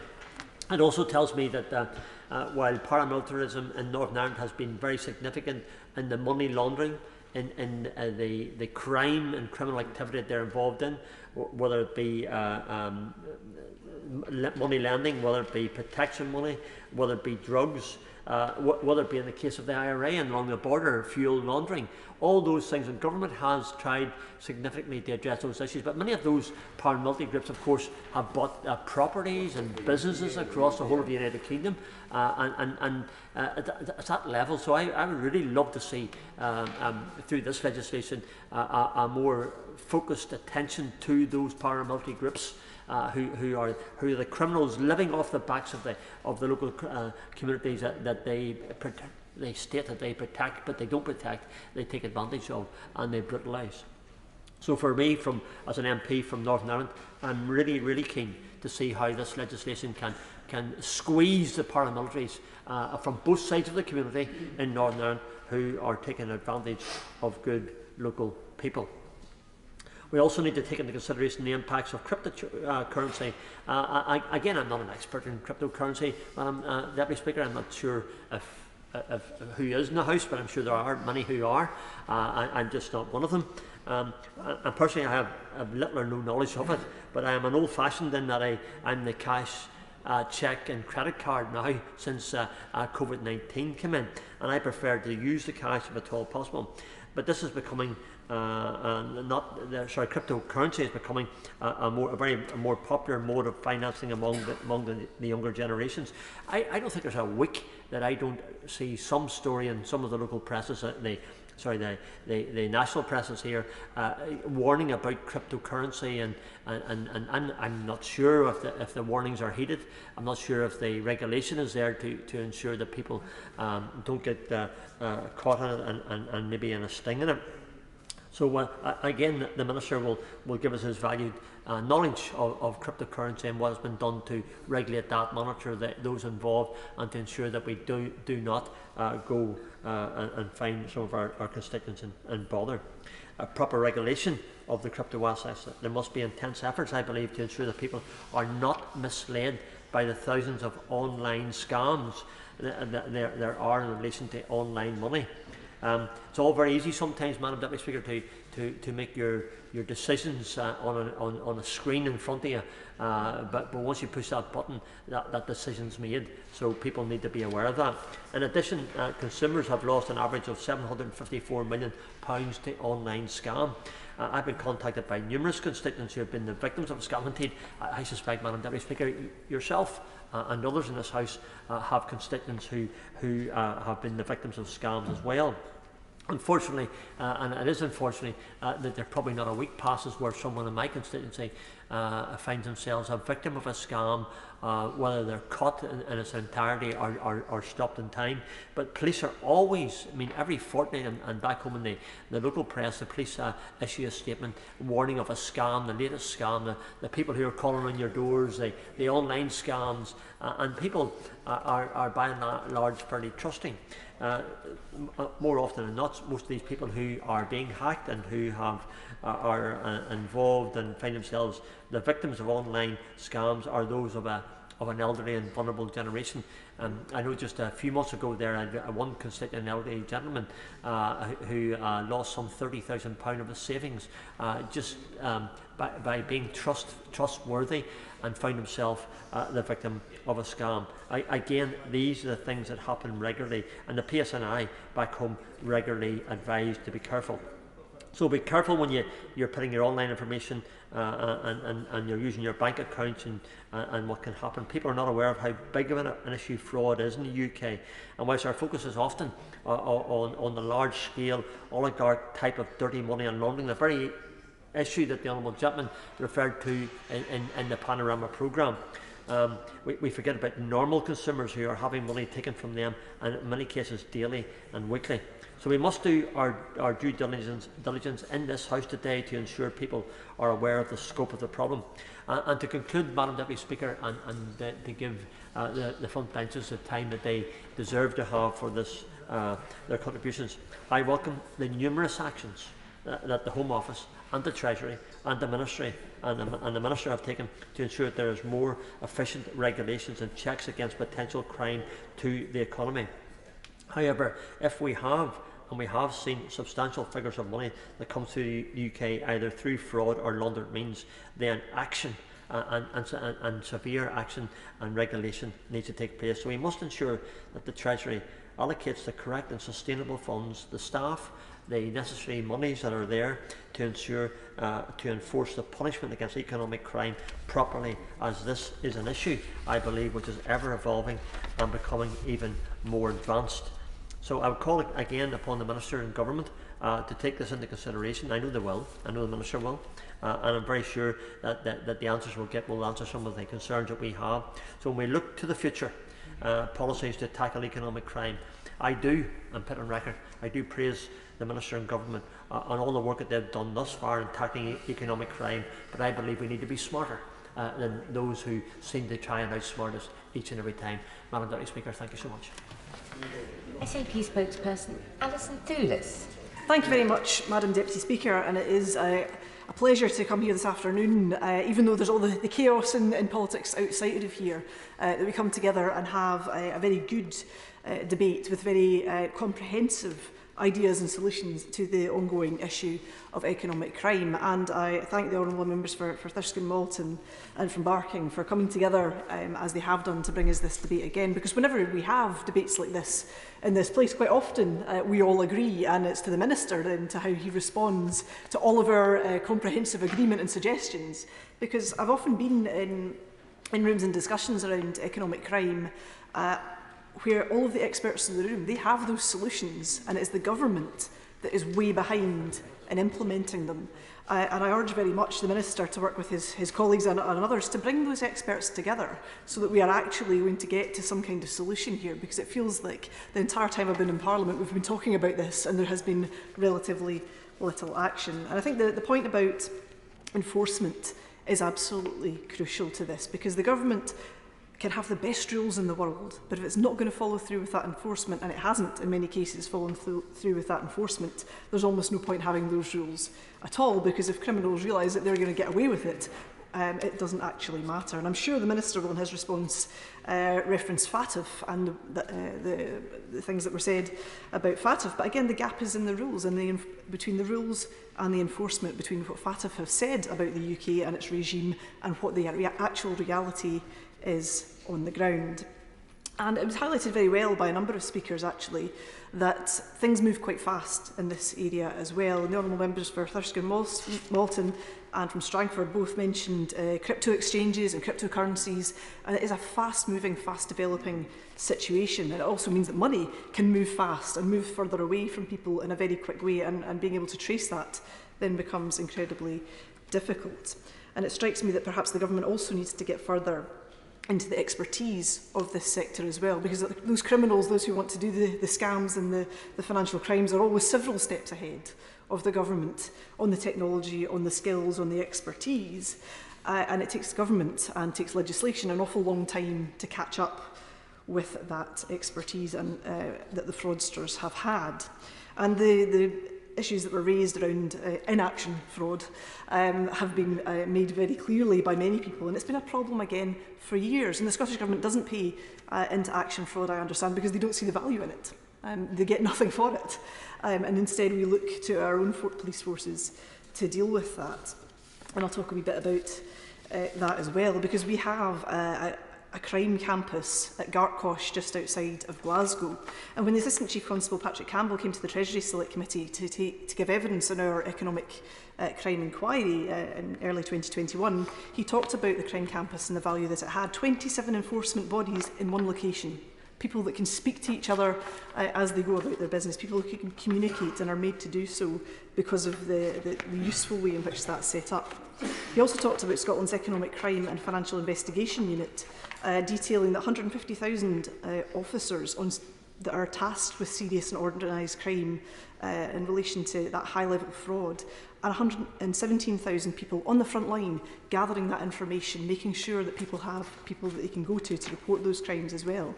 And it is a contrast, certainly, with the fragmentation across a whole plethora of UK agencies. And the Treasury Select Committee report highlighted that as well. There is nobody who has proper responsibility, proper oversight for economic crime in the whole of the UK. And that really does show when it comes to the enforcement. There have been some very good suggestions put forward as well, and I welcome the suggestions for more executive responsibility and liability for economic crime. That failure to prevent economic crime is absolutely crucial to it, and the comparison with the Health and Safety Executive was made, and I think that is actually quite a good comparison, because if nobody is responsible for it and nobody's accountable for it, it's very difficult to see anybody doing anything about it. And I would extend that, and some of the evidence that we took at Treasury Select Committee reflected in this as well, to social media companies too, because that is often where an awful lot of fraud is happening these days.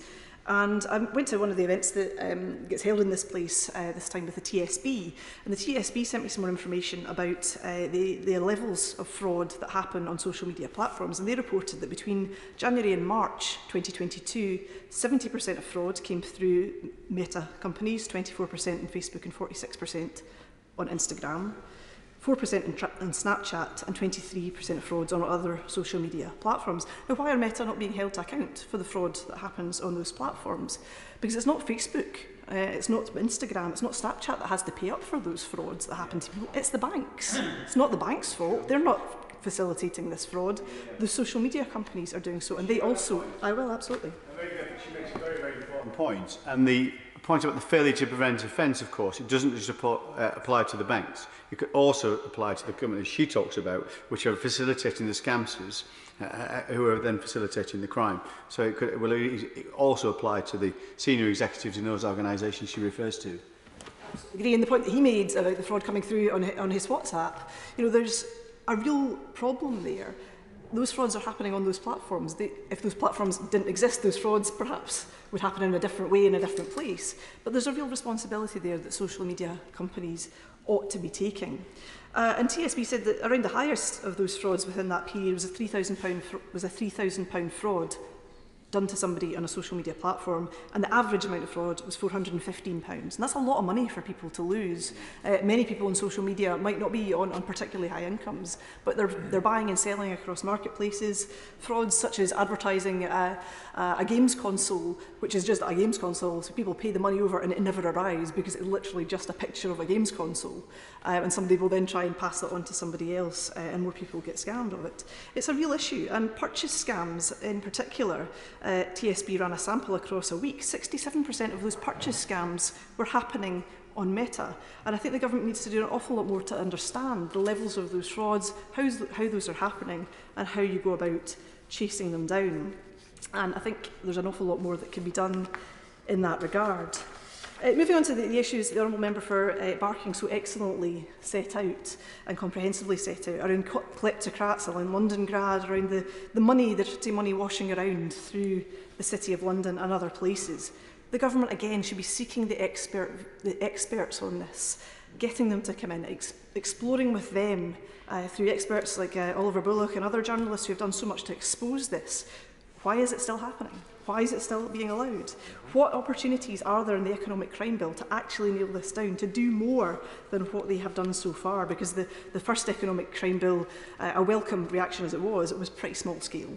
Let's be honest, and there needs to be an awful lot more done. There needs to be more done, of course, on Scottish limited partnerships, as I often mention, which have been used so well to facilitate that fraud, and that fraud has spread as well, as it does. If you push down the bubble on the wallpaper, it comes up somewhere else, to Irish limited partnerships. What discussions has the government had with the Irish government about what our failure to tackle this has done to their limited partnership system? And what progress and what dates can he give on the register of overseas entities? Because we've talked about this again for years and nothing has yet happened. The Scottish equivalent has now been set up, is now operating, and the UK government is behind. And what impact on the wider economic system? What impact on sanctions and what impact on Russia? And I understand Bill Browder spoke this week and said that the UK is the world's biggest destination of dirty money from Russia. There has not been a single prosecution of economic crime for Russians in the UK, not a single one. Why is that? And what is the government doing to ensure that nobody can get off scot-free? And while I'm here, I want to talk just briefly about Companies House, because I always do, and I will continue to keep doing until this gets fixed. Because Companies House, Madam Deputy Speaker, is utter guff. The register is full of complete nonsense. And will the Minister meet with Graham Barrow, who is an expert on this area, to talk about the timescales and the process for reforming Companies House? Graham Barrow pointed out that on Tuesday this week, 4,063 new companies were registered in Companies House. And that's not a sign of a booming legitimate economy. It's a sign that something is very wrong with Companies House. And as an example of this, Wendy Siegelman, a journalist, I think in the States, pointed out that a company was registered in Edinburgh in December 2020 under the name of President Donald John Trump. When she flagged this with Companies House, the response was, that person was no longer president of the USA at the time. That is entirely missing the point. I don't think Donald Trump is alive and registering companies in Edinburgh. I think he's somewhere else in the world doing other things just now. And Companies House should be taking these issues a lot more seriously. And more seriously for the government also, Martin Williams in Open Democracy mentioned that fraudsters have been exploiting Companies House to set up companies in the names of officials of the Ministry of Justice and HMRC. This identity fraud being perpetrated through Companies House should be of great concern to this government. Not just that it's government officials being affected, but anybody, Madam Deputy Speaker, you, I, or anybody else could be affected by a company being registered in our name, and then we become somehow liable for it, despite perhaps never knowing anything about it. Companies House reforms are well overdue, and it must be an anti-money laundering supervisor in its own right, as well as asking for verification for companies, for individuals as well. I could talk, Madam Deputy Speaker, for longer on this. I could talk till the cows come home, or we lose a Prime Minister, whichever comes sooner.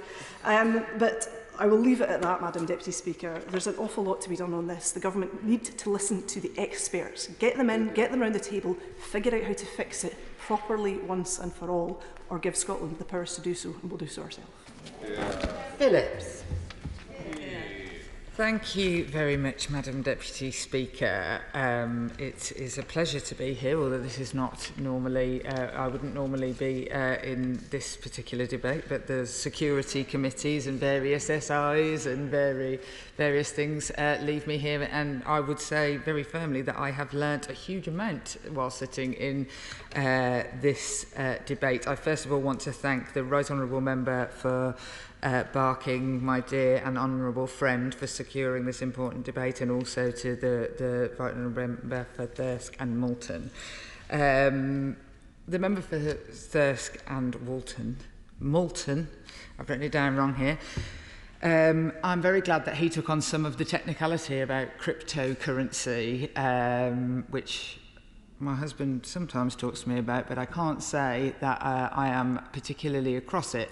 And I say that to highlight a problem that I think that also the member for Weston-super-Mare highlights, is that I think that we in this legislature and actually in our law enforcement are grossly behind in a digital world, acting in an analogue form, and the writing has been on the wall in this regard for some time, and I fear that we have not kept pace at all. What I couldn't agree more with his speech about action fraud, and I believe it was the Honourable Member for Glasgow Central who called it inaction fraud, which is a considerably better way to describe it. But what surprised me most about his remarks were the record of banks that everybody in this country trusts, actually, being fined so much money for money laundering of Mexican drug cartels, amongst many other things.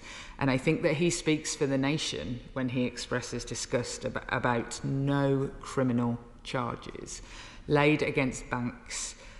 The public would be absolutely appalled to hear this, especially being as has been pointed out by many members, how ready our agencies are to chase up people, all of our constituents, should they be falling foul of anything in particular.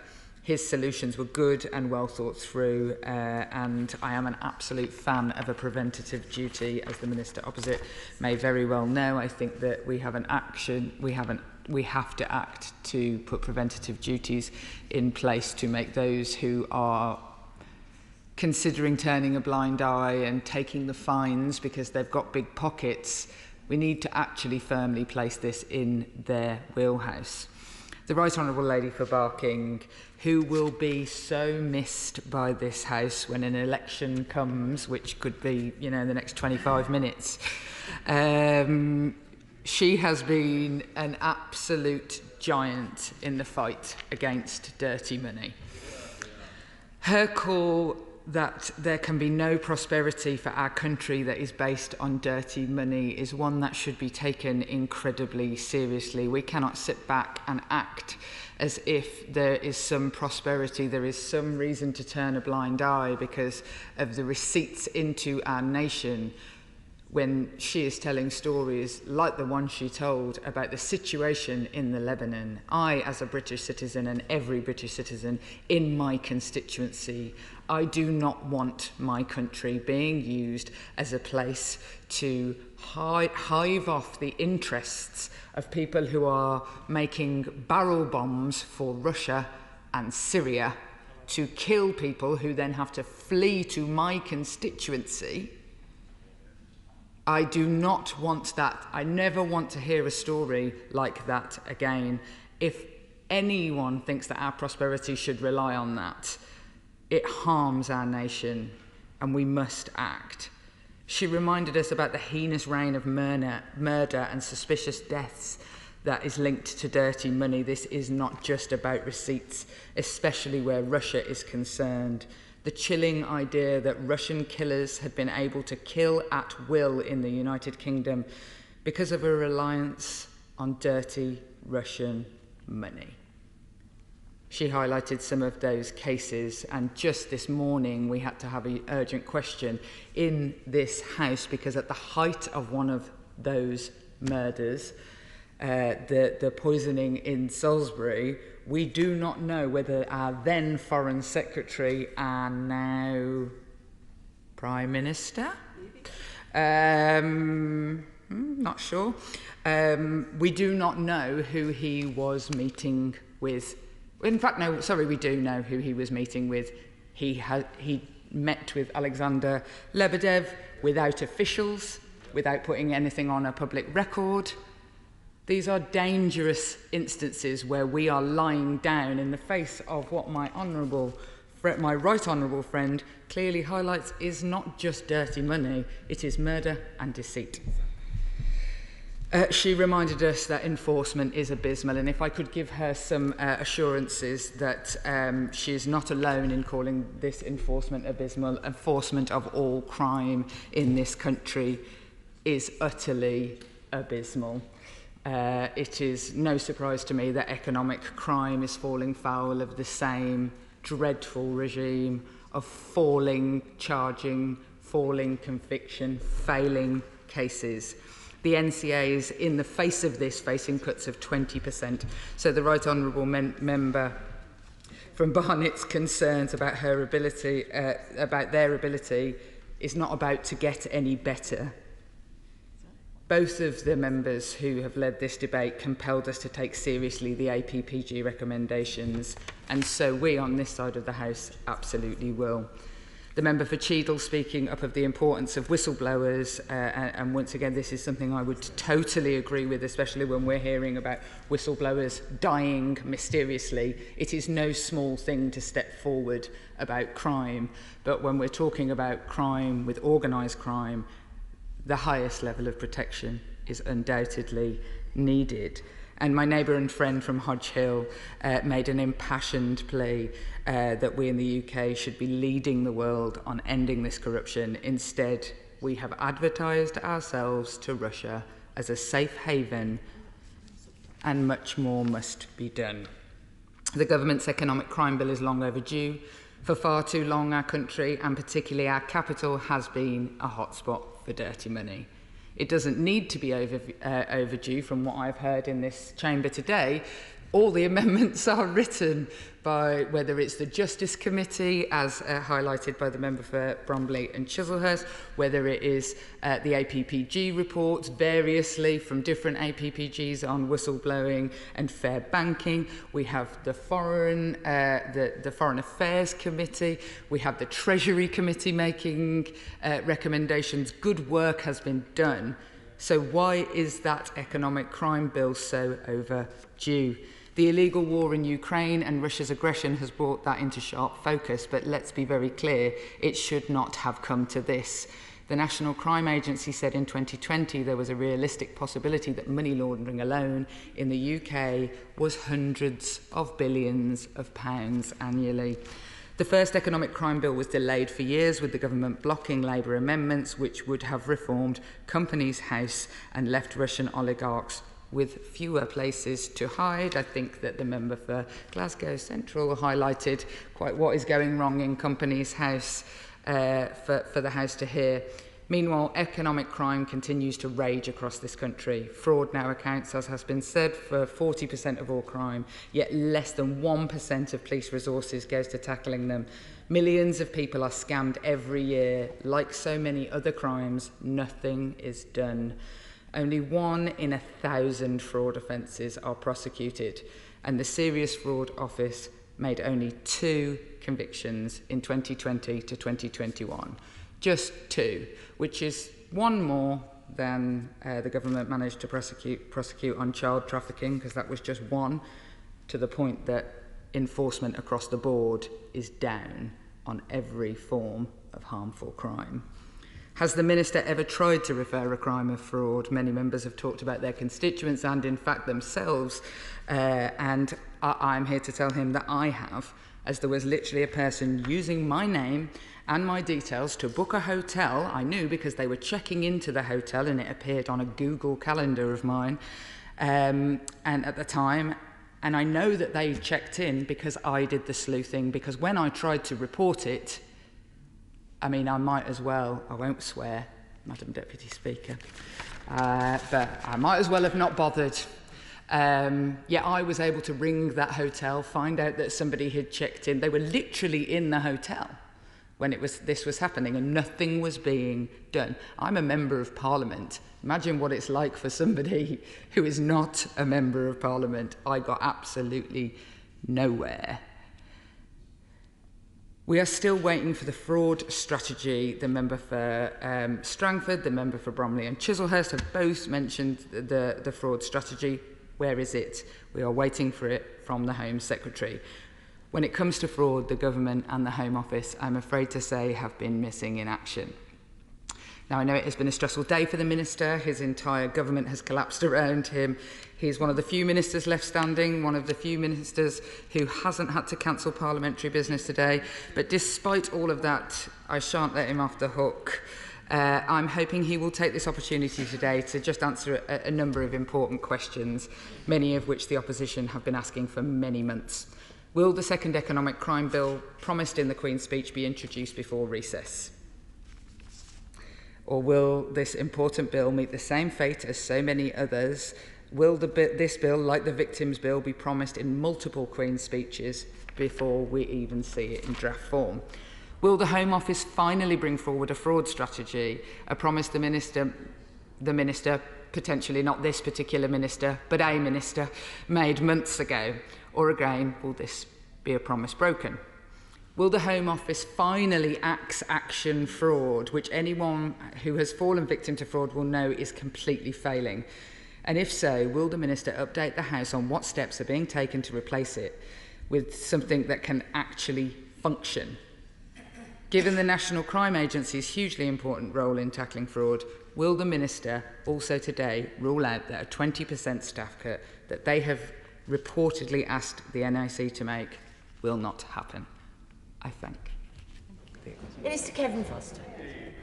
Well, thank you, Madam Deputy Speaker. And it's certainly an interesting day to be responding to this debate. And like the Shadow Minister, this isn't my usual field, but I had agreed to respond to this debate about a week ago. It's always nice to have those.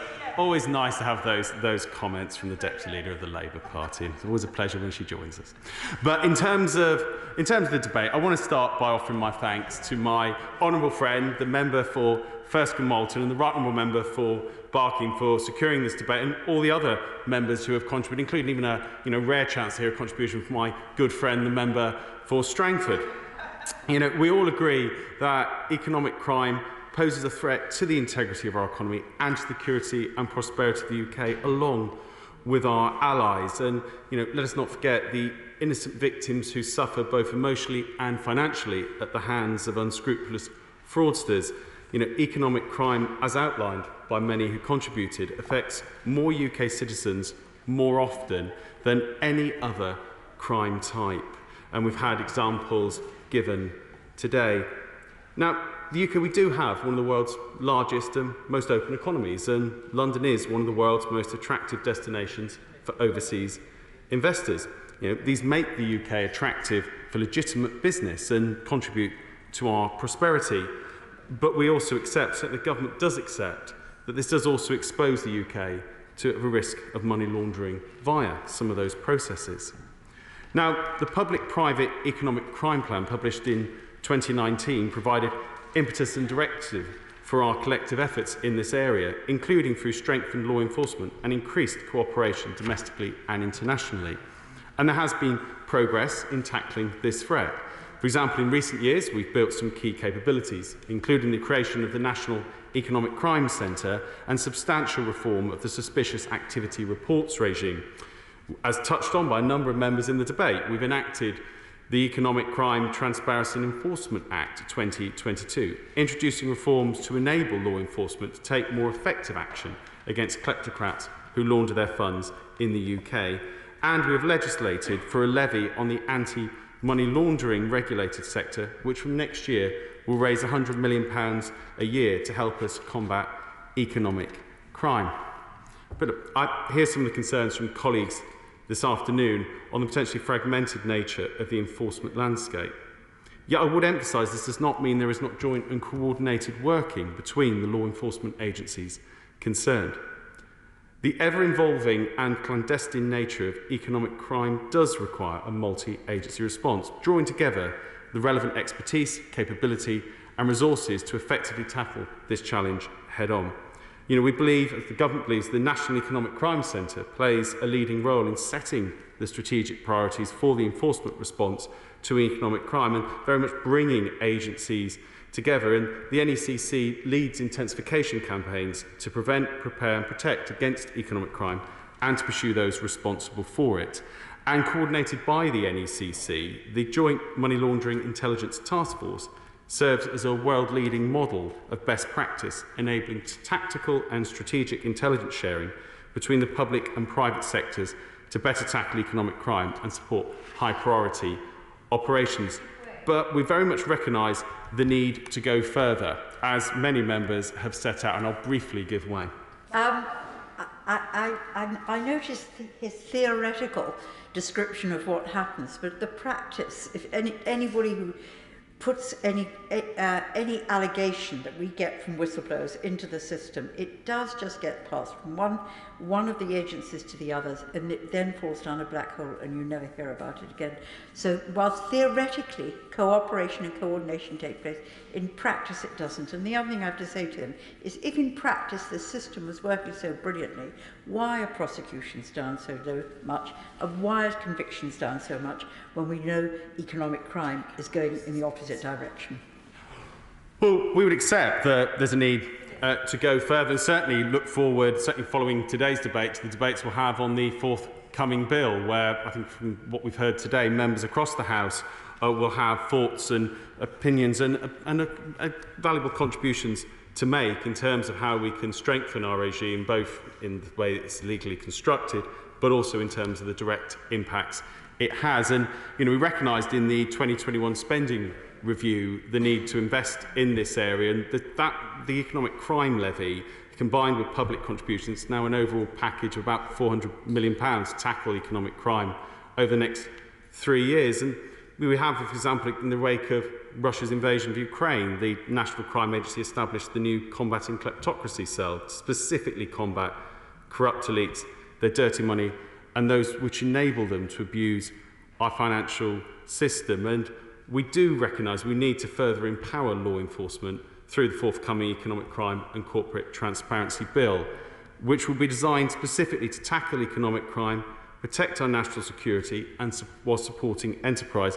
And the bill will include some much needed reforms to Companies House and limited partnerships, including Scottish limited partnerships, with additional powers to seize suspected crypto assets more quickly. And a number of... Briefly. I welcome all reforms of Companies House, but will he put it on a proper footing and make Companies House an anti-money laundering supervisor in its own right, rather than relying on third parties to do that function? Well, certainly we'll set out in the details of the bill and we'll look forward to the debates on them. But certainly we're clear that the Register of Companies' powers should become more of an active gatekeeper over company creation and custodian of more reliable data, including powers to check, remove or decline information submitted to. She rightly in her contribution gave the example of someone setting up a company as Donald Trump. Well, clearly that wasn't a legitimate company being established. Some who missed that particular things. And it's about the fact, but it's, again, part of the changes are, one, identity verification. It's certainly in my normal role of talking on immigration, that's something that we do quite a range of work on, ensuring people can validate who they are, what their status is, and about bringing a lot of that practice into the area of company formation to remove some of the worst examples we've heard today. I accept that's something that many people will see as overdue, that it needs to be done, but it's certainly something that we intend to legislate on and bring forward as a key change to our enforcement structure and to ensure there's less opportunity to abuse the system of company registration here in the UK. Now, there's been comments about the National Crime Agency's resources. We have increased its budget year on year since 2019, and taking all NCA funding into account, their budget has increased by 32% since 2019.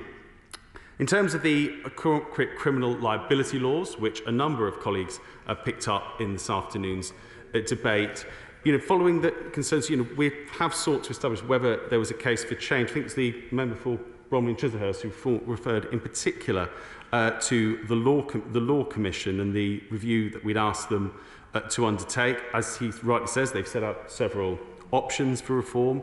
He outlined his view that he would like to see us accept them. I said we are assessing them, but certainly that is something that we specifically asked them to do, because we believe that's something where we do need careful consideration. Briefly. Very way. I agree that he wants to assess them, but he will be aware that this debate has been ongoing actually for quite a number of years now. Well in advance of the actual reference to the Law Commission. It's been debated in political circles and in legal and judicial circles for a great deal of time. So there's a huge amount of information there, so you can come to his assessment, I hope, very quickly.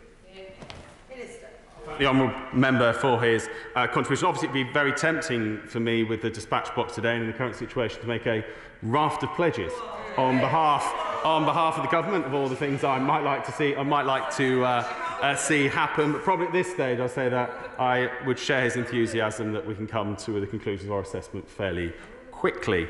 Now, the honourable member for Cheadle in particular talked about whistleblowers, and we very much recognise the value of whistleblowers being prepared to shine a light on wrongdoing, and we believe they should be able to do so without fear of recriminations. And what I would make clear, workers can seek redress through the whistleblowing regime if they are dismissed or suffer detriment because they've made a protected disclosure, and it's worth noting uncapped compensation can be awarded by an employment tribunal to reflect this.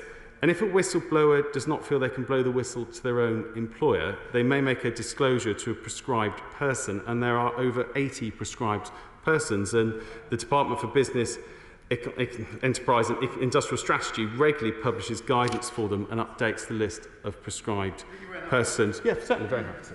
I'm very grateful and appreciate the fact he's covering this brief. On the point he makes, if whistleblowing legislation worked, why is it that my constituent Ian Foxley, who blew the whistle on GPT special projects in 2011, and that company was fined, found guilty last year, £28 million in financial sanctions, why is it he's been without a single penny in compensation, without a penny of earnings for 11 years? The legislation isn't broad enough, isn't all-encompassing, it needs reform, it needs it urgently.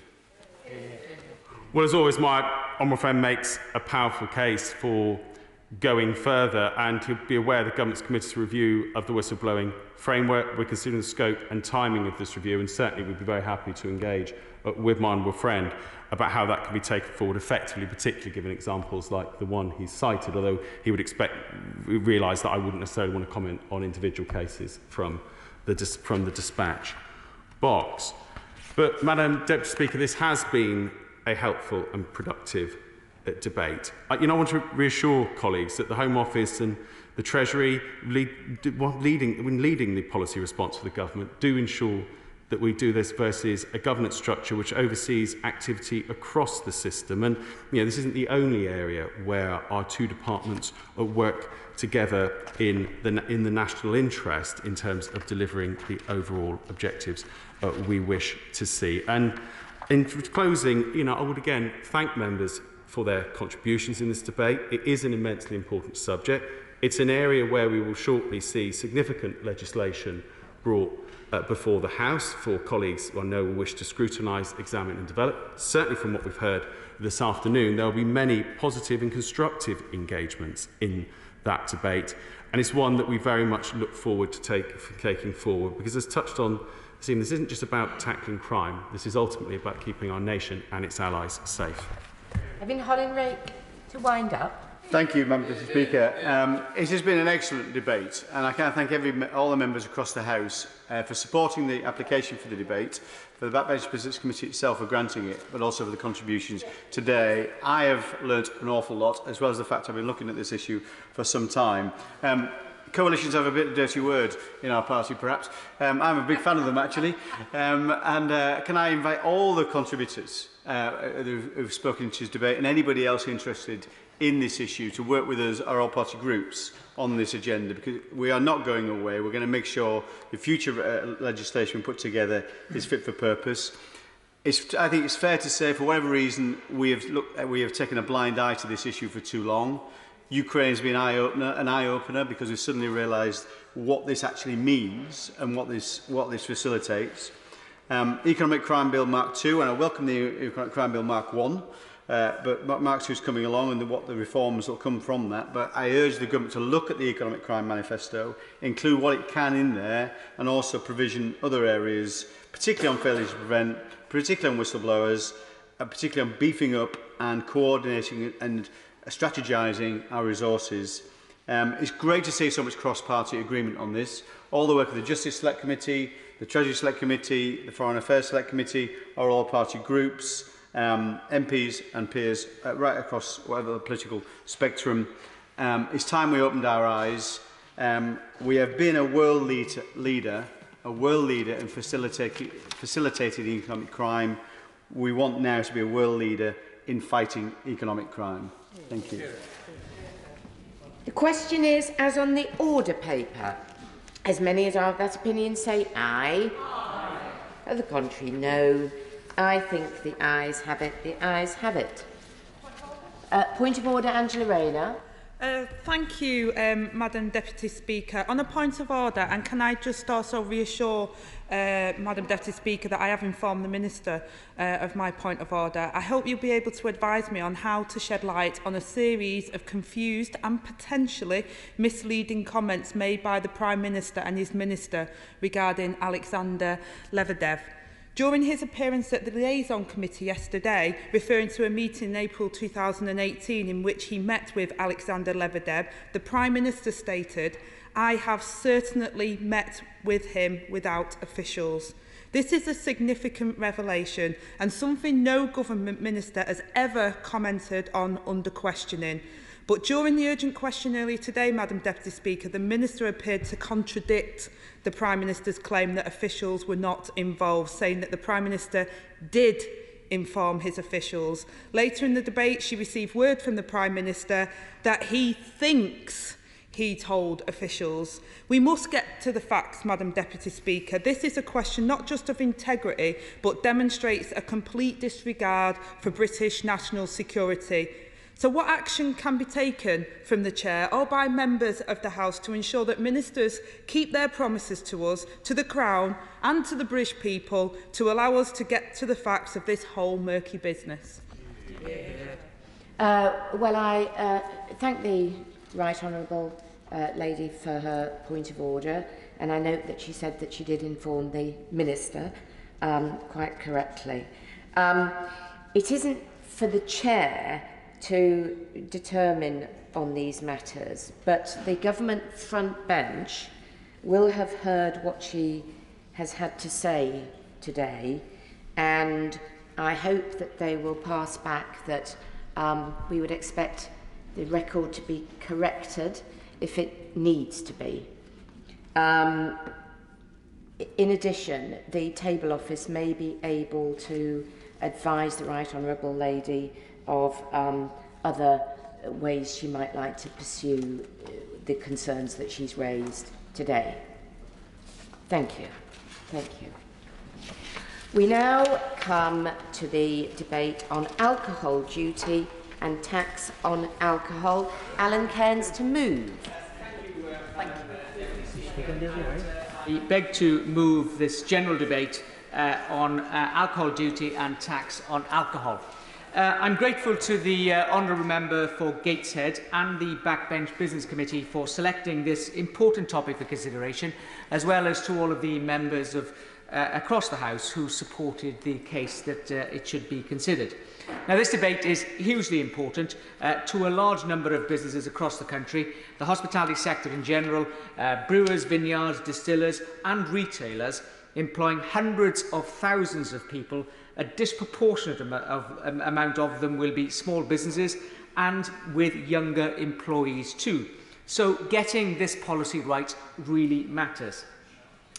I want to start by paying tribute to the government for recognising this Brexit opportunity.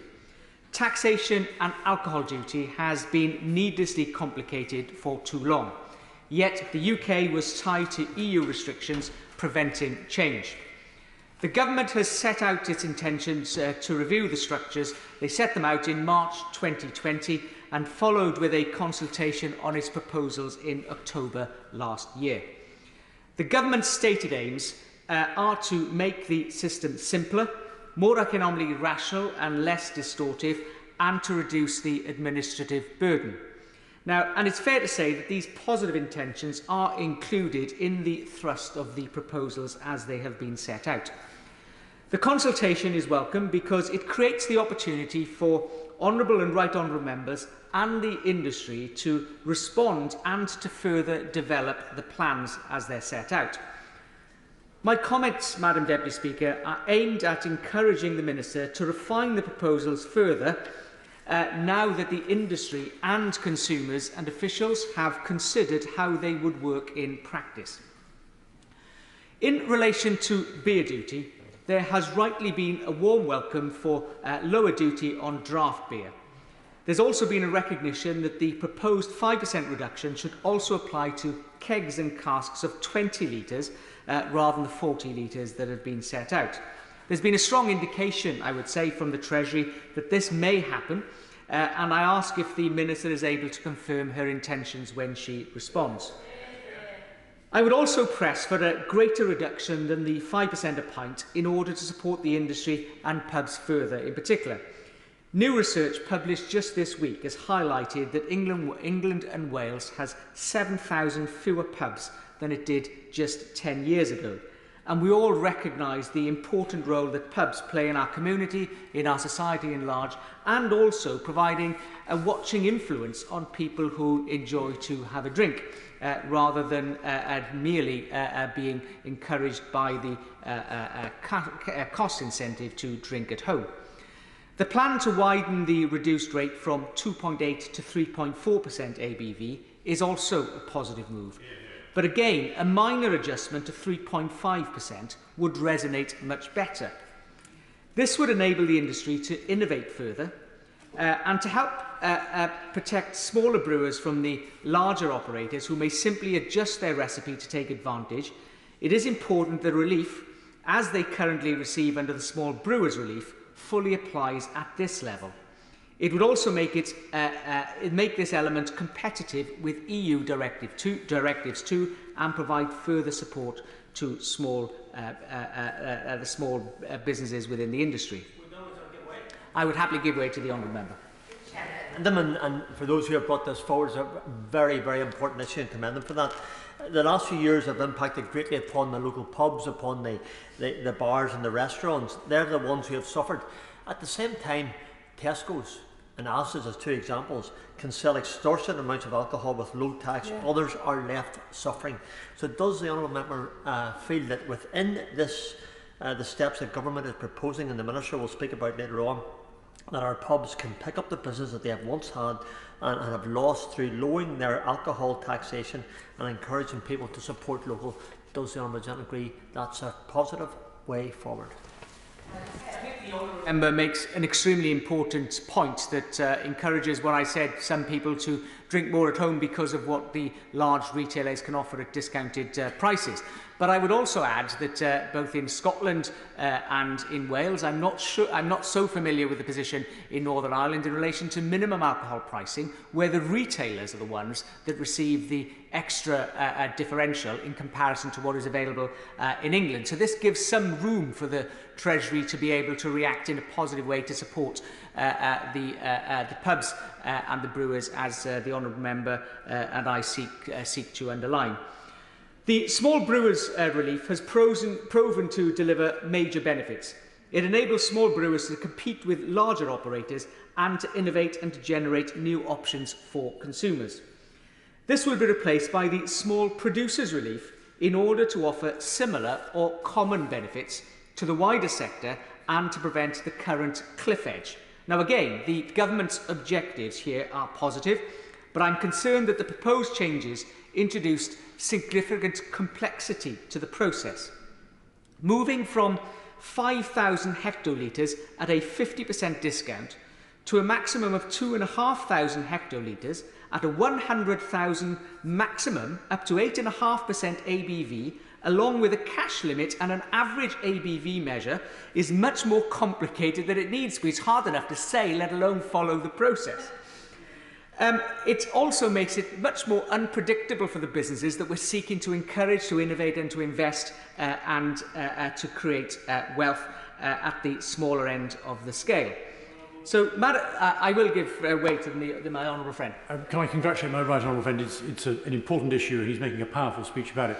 I was particularly interested in his point about broadening this from just brewers across to the wider sector. In particular, the cider sector, very important in the West Country. Thatcher's Cider, based in my constituency, are complaining on behalf not just of them, but of many other small producers about the massive increase in complexity which this collective set of changes has introduced. It may be easier to understand at a high level, but for individual firms, Martin Thatcher has written to me saying huge increases in red tape and bureaucracy brought in as a result of these proposals result in a need for increased staff to manage monthly excise duty returns, and goes on to talk about the increased costs of that burden. I hope he's going to be able to address that and persuade the Minister to respond. Well, I'm grateful to my honourable friend for the point he makes, and I think that the significant advantage the cider industry receives as it stands is testament to the campaigning that my honourable and right honourable friends from the South West have made to the industry because of the differential in the taxation status, and there are some who call for that to be addressed, but that is not proposed in the government's plans, and I'm not suggesting that that should change, but I think the honourable member makes an extremely important point about the complexity. So even when there are potential advantages to some sectors over another, the complexity detracts from that, and I think that the simpler the process, the better that would be. So, Madam Deputy Speaker, I hope that the Minister agrees that the current proposal as laid out is too complex and a simplified approach would work much better. The principles or broad approach of this incentive are important, and I ask why there is no similar support for UK vineyards as well, all of which in the UK are small operators. These are businesses that invest for many years before receiving a return on their investment. The quality of wine competes on par with traditional winemaking countries and wins. Now, Llanerch Vineyard and Glyndŵr Wines in my constituency are excellent examples. They invest heavily, have long lead times, are excellent employers, and are as well great visitor attractions. In reality, they are small operators, and extending either the principle of the small producers relief to include vineyards, or simply by increasing the current arrangement, albeit simplified, from the 8.5% ABV limit would make a major difference and provide significant advantages to wines made in England and Wales. Support to such vineyards here in the UK would not pose risks or undermine the Treasury's ambitions and can be met within the WTO rules. The same principle could also apply to small... I will give way to my honourable friend. My honourable friend for giving way, and this is something very specifically which has been raised to me in my constituency by Bolney Wine Estate, very particularly impacting them and other nearby producers in my honourable friend Lewis's patch in terms of Ridgeview on the edge of my patch as well, and in regard to Kingscote in East Grinstead. There is a collective ask across the English and Welsh wine industry, and I hope the Minister on the front bench will be able to help these businesses to grow, because they are small producers and tourist attractions, but above all, businesses. Grateful to my honourable friend for the extremely important point that she is making and underlining the issues that we've highlighted. I warmly welcome the proposed... I'm limited on time, but I will give way very briefly to the honourable member. Limited time, but look, could I thank the honourable member for giving way, and as a member of CAMRA, welcome the comments that he's made about the brewing industry, and if we do get that reduction to 22, then that will be very welcome. But on wine, he references rightly British vineyards, which are a great success story.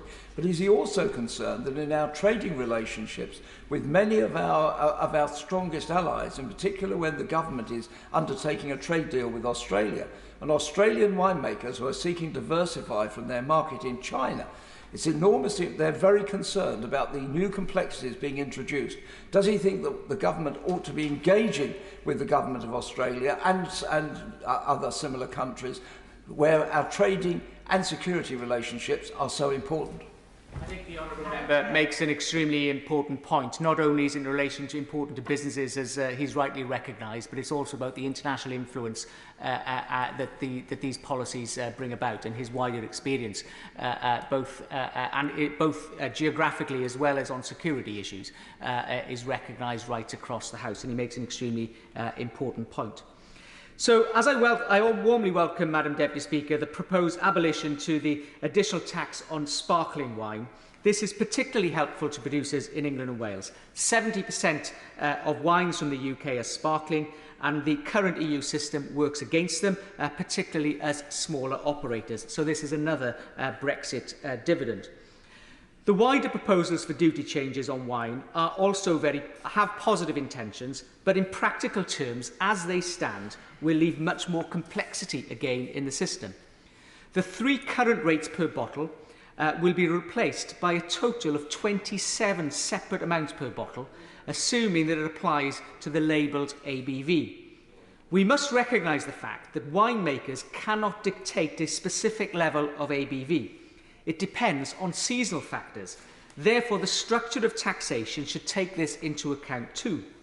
The administrative burden will fall particularly hard on UK retailers, particularly specialist merchants that tend to carry small supplies of a wider range of products. A small retailer, for example, could have a range of 2,000 to 3,000 different products. The variation between different vintages would also mean they become swamped in red tape, a policy that runs against the positive intentions the Minister and the Treasury has. There would also be a need to take into account permitted tolerances. Now, the good news, Madam Deputy Speaker, is that the minor adjustments can achieve the government's objectives and simplify the structure for the industry. All wines fall within the spread of 8.5% to 15% ABV. Establishing such a spread and applying a common rate would simplify the process and give the Treasury the clarity it needs. The industry believes, for example, that a rate of 12%, which would be a 4% increase on the current rate, would be a win for the Treasury, but also a win for them because of the reduced red tape. And that demonstrates the point that was highlighted about the cost of the red tape earlier. I would emphasise, however, that it may sound logical to say compromise instead of the high number of splits in the range between 8.5 and 15. Why not maybe have just 2? But that will not work out either. It might sound logical, but the complexity would remain. And similarly leave tolerance challenges as it would previously.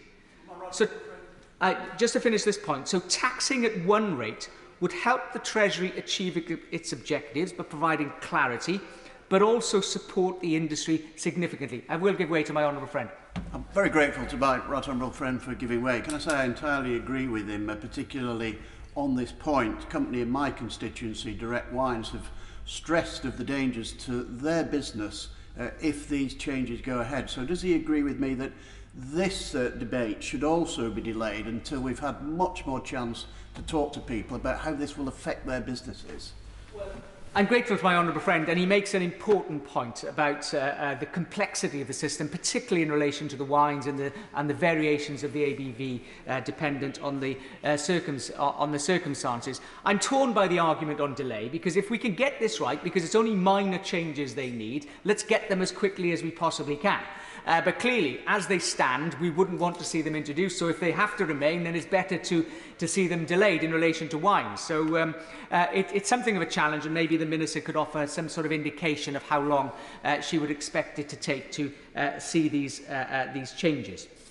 So, Madam Deputy Speaker, these issues are technical and complex, but are hugely important to industries that employ and entertain millions of people across the UK. Previous Chancellors have often made a name for themselves by working closely with the drinks industry on such technical issues, and have delivered a huge boost to employment, investment and society at large. And it's also gone down very well with the popular press when they get it right, because of the popularity of the alcohol sector, and rightly so. So this is an opportunity to do the same. The intentions are right, the structure is logical, but the changes along the lines that I've highlighted would ensure that this important industry can continue to develop, can continue to grow and deliver for all our constituents. I beg to move. The question is, as on the order paper, Daisy Cooper. Thank you, Madam Deputy Speaker. I'm incredibly pleased to be able to speak in this debate. I would like to speak about beer, cider and fortified wine, sometimes known in some parts of Westminster as a work event. The former Chancellor's relief scheme for draft beer and cider excludes far too many small brewers and cider producers who need the most help.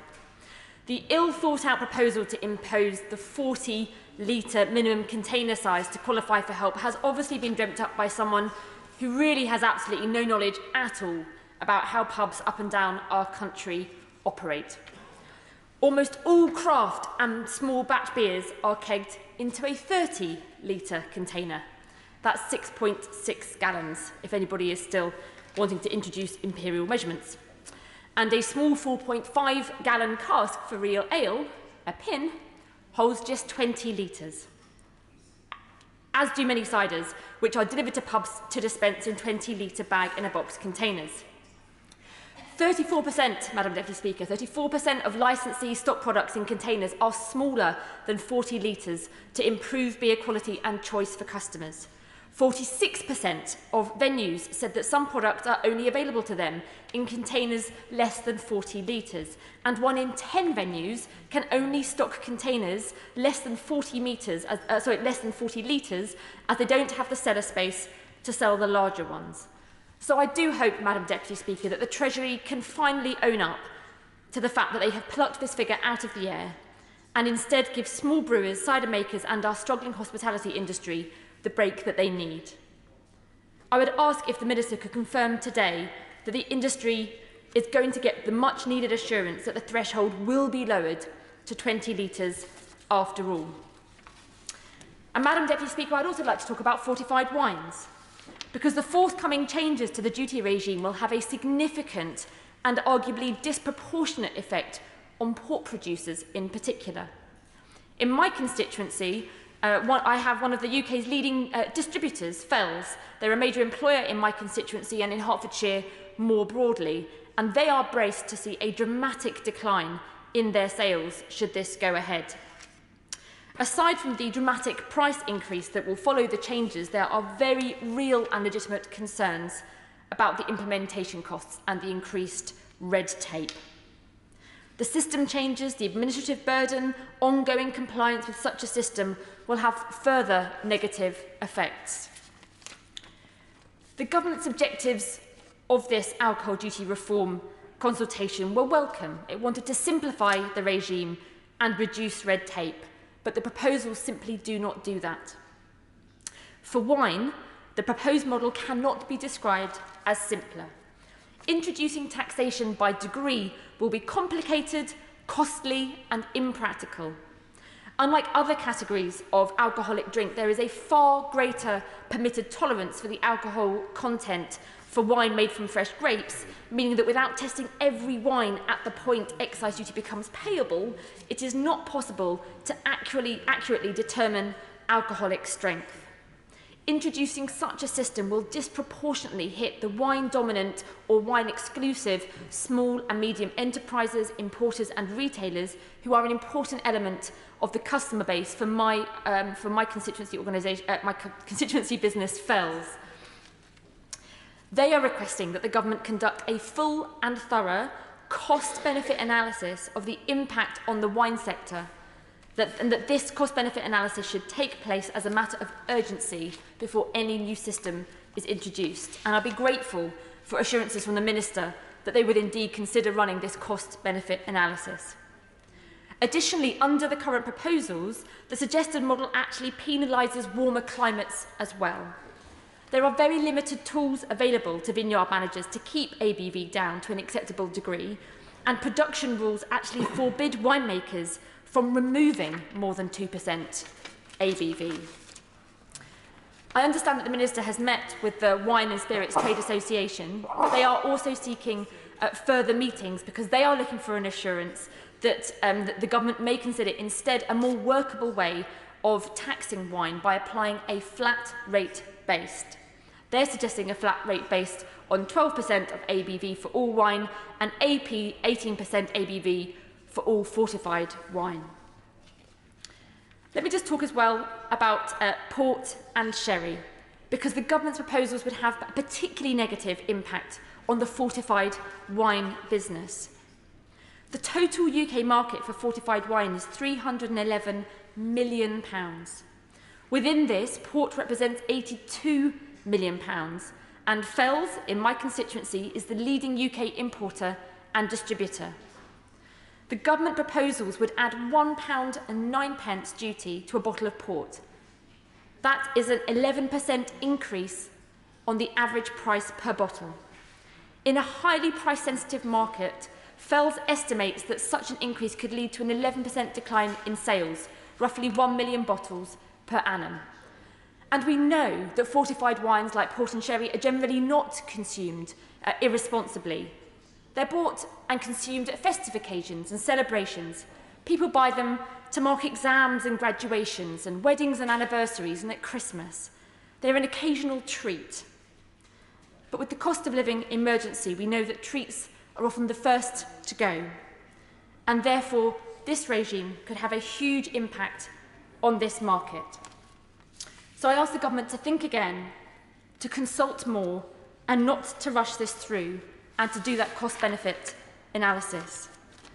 Finally, Mr. Deputy Speaker, I do believe that overall the alcohol duty reforms that are being proposed by the government are really just tinkering around the edges in dealing with the pressures that are facing hospitality. We have a broken business rate system that penalises pubs, restaurants and high street shops. We have spiralling energy costs which remain uncapped for small businesses. We have food inflation and labour shortages. I would ask the government to seriously consider bringing forward a proper plan to protect British brewers, distillers, winemakers and their distributors. Thank you. Very much. Flick Drummond. Thank you very much, Mr. Deputy Speaker, and can I congratulate my honourable friend for the Vale of Glamorgan for securing this important debate. It's a pleasure to speak on this debate on taxation of alcohol and the government's review. And can I first declare that I'm chair of the all-party parliamentary group on wine GB. I'm also fortunate to have some fantastic producers in my Meon Valley constituency who will have an interest in these policies, both brewers of beer, cider makers and, most importantly, vineyards. I have kept in close contact with them throughout the process of the consultations and review, and the points I make here are heavily influenced by their comments to me over many months. In Britain, we're increasingly a maker and exporter of wine. Our tastes as consumers, technological advances, and we must face it, climate change, have driven change and growth in the industry. And I very much welcome the removal of the super tax on English sparkling wine. We have some brilliant vineyards around the UK. Hambleton Vineyard in my constituency is at the forefront with their award-winning wines. This will help them develop the market at home alongside their continual success in the export market. Because vineyards face high start costs, and in the case of sparkling wine, up to a decade of careful work before they have a wine that they can market. I was pleased to see that the vineyards of Sussex, that they've recently achieved protective designation of origin, and I hope that their counterparts in Hampshire and other counties will be able to achieve a similar designation. And I will do whatever I can to help them get that recognition of their excellence. So in view of the challenges that winemakers and merchants face, I do think we have to look again at the proposals on wine duty. I appreciate the desire to simplify what has become a very complex regime. It dated from times when we neither consumed as wide a variety of wines, nor so many of them made in Britain. But the current proposals would actually increase the price of around 70% of wines, and it would affect many SMEs in the wine trade. It would also create a regime of 27 different bans, as we've already heard. The burden this would impose on independent wine importers and merchants is a mountain of red tape at a time when we're trying to reduce that generally.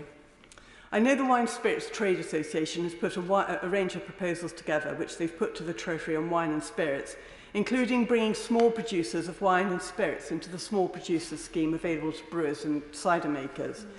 But a solution which I favour could be that we have a duty based on the 12% as the midpoint in the 8.5 to 15% range, this would cover 3/4 of all wine. And fortified wines have a midpoint of 18%, and that provides a logical basis for another band. It would also tie in with the global market, which regulates all wines between 8 and 15% as just one product. Turning to brewers, I'd particularly ask the Treasury to look again at Make It 20 campaign, which CEBA are leading. The introduction of the draft duty rate has been welcomed across the industry and by Camera. But supporting smaller brewers has been a long-term aim of the government. But in order to get the best out of draft duty rate, we do need to move the container size it applies to down to 20 litres. 20 and 30 litre containers are mostly a mainstay of supply for small brewers, and with the limit at 40 litres, there's a good chance that many brewers would miss out. And when we come to look at the health of the pub sector, we know that consumers want to see smaller brewers represented. YouGov had recently surveyed pub drinkers and found that more than 3/4 of respondents cited this as an important factor. Turning to cider, which was also mentioned earlier by the Honourable Gentleman for Somerset, one of the Western-super-Mare. This is an area of business which has benefited most from government support in recent years, and I'd urge the government to act on the same level for our winemakers and brewers. Because cider is a great British success story, and talking to cider makers such as Meon Valley Ciders, I look forward to them going from strength to strength. And pubs faced a tough time during the pandemic, and I argued strongly for restrictions on them to be lifted as quickly as possible. I wanted them to be able to carry on off sales while they were closed for on sales as well. During the pandemic, the sector initially recovered strongly, thanks to the Chancellor's eat out, buy one, get one free, I think it was, can't quite remember. Eat out to help out, thank you. But even with the good weather that we're having this summer, it is clear that pubs and restaurants are still operating below the pre-pandemic level. A figure of minus 20% is a figure that we often see mentioned. And this does leave a potential black hole in their margins, which are tight at the best of times, with some fairly rapacious major businesses in their supply chain. The macro brewers and pubcos have not been good friends to the pub trade, which is why it is vital that we support our smaller producers. The Treasury has generally taken a constructive attitude throughout this process, and I'm confident that my colleagues will continue to make sure that we get the right policies in place to help our small brewers, cider makers, and particularly vineyards. Thank you. Mr. Wood. Thank you, Mr. Deputy Speaker. And it's a real pleasure to speak in this debate, and I congratulate my right honourable friend, the member for Vale of Glamorgan, for securing it at such a vital time for so much of the sector.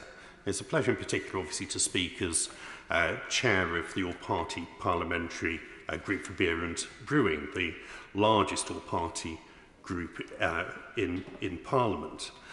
Because a lot of public focus is given to the very real harm that can be caused by alcohol and by overconsumption.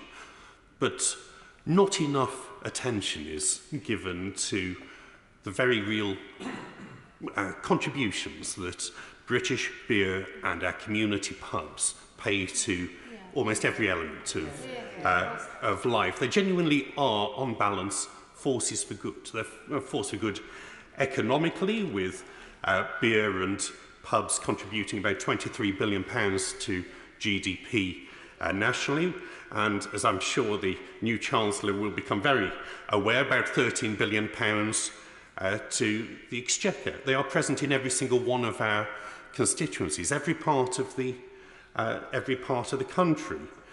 We have about 1,800 brewers, or possibly more, across the UK, including about 150 in the West Midlands. My own constituency is home to at least five breweries.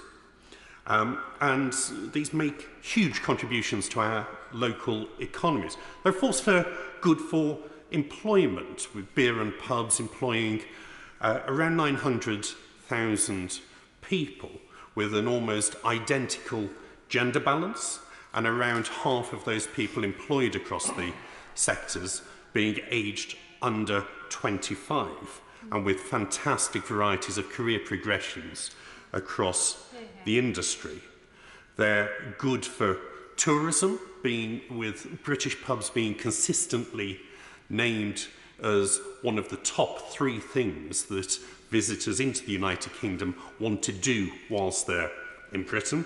And they're good for exports, being the 3rd highest food and drink export sector, worth around £550 million for the UK economy, and before the pandemic, growing more quickly than almost any other export sector. And they're good for our society and for culture. And at a time where loneliness and isolation are often the biggest challenges facing some of the most vulnerable people in our communities, in many areas, the community pub really is the last of the services in those towns and villages. It is... Of course I'll give way. Thank my honourable friend for raising both the opportunities, the career, managerial and long-term opportunities in the sector, but also around the charitable and good will and fundraising that happens in many of our pubs. I recently went to a Brave the Shave in the Borough Arms in Haywards Heath, and they were raising masses of money for Macmillan Cancer. And this sort of thing goes on up and down the land, bringing people together and bringing good causes and goodwill together equally, as well as a good time.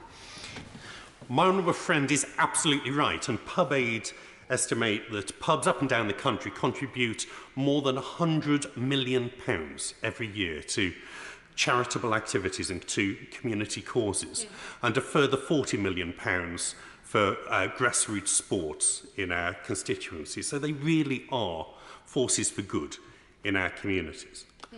But they have our pubs, our beer, brewing, and as my honourable friends have said, many of our other producers, other parts of the sector, have long been overtaxed. UK pubs and brewers are taxed around 20 times more than US tech companies compared to their turnover. They're taxed around 5 times more than UK gambling. The UK has one of the highest levels of beer duty in Europe, behind I think it's only Finland and Ireland, but 10 times that of Germany. Taken together, our pubs and brewers contribute over £10 billion over £10 billion in tax last year, even in reduced market conditions. 1 in every £3 that's spent in the UK pub does go straight to the Treasury, which I'm sure the Minister will be very grateful for, but I'm sure that members will also recognise the disadvantage that the burden this places on those responsible places for people to drink responsibly and in moderation when compared to the opportunities that particularly supermarkets and other off-trade retailers are able to sell their products far, far cheaper with far less employment costs and far less in terms of their responsibilities to regulate who they're selling to. On that point. Of course. Thank you. I'm grateful for the honourable for giving way.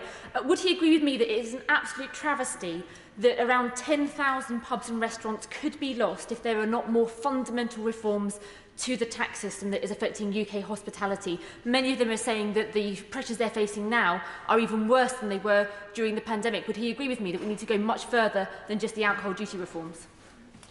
Well, I think there's obviously been a very long-term trend in moving away from drinking in pubs and on trade towards supermarket sales as shares of the market. Now, some of that will be natural changes in consumer preferences and people's lifestyles, but we shouldn't be allowing the tax system to aggravate those trends where they have such real social and economic consequences. So I think where we can tweak the tax system, make sure that our pubs, our brewers, our other producers are getting a fairer deal, and that this can reduce some of the disincentives to be consuming drinks within well-regulated public houses, then I think we should do so. I do welcome the alcohol duty review. I think it is a massive step forward because, of course, as well as the duty, the level of duty, which, as I've said, is much higher than most comparable countries, all of that is, of course, compounded by not only VAT, but also extremely high levels of business rates. So I do hope that we will be able to look at how our system of local business taxation can be further modified. Clearly, the Treasury have been piloting attempts to charge digital and online companies as a starting point, and I think that's an important starting point. But we do need to make sure that our taxes on clicks are comparable to our taxes on bricks, so that those sectors that are by their very nature have to be, they operate in the real world. Nobody has yet established a viable online virtual pub. I know a few tried during the pandemic. I don't think any of those experiences quite worked out, and I think it's very noticeable that most people come, when was it, April, May last year, were very quick to get back to the real thing rather than the online equivalent. But on the duty review, the reforms that are being proposed are hugely welcome, particularly, I say, the banding that recognises the progression as you go through alcohol strengths, so that higher strength alcoholic drinks pay not quite exponentially more, but certainly progressively more levels of duty compared to low strength drinks. The changes to the low alcohol band for beer from 2.8 to 3.4 will make a big difference in terms of the availability of good quality lower alcohol beer. It is relatively simple for brewers to change recipes to bring down a 3.6, 3.7% real ale down to 3.4, much easier than it is to get it down to under a 2.8 threshold without changing the character of those drinks. Although I do agree with my right honourable friend that 3.5 would clearly be preferable if we're looking at those details. Similarly, on the proposals for small brewers relief, I think that what's being proposed is hugely preferable both to the system we currently have, but also to the initial proposals that the Treasury had brought forward that I think would have caused a lot of difficulties for relatively small breweries. I think these changes, whilst I accept that they take a while to get your head around, and I think that's probably putting it lightly, I think the distorting effect that the current system has with its sharp edges that act as very strong disincentives for growth, that impose an unnatural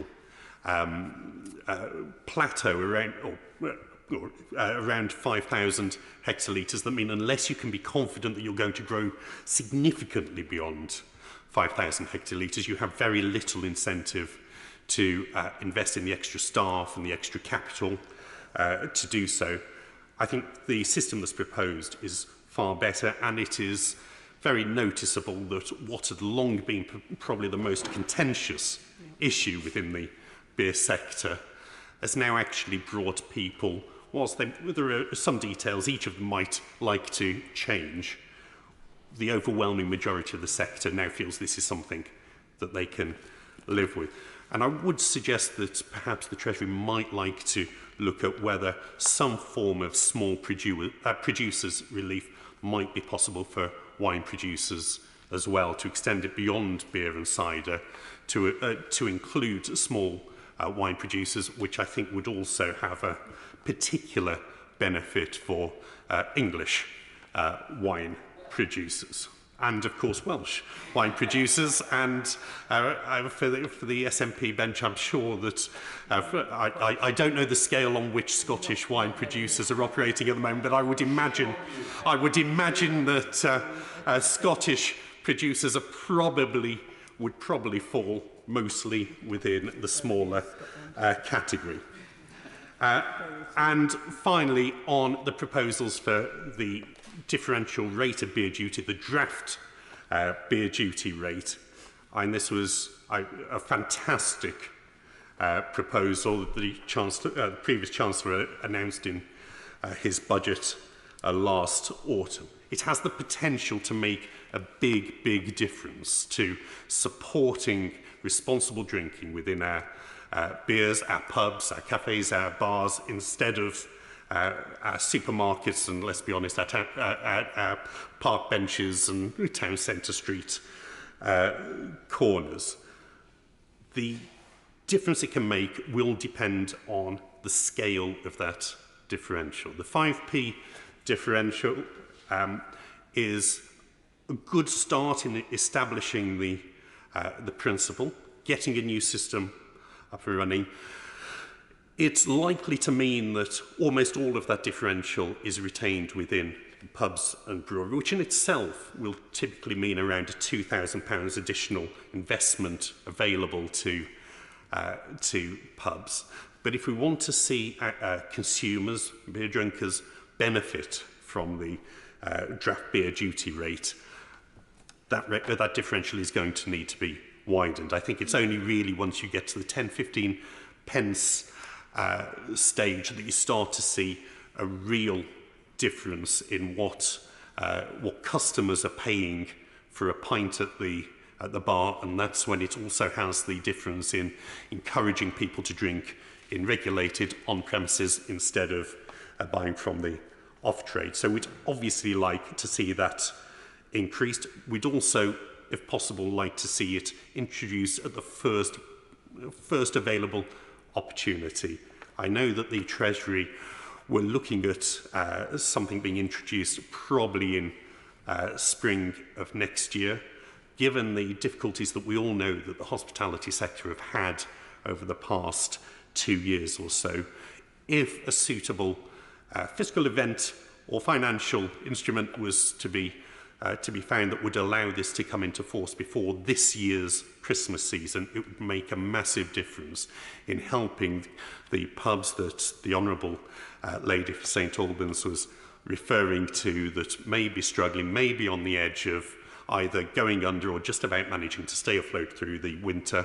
I think bringing this in early would make a big difference. Now, clearly there's been a very lively debate over container size.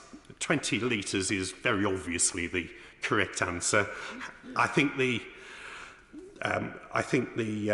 from discussions with the previous Chancellor and previous Economic Secretary, I think that they recognise that 20 litres was also where this needed to end up. I very much hope that incoming ministers will now reach the same conclusion. I think actually the previous Chancellor broadly accepted the argument that 40 litres was probably not the right container size for the threshold when he was pictured with the Prime Minister holding 30-litre containers to launch the policy. So 20 litre will make a big difference to the range of particularly our smaller brewers, the types of beer that can be made available, but also I think we need to look at the provisions on distribution mechanisms so that they don't necessarily have to be connectable to either a gravity-pulled or electric-pulled draft system, that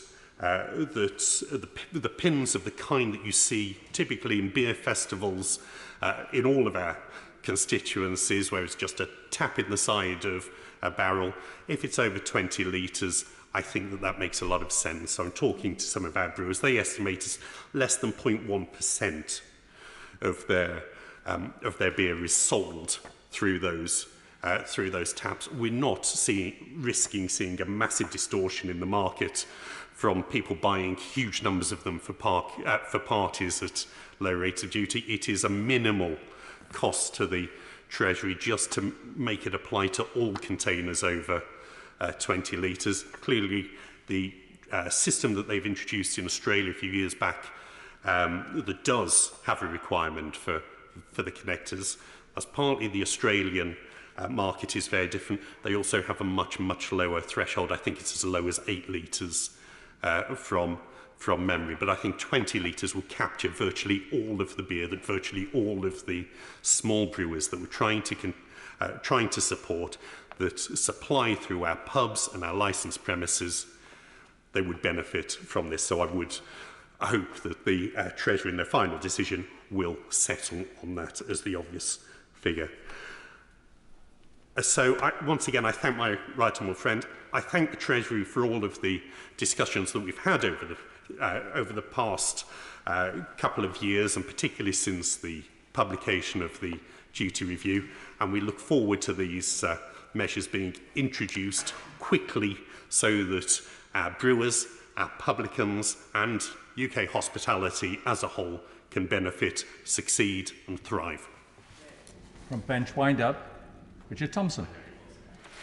Thank you, Mr Deputy Speaker. And can I say what a pleasure it is to speak in this debate and to congratulate the honourable member for the Vale of Glamorgan on securing it. I'll begin my remarks by declaring my membership of the all-party parliamentary group on Scotch whisky, and also say how pleased I am to see, after a day of turmoil, that the Minister is in our place. I'm going to have to get to grips with 2 other ministers that I shadow, so it's nice to see some continuity somewhere in at least one area of the responsibilities I have for my group.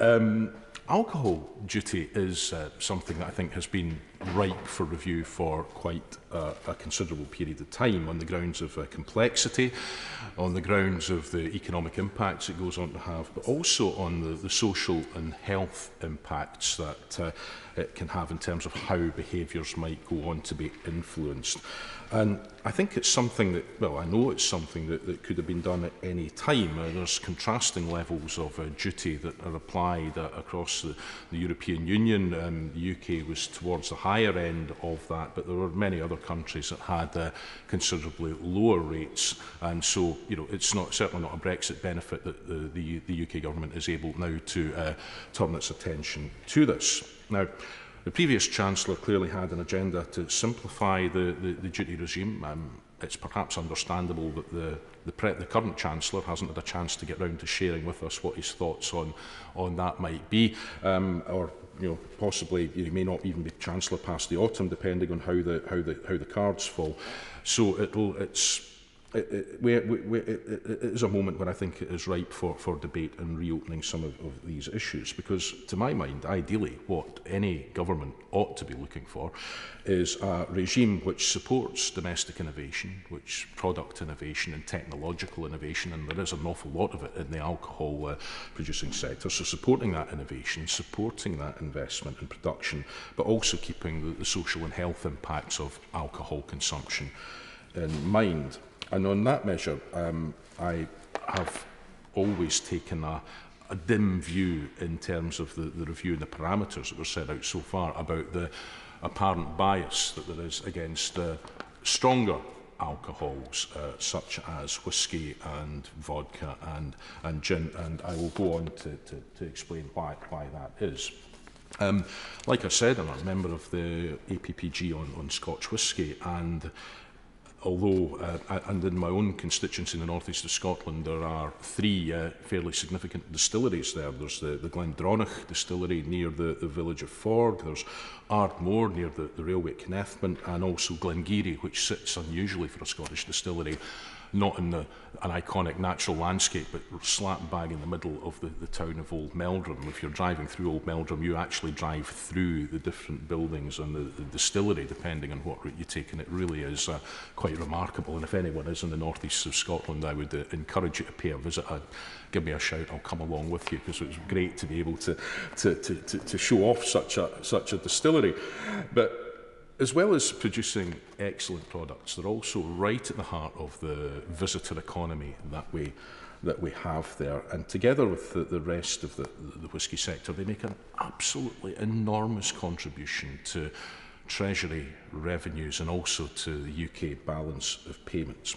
But it's not just the whisky that's important in that. Many distillery sites in Scotland are also producing the spirit that's needed to make vodka or to make gin. And again, in Aberdeenshire, there is a burgeoning sector of craft gin manufacturers and those who produce the botanicals to go along with that. So there is a real innovation there, which is... I wouldn't wish to overstate this, but it seems to be iniquitous that we are taxing that domestic product at such a high rate and perhaps influencing consumer behaviour to prefer other forms of drink that are not produced domestically as a consequence. Now, I think those levels of duty are disproportionate, and that's harmful on a number of levels. For one thing, and I know from our discussions with the industry how significant this is, that it becomes very, very hard when trying to strike trade deals, which the government's obviously doing its best to do at the moment, but to encourage other jurisdictions to similarly, or to bring down sometimes the punitive rates of duty that they apply to those products. Also, in terms of the inhibition that as well as some tariffs, the tariffs put on the bourbon sector, you might think that, or people might think that bourbon is a conflicting product, a competitor product. In many ways, it's actually a complementary product because of the nature of ownership of the distillery, of the distilling industry, because quite often it's multinational companies that own the bourbon, that are trying to sell bourbon in these markets, are also investing heavily in the Scotch whisky industry and in new production and new practices. So it is all interlinked, and the high level of taxation that we put on that product on the shelf is something which is not very helpful. Finally, Mr. Deputy Speaker, let me get round to saying something about minimum unit pricing. Now, this was a policy which was introduced in Scotland. It was, I think it's fair to say, quite controversial at the time. It was attacked for a number of reasons, good and not so good. But we've now experienced that policy in action for some time, and I can report happily that there haven't been the predicted traffic jams at the border and the A1 at Berwick or the M74 at Carlisle of people doing booze runs there. That did not happen. But the most valid criticism, I think, of that policy approach wasn't so much about trying to increase the price, but it was that had an impact on the price, that the benefit did not go to the government to invest in health measures, but it instead rested with the retailer. I think that was a very fair criticism, and I think just to finish the point, then I will give way. And I think it's fair to say that if any Scottish Government had control over the range of duties applied to various drinks, they may have had a minimum price in mind, but would have used duty as a mechanism rather than imposing that on the retailers. I give way. No, I would just mention the point that minimum unit pricing has also been introduced in Wales, and their feedback has been very positive also. Thank the honourable member for Caerphilly for that intervention. It has indeed been introduced in Wales, and I think that the evidence as it builds, which I will come up to, is that it has been a very positive thing in both jurisdictions. Also, we need to look at promotions, the minimum pricing and other associated policies around it ended the practice of supermarkets using cheap alcohol, below cost price alcohol, as a loss leader to draw people through the doors. So the evaluation that has taken place to date of minimum unit pricing in Scotland, and I'm sure similar evaluations will be underway in time in Wales, is that in the 12 months following its introduction and pre-pandemic, that there was in Scotland a 2% reduction in off-trade alcohol sales, but most significantly a 10% decline in alcohol-specific deaths in 2019. So with more alcohol being drunk at home and the changes in behaviour that we've seen throughout the pandemic, I think it's reasonable still to conclude that the minimum unit pricing as it is contributing to a lower level of harms and adverse health and crime and social outcomes than might otherwise be the case were that not in place. And all of that, Mr Deputy Speaker, in conclusion, has been part of an initial suite of measures about trying to change the relationship that we sadly have in Scotland with alcohol. We can have an incredibly positive relationship with alcohol, but we can't be blind to the impacts that it can go on to have. And I'm very pleased that the Scottish Government is carrying out a review into the effectiveness of the current system of alcohol brief interventions, where people have exhibited problem behaviours, and also to have a review of marketing in terms of how the product is presented to the consumers as part of a way of delivering those improved public health outcomes. I believe that a review of where we are with duties is a ripe opportunity to do that, and I certainly would be failing in my duty as an SNP spokesperson to say that wouldn't it all be better if this was also devolved. Thank you. Point of order, Mr Mike Wood. Thank you, Mr Deputy Speaker, for allowing me to raise a point of order. I should have drawn the House's attention to my entry in the Register of Members' Interests relating to hospitality I've received from appropriately the hospitality sector. Can you advise as to how I may put that on the record? To thank Mr Wood for his point of order and his forward notice of it. He's just done that, and thank him for correcting the record at the earliest possible opportunity. Bina upon Azari. Thank you, Mr Deputy Speaker. Can I begin by congratulating the Honourable Member for Vale Glamorgan for securing this backbench debate. I believe he has covered all the points very well. Despite this very strange situation we find ourselves in this afternoon, I welcome the opportunity to debate the principles behind the taxation of alcohol and the details of the government's alcohol duty review. I'm very glad that the government has managed to find a minister to respond to this debate, and I do welcome her in her place. We will see if the review survives the government change of government that's taken place. Over recent months, I have been engaging with representatives across the alcohol sector about these significant changes. The alcohol duty review represents the biggest change to alcohol duty in decades, and so it's therefore welcome that this House has had the opportunity to consider the changes in advance of the legislation coming forward, and I'd like to thank the Honourable Member for bringing that forward. Can I also thank all the other Honourable Members who have also contributed, many of them who have spoke on behalf of alcohol producers and retailers in their constituencies. It is clear that there are a great many breweries, cider makers, distilleries, wine shops and other alcohol-related businesses playing important roles in supporting local jobs and economies. And of course, we all know the importance of pubs to our local communities. It is good that honourable members have been able to champion these businesses today. Before turning to address some of the specific issues, I would like to set out principles Labour believes should guide these changes. We agree that the alcohol duty system should be simplified and be more consistent. For this reason, we do welcome the principles behind the alcohol duty review, but we believe careful consideration should be given to individual changes. We recognise that there is a balance to be struck between supporting businesses and consumers, protecting public health and maintaining an important source of revenue for the Exchequer. Importantly, the Treasury must make sure that there are not intended consequences as they seek to make these changes, and we've heard about some of those today in this debate. We also believe that special attention should be given to ensuring that small domestic producers are able to compete with global players across this industry. I will now turn to some of the specific proposals for each category of product, starting with wine. The government is proposing significant changes to wine duty. Currently, wine is taxed by volume rather than by strength, and the Treasury states that there are a number of anomalies and distortions in the current system. The alcohol duty review therefore proposes that all wine products will be taxed in reference to their ABV. It also proposes abolishing the different rates for still and sparkling wine, which will benefit English sparkling wine producers. Some honourable members have raised some of the issues of complexity in relation to wine duty, and I've also heard these concerns directly from the industry. The Wine and Spirits Trade Association say that the proposed system will replace one band with 27 bands, resulting in a significant increase in red tape for businesses throughout the supply chain.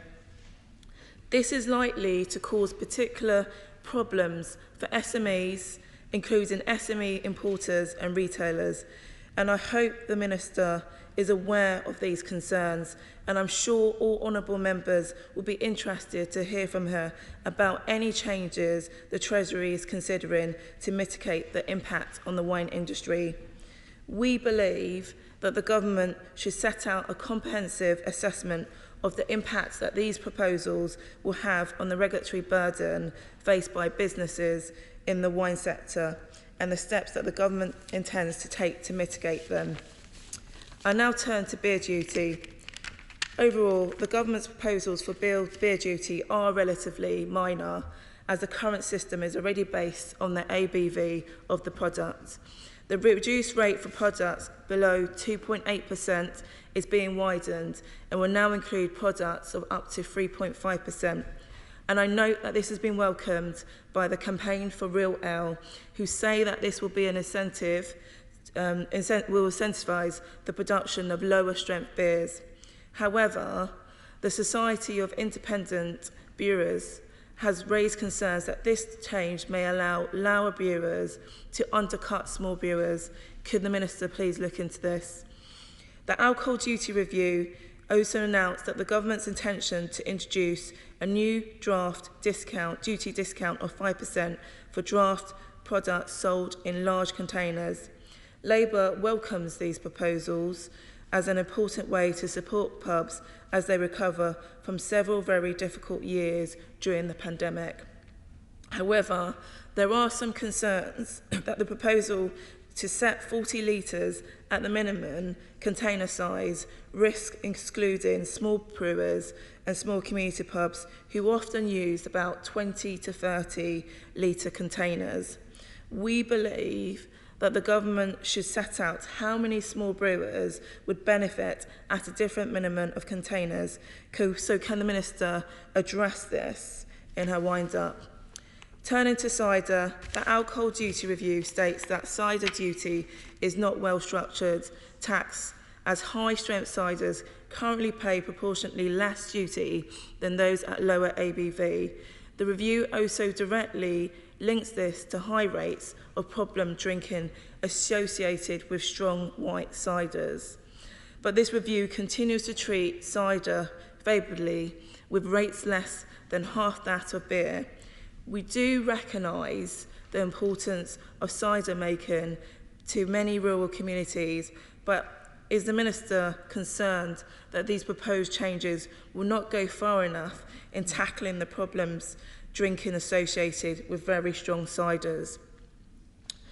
And will she set out what assessment the Treasury has made of public health impact of different rates of duty on high alcohol cider, given it makes up a disproportionate amount of alcohol-related harm? I now turn to spirits.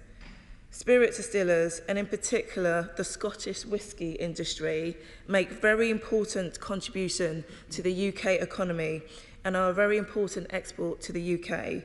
So I do urge the government to work with this industry to ensure it remains competitive. The government is not making significant changes to structural spirits duty, but we welcome the government reducing on spirits below 22% to encourage the development of lower strength spirit-based drinks. Finally, I would like to say a few words about the proposals for new small producers relief. Labour introduced the small brewers relief in 2002 and is proud of the effect it has in supporting small brewers and creating the vibrant UK beer scene that we know exists. We therefore support proposals to extend the scheme to other product producers, but believe the Treasury should work closely with representatives of small brewers and cider makers to make sure it continues to work effectively. As you know, the devil is always in the detail. I've also had concerns from wine and spirits industry that proposed small producer relief would not apply to products above 8.5% ABV.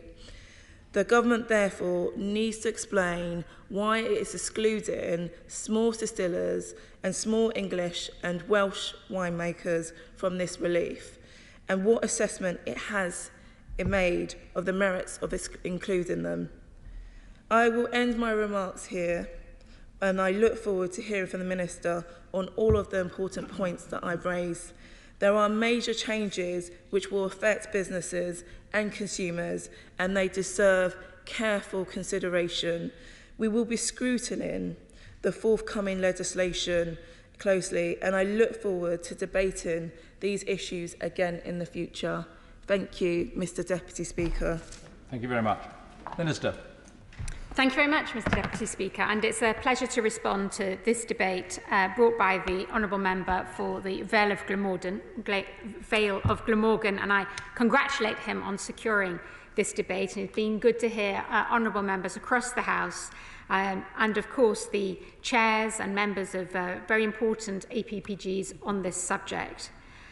It's very clear that my honourable friend, the honourable member for the Vale of Glamorgan, is an ardent advocate for producers and traders in his constituency.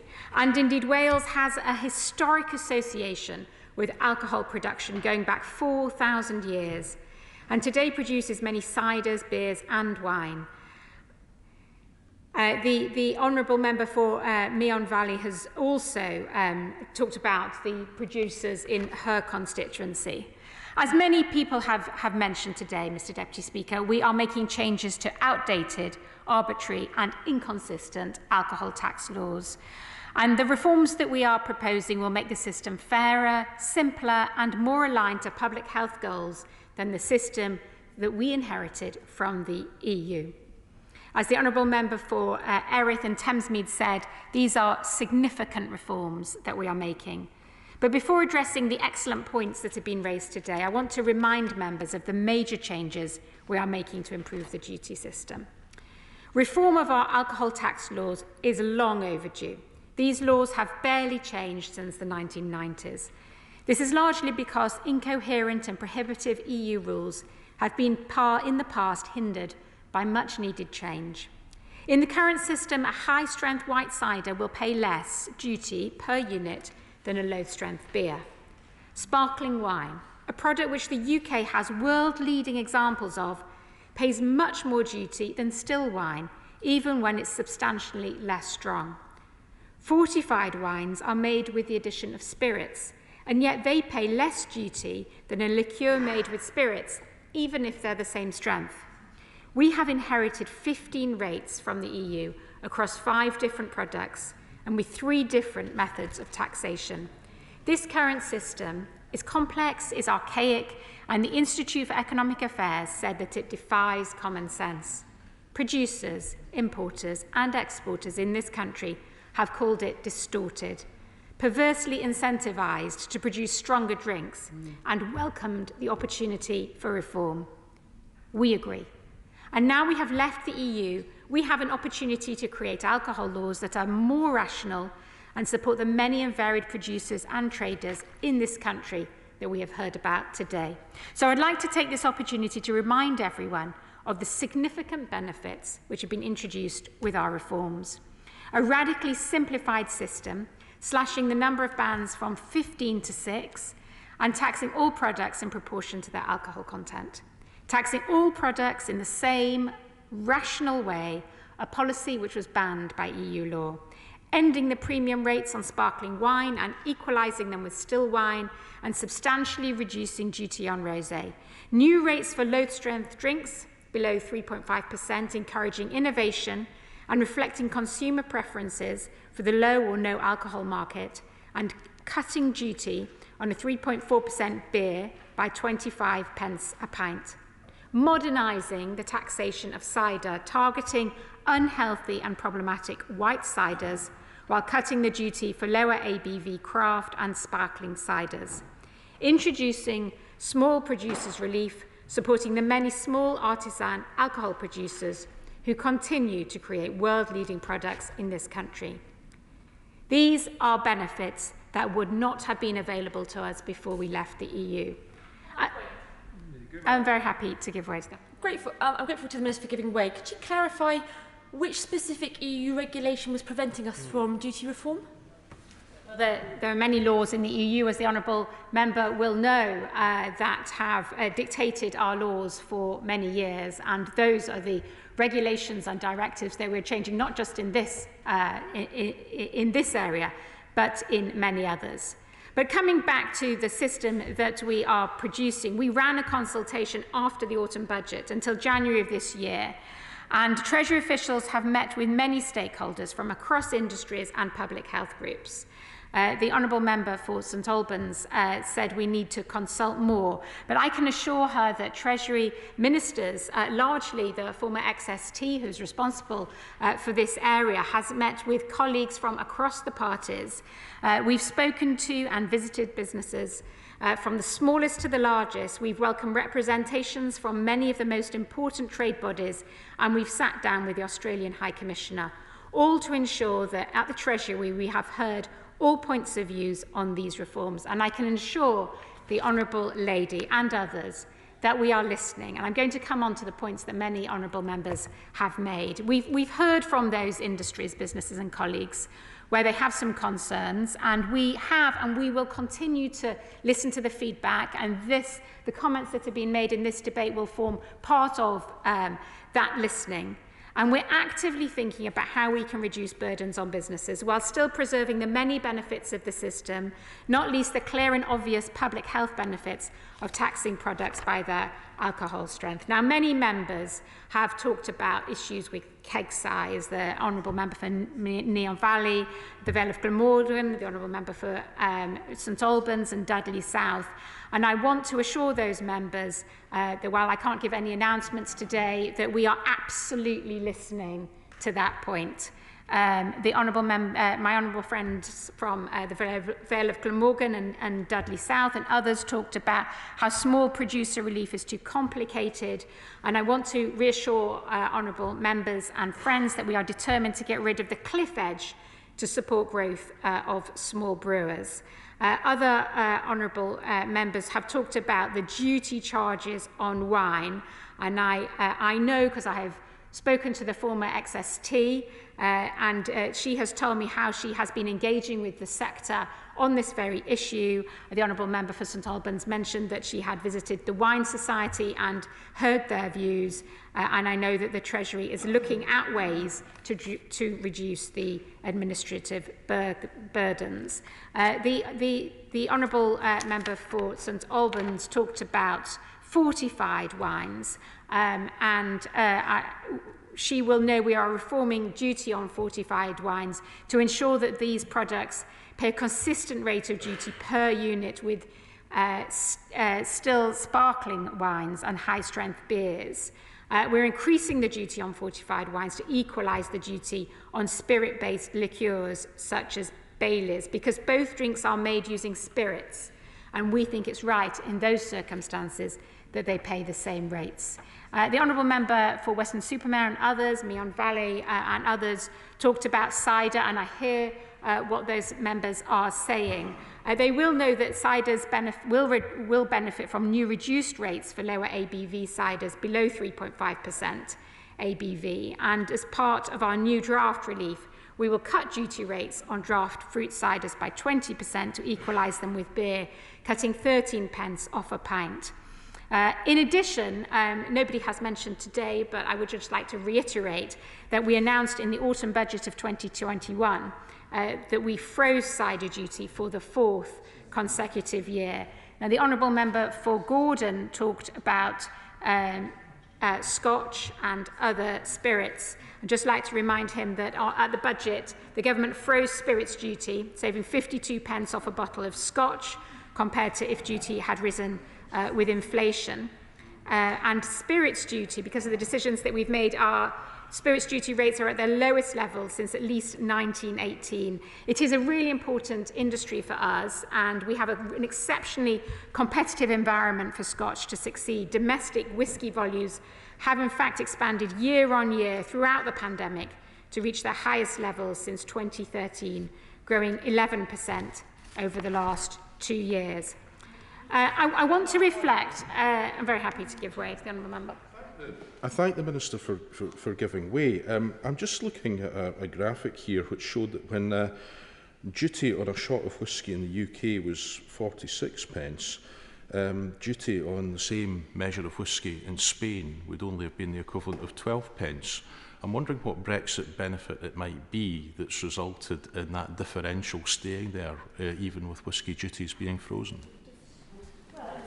The honourable member will know that the benefits of Brexit are we now can make these decisions ourselves and reflect our own industries and what we want to do as a government going forward. I want to reflect that we have heard many positive responses to the changes that we have made, and we welcome the substantial benefits that they will bring to businesses. Respondents to the consultation said that they wholeheartedly welcome the direction of the proposals, and I know many honourable members have mentioned some positive features of the proposals today. It has been called a genuinely significant achievement, and crucially, to a country that puts its people first, a public health group described the reforms as the largest and most positive shift from the perspective of public health in contemporary alcohol policy. Madam Deputy Speaker, in closing, I'd like to thank all my colleagues who've contributed to this important and insightful debate. We will soon confirm details of the reforms and publish the draft legislation for consultation alongside the government's response to the consultation. We have before us a once-in-a-generation opportunity to reform and improve an outdated system, with new incentives for producers to diversify and innovate, and introducing a direct boost for pubs. The reforms are more rational, they are fair, they are better aligned to public health goals, they are better aligned to consumer preferences, they support the great British pub and support small producers producing fantastic world-leading products. Our reforms spell exciting times for alcohol businesses in this country and will protect our brilliant heritage in alcohol production and trade in this country. Alan Cairns. Thank you, Madam Deputy Speaker, and it's been a privilege to consider this debate, and I'm grateful to all of the members that have contributed. I think it's quite obvious to see that right across the House there is strong support for the need for change, and there is also strong support for the direction of travel that the government have introduced. But there is also a recognition for needs for further change. The Right Honourable Lady for St Albans highlighted the challenges to fortified wines, amongst other things.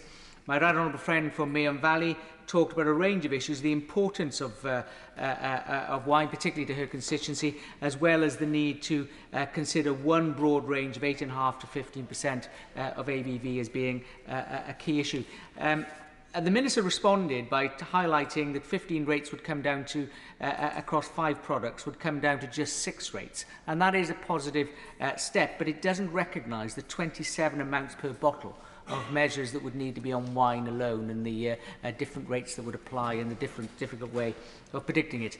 My honourable friend, the member for Dudley South, a clear champion of the beer industry, really drew attention to the importance of the sector, but also the welcome move of the changes and some adjustments that need in order to secure it.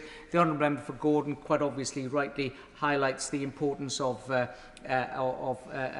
duty on Scotch whisky and the impact that that has, and also, I would suggest, recognises the Brexit opportunity that comes from that gives the Scotch whisky industry. And the honourable lady from Erith and Thamesmead highlighted some of the issues that many members on this side of the House highlighted, which I think draws attention to the consensus that exists across the House for change in this area, along the lines that the government is pursuing. but clearly in a way that would really support the industry and support the Treasury in raising the revenue it needs, but do in a way that reduces red tape, but also allows for innovation to take place. I'm grateful to all honourable members and right honourable members. Thank you, Madam Deputy Speaker. Thank you. The question is, as on the order paper, as members of that opinion say aye. Aye. Of the contrary, no. I think the ayes have it. The ayes have it.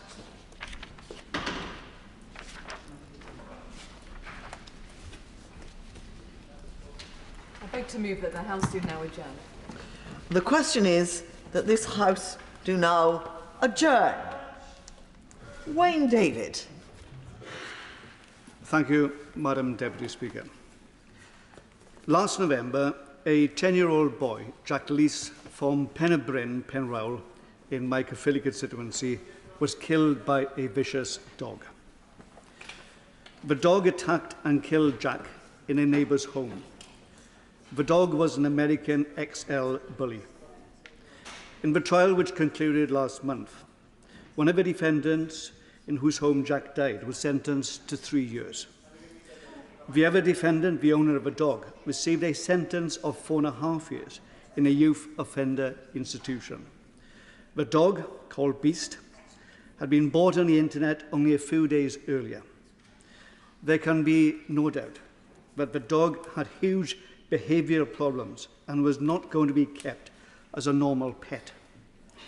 Indeed, the previous owner of the dog stated that he was selling the dog because he couldn't cope with it anymore, and the dog was described as aggressive in its for sale advert. Moreover, CCTV recording showed how the dog threatened and tried to attack people on the street. It is worth noting that during the course of the trial, the man who owned the dog breached his bail conditions in a blatant way. It is a view of Jack's mother, Emma, who has been incredibly brave, that the sentences given to the two defendants were far too lenient. This is also a view of the local community in Caerphilly, and it is my view as well. An e-petition has been launched by Jack's mother, and it clearly expresses the view of so many people about the leniency of the sentences that have been handed down. In response to the representations which Emma has made to the Attorney General's office, she has been told that it is not possible to refer these sentences to the Court of Appeal. Although the law officers do have the power to ask the Court of Appeal to review certain sentences which appear to them to be unduly lenient, this power does not apply to sentences under the piece of legislation which is applicable here. I understand, however, that the Secretary of State for Justice does have the power to add to the scheme where a review can take place. I would therefore like to ask the Minister to speak to her colleagues in the Ministry of Justice so that they can give active consideration of the Dangerous Dogs Act 1991 being included in the scheme. But it has to be said that even if the sentences in this case were referred to the Court of Appeal, the sentences of the two defendants could not be changed, as there could not be retrospective change. It is nevertheless important that we learn the lessons from what has happened in this terrible situation when we look to the future. It follows from what I have said that the sentencing guidelines themselves ought to be rewritten and strengthened in the light of this case.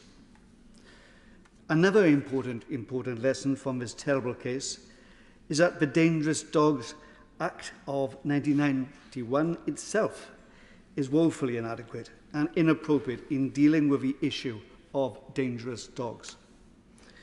The attack on 10-year-old Jack Lees is truly tragic, but attacks by dangerous dogs are not a rare occurrence. In the last 10 years alone, more than 20 people have died after being attacked by a dog. Each year, some 200,000 people are attacked by dogs in England alone. In Wales, there have been over 200 incidents involving dangerous dogs during the last 6 months or so. And in Gwent, which includes Caerphilly, between September 2021 and February of this year, there were 69 dog attacks reported to Gwent police. 3 of these were on children who were 17 or under. The main piece of relevant legislation is the Dangerous Dogs Act 1991. This applies to England, Scotland and Wales. It is under this law that the 2 defendants to whom I referred to earlier were convicted and sentenced. They were found guilty of keeping or allowing a dog dangerously out of control where death is caused. I refer to how I believe that the operation of this part of the Dangerous Dogs Act could be significantly improved by strengthening the sentencing guidelines. But I believe that there does need to be a fundamental rethink of the law as it applies to dangerous dogs. Madam Deputy Speaker, can I thank the honourable gentleman for bringing this forward, and it is an issue, although as he rightly says, the issue for law in England, Scotland and Wales is specific, Northern Ireland is devolved, but the issues there are very similar. For example, one of my constituents just about 6 or 7 weeks ago were out for a walk with their young dog. The dog was attacked by 3 or 4 other dogs. The dog then was put down shortly after that, indeed it died shortly after that. An example again of legislation that doesn't work. To address that issue, my constituents then had to take a private court case against a person, which added to the court trauma. Now I understand that the honourable gentleman is trying to bring forward a change in legislation which hopefully the Minister can review and look at. Whenever that is done, could I ask, would the honourable gentleman be also agreeable to perhaps share that information with the Northern Ireland Assembly and with the devolved administrations, so that we can all have better legislation, not just for the honourable gentleman's constituents, which is very tragic. I'm very, very sorry to hear it, but for all of us across this great United Kingdom of Great Britain and Northern Ireland together. Thank you so much. Well, could I thank the honourable member for his support in this matter? And although the Dangerous Dogs Act itself doesn't actually apply to Northern Ireland, nevertheless there are arrangements in place, and it is a serious issue in Northern Ireland, as it is in the rest of the United Kingdom, and I will certainly liaise with him in the future when I pursue this issue further. Thank you. Madam Deputy Speaker, in the Dangerous Dogs Act, only 4 specific breeds of dogs are banned. They are Pit Bull Terrier, the Japanese Toso, the Dogo Argentino, and the Fila Brasileiro. Incredible though it may seem to many, the dog which attacked Jack Leese, an American XL bully, is not listed as a dangerous dog. But I am not calling for this particular breed of dog simply to be added to a list. There are many types of dogs, including crossbreeds, which you could argue ought to be on the list. But there are 2 fundamental problems with this approach. One is that because there is more and more crossbreeding, it is virtually impossible to maintain any kind of legislation which contains an up-to-date list. Secondly, prescribing certain breeds of dogs gives the erroneous impression that only listed dogs are dangerous and does not take into account how a dog is kept and trained. It has been said that most dogs have a potential for being dangerous if they are not trained properly. Now that brings me on to one of the main points that I want to make. And that is that I believe there is a need to fundamentally change our whole approach to so-called dangerous dogs. Rather than relying on breed-specific legislation, which is clearly inappropriate, the government ought to bring forward legislation which is based on a totally different approach to this issue. I know that the government has done a lot of work on this issue. There was a debate which I contributed to in Westminster Hall only a few weeks ago. In response to that debate, I thought the former Minister's comments were encouraging, and I would hope today that the Minister is able to take us forward a little bit further. The government's starting point has to be an acceptance that there is a lack of any real evidence to support a breed-specific approach to protecting the public. I believe that there is a large amount of independent research funded by DEFRA which lays the basis for a quite different approach. It shows that simply looking at a dog's breed is not an appropriate criteria to assess that dog's risk to people. I know that the government is fully aware of the conclusions of the House of Commons Select Committee inquiry, which states that the current dangerous dogs legislation fails to protect the public and also harms animal welfare. This is the view, too, of a whole range of organisations which have come together under the Dog Control Coalition. These organisations include the RSPCA, the Dogs Trust and the Kennel Club. Madam Deputy Speaker, it has now been over 30 years since the Dangerous Dogs Act was passed. And going beyond this Act, it has to be said that the legal framework for dealing with dog bite incidents is very complex, with a number of different laws applicable depending on the circumstances surrounding the incident. But breed-specific legislation has another fundamental weakness, and that is the fact that it is to a large extent reactive in character. I believe that it is better to approach this issue of public safety before there is harm caused, rather than responding to the consequences. Prevention has to be the watchword. That is why I want to see a comprehensive and fundamentally different approach to this issue. A number of years ago, there were dog licenses. The government really ought to examine the possibility of reintroducing dog licenses, but this time we shouldn't simply see them as an easy way of government having an additional source of revenue. The money received should be used for a whole range of initiatives, including tackling the behavioural problems of certain kinds of dogs, which leads to dog bite incidents. Resources could also be provided for dealing with stray dogs and for helping to fund dog training. Let's not forget that at the moment dogs have to have microchips by the time they're 8 weeks old. Licensing could be an extension of this and a significant elaboration of it. I am pleased that the RSPCA Cymru agree with the approach I've outlined. And as animal welfare in Wales is devolved to the Welsh Senedd, I look forward to having a constructive dialogue on this issue with Hefin David, the member of the Senedd for Caerphilly, and the Welsh Government. Crucially, however, I also believe that there needs to be an effective assessment made of potential and actual owners of dogs. At the moment, anyone, quite literally, in any circumstances, can purchase virtually any kind of dog. Local authorities, I believe, should have a key role to play here. Also, local authorities ought to have the statutory responsibility of ensuring that dogs are kept and housed properly, and that their owners are ensuring that their dogs are correctly and appropriately trained. In addition, could I say that there needs to be a firm control on the buying and selling of dogs.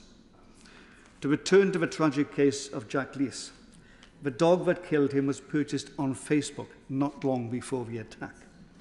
Such purchases cannot be allowed to continue.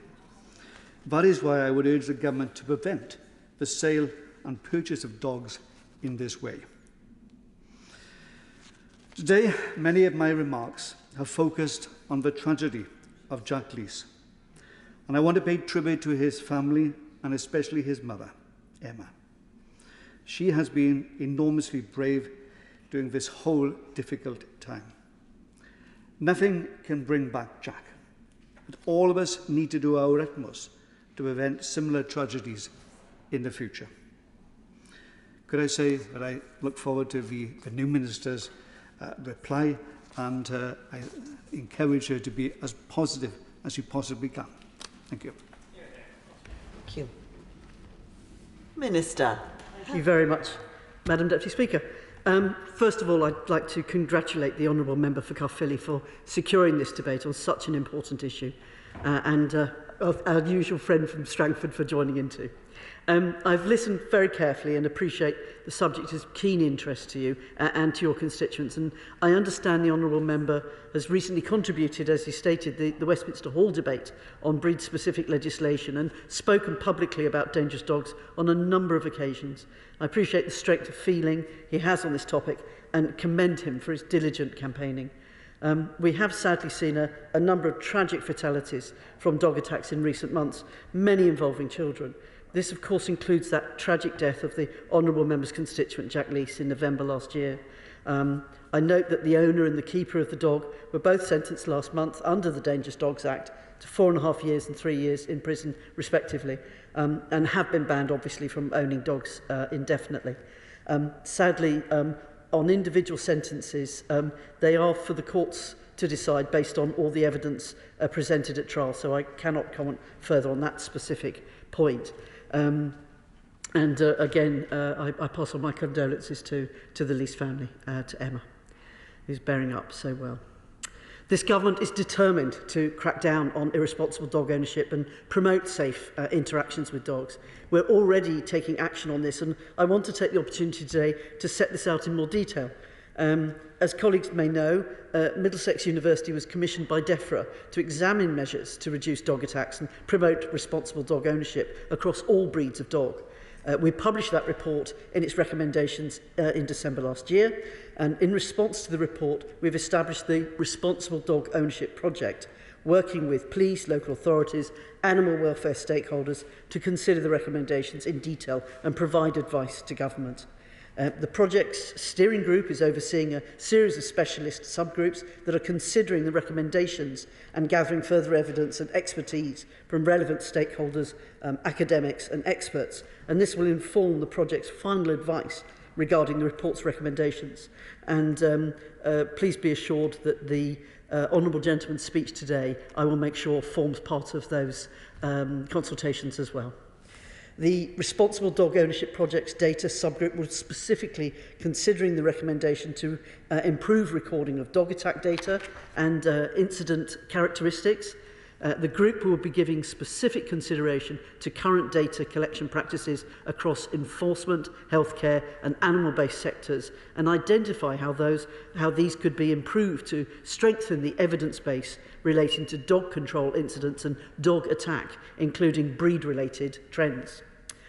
In addition, the Middlesex University report recommended the introduction of new legal requirements on dog ownerships. We will be considering this recommendation and any relevant evidence in more detail, including the merits of dog licensing, which I hope the Honourable Gentleman would be pleased about. The Responsible Dog Ownership Steering Group will also be looking at the possibility of strengthening enforcement, improving the quality and accessibility of dog training and awareness courses, and developing and supporting education initiatives. Again, it's as though the Honourable Gentleman read my script, but I'm pleased about that. All these areas will be looked at in detail, and the steering group will then provide advice to government as to how to take these forward. We expect the work on the project to be concluded next year, at which point the government will consider the advice and decide on next steps. In response to the recent tragedies involving children, we've also undertaken a rapid response in collaboration with stakeholders, police, local authorities and the devolved assemblies, administrations, to develop simple messages to promote safer interactions between children and dogs. The Dog Safety Code was launched in June and highlights 3 key messages that all dog owners and families with children need to be aware of. And they are, A, be alert, always keep an eye on your dog around children, never leave them alone together. B, be aware, get to know your dog. Dogs use signals to tell us how they feel. And C, be safe. Any dog can bite. Accidents happen far too fast. During the summer holidays, the Department of Health, Social Care, the Department for Education will be sharing this messaging for use by health visitors and child safeguarding professionals. This was also promoted during Child Safety Week in June. We want the Dog Safety Code to become embedded in in future communications. Changing slight tack here, on breed-specific legislation, I do recognise the strength of feeling on this subject. Simply repealing the breed-specific provisions in the Dangerous Dog Act with no other changes would increase the risks to public safety.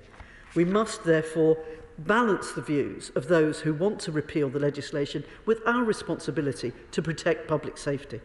Any changes to breed-specific legislation that we may propose will need to ensure public safety remains at the heart of the regime. Nearly there, Madam Deputy Speaker, so we're all good on this. So Section 3 of the Dangerous Dogs Act makes it an offence to allow a dog of any breed or type to be dangerously out of control in any place. And as well as this, the Antisocial Behaviour, Crime and Policing Act 2014 includes specific measures to enable the police and local authorities to tackle irresponsible dog ownership before a dog attack actually occurs, including through the use of community protection notices. So, to put my honourable friend's mind at rest, we will be exploring the effectiveness of the current legislation and areas for improvement as part of the ongoing work of the Responsible Dog Ownership Project.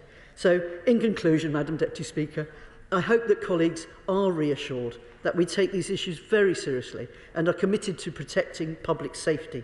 I look forward to discussing the conclusions of the Responsible Dog Ownership Project with colleagues when these are available and when the new Minister is appointed too. Thank you very much, Madam Deputy Speaker. Thank you. The whole House sends its condolences to the family who are bereaved. It's a very, very sad story, and our hearts go out to them. The question is that this House do now adjourn. As many as that opinion, say aye. Aye. Of the contrary, no. The ayes have it. The ayes have it. Order. Order.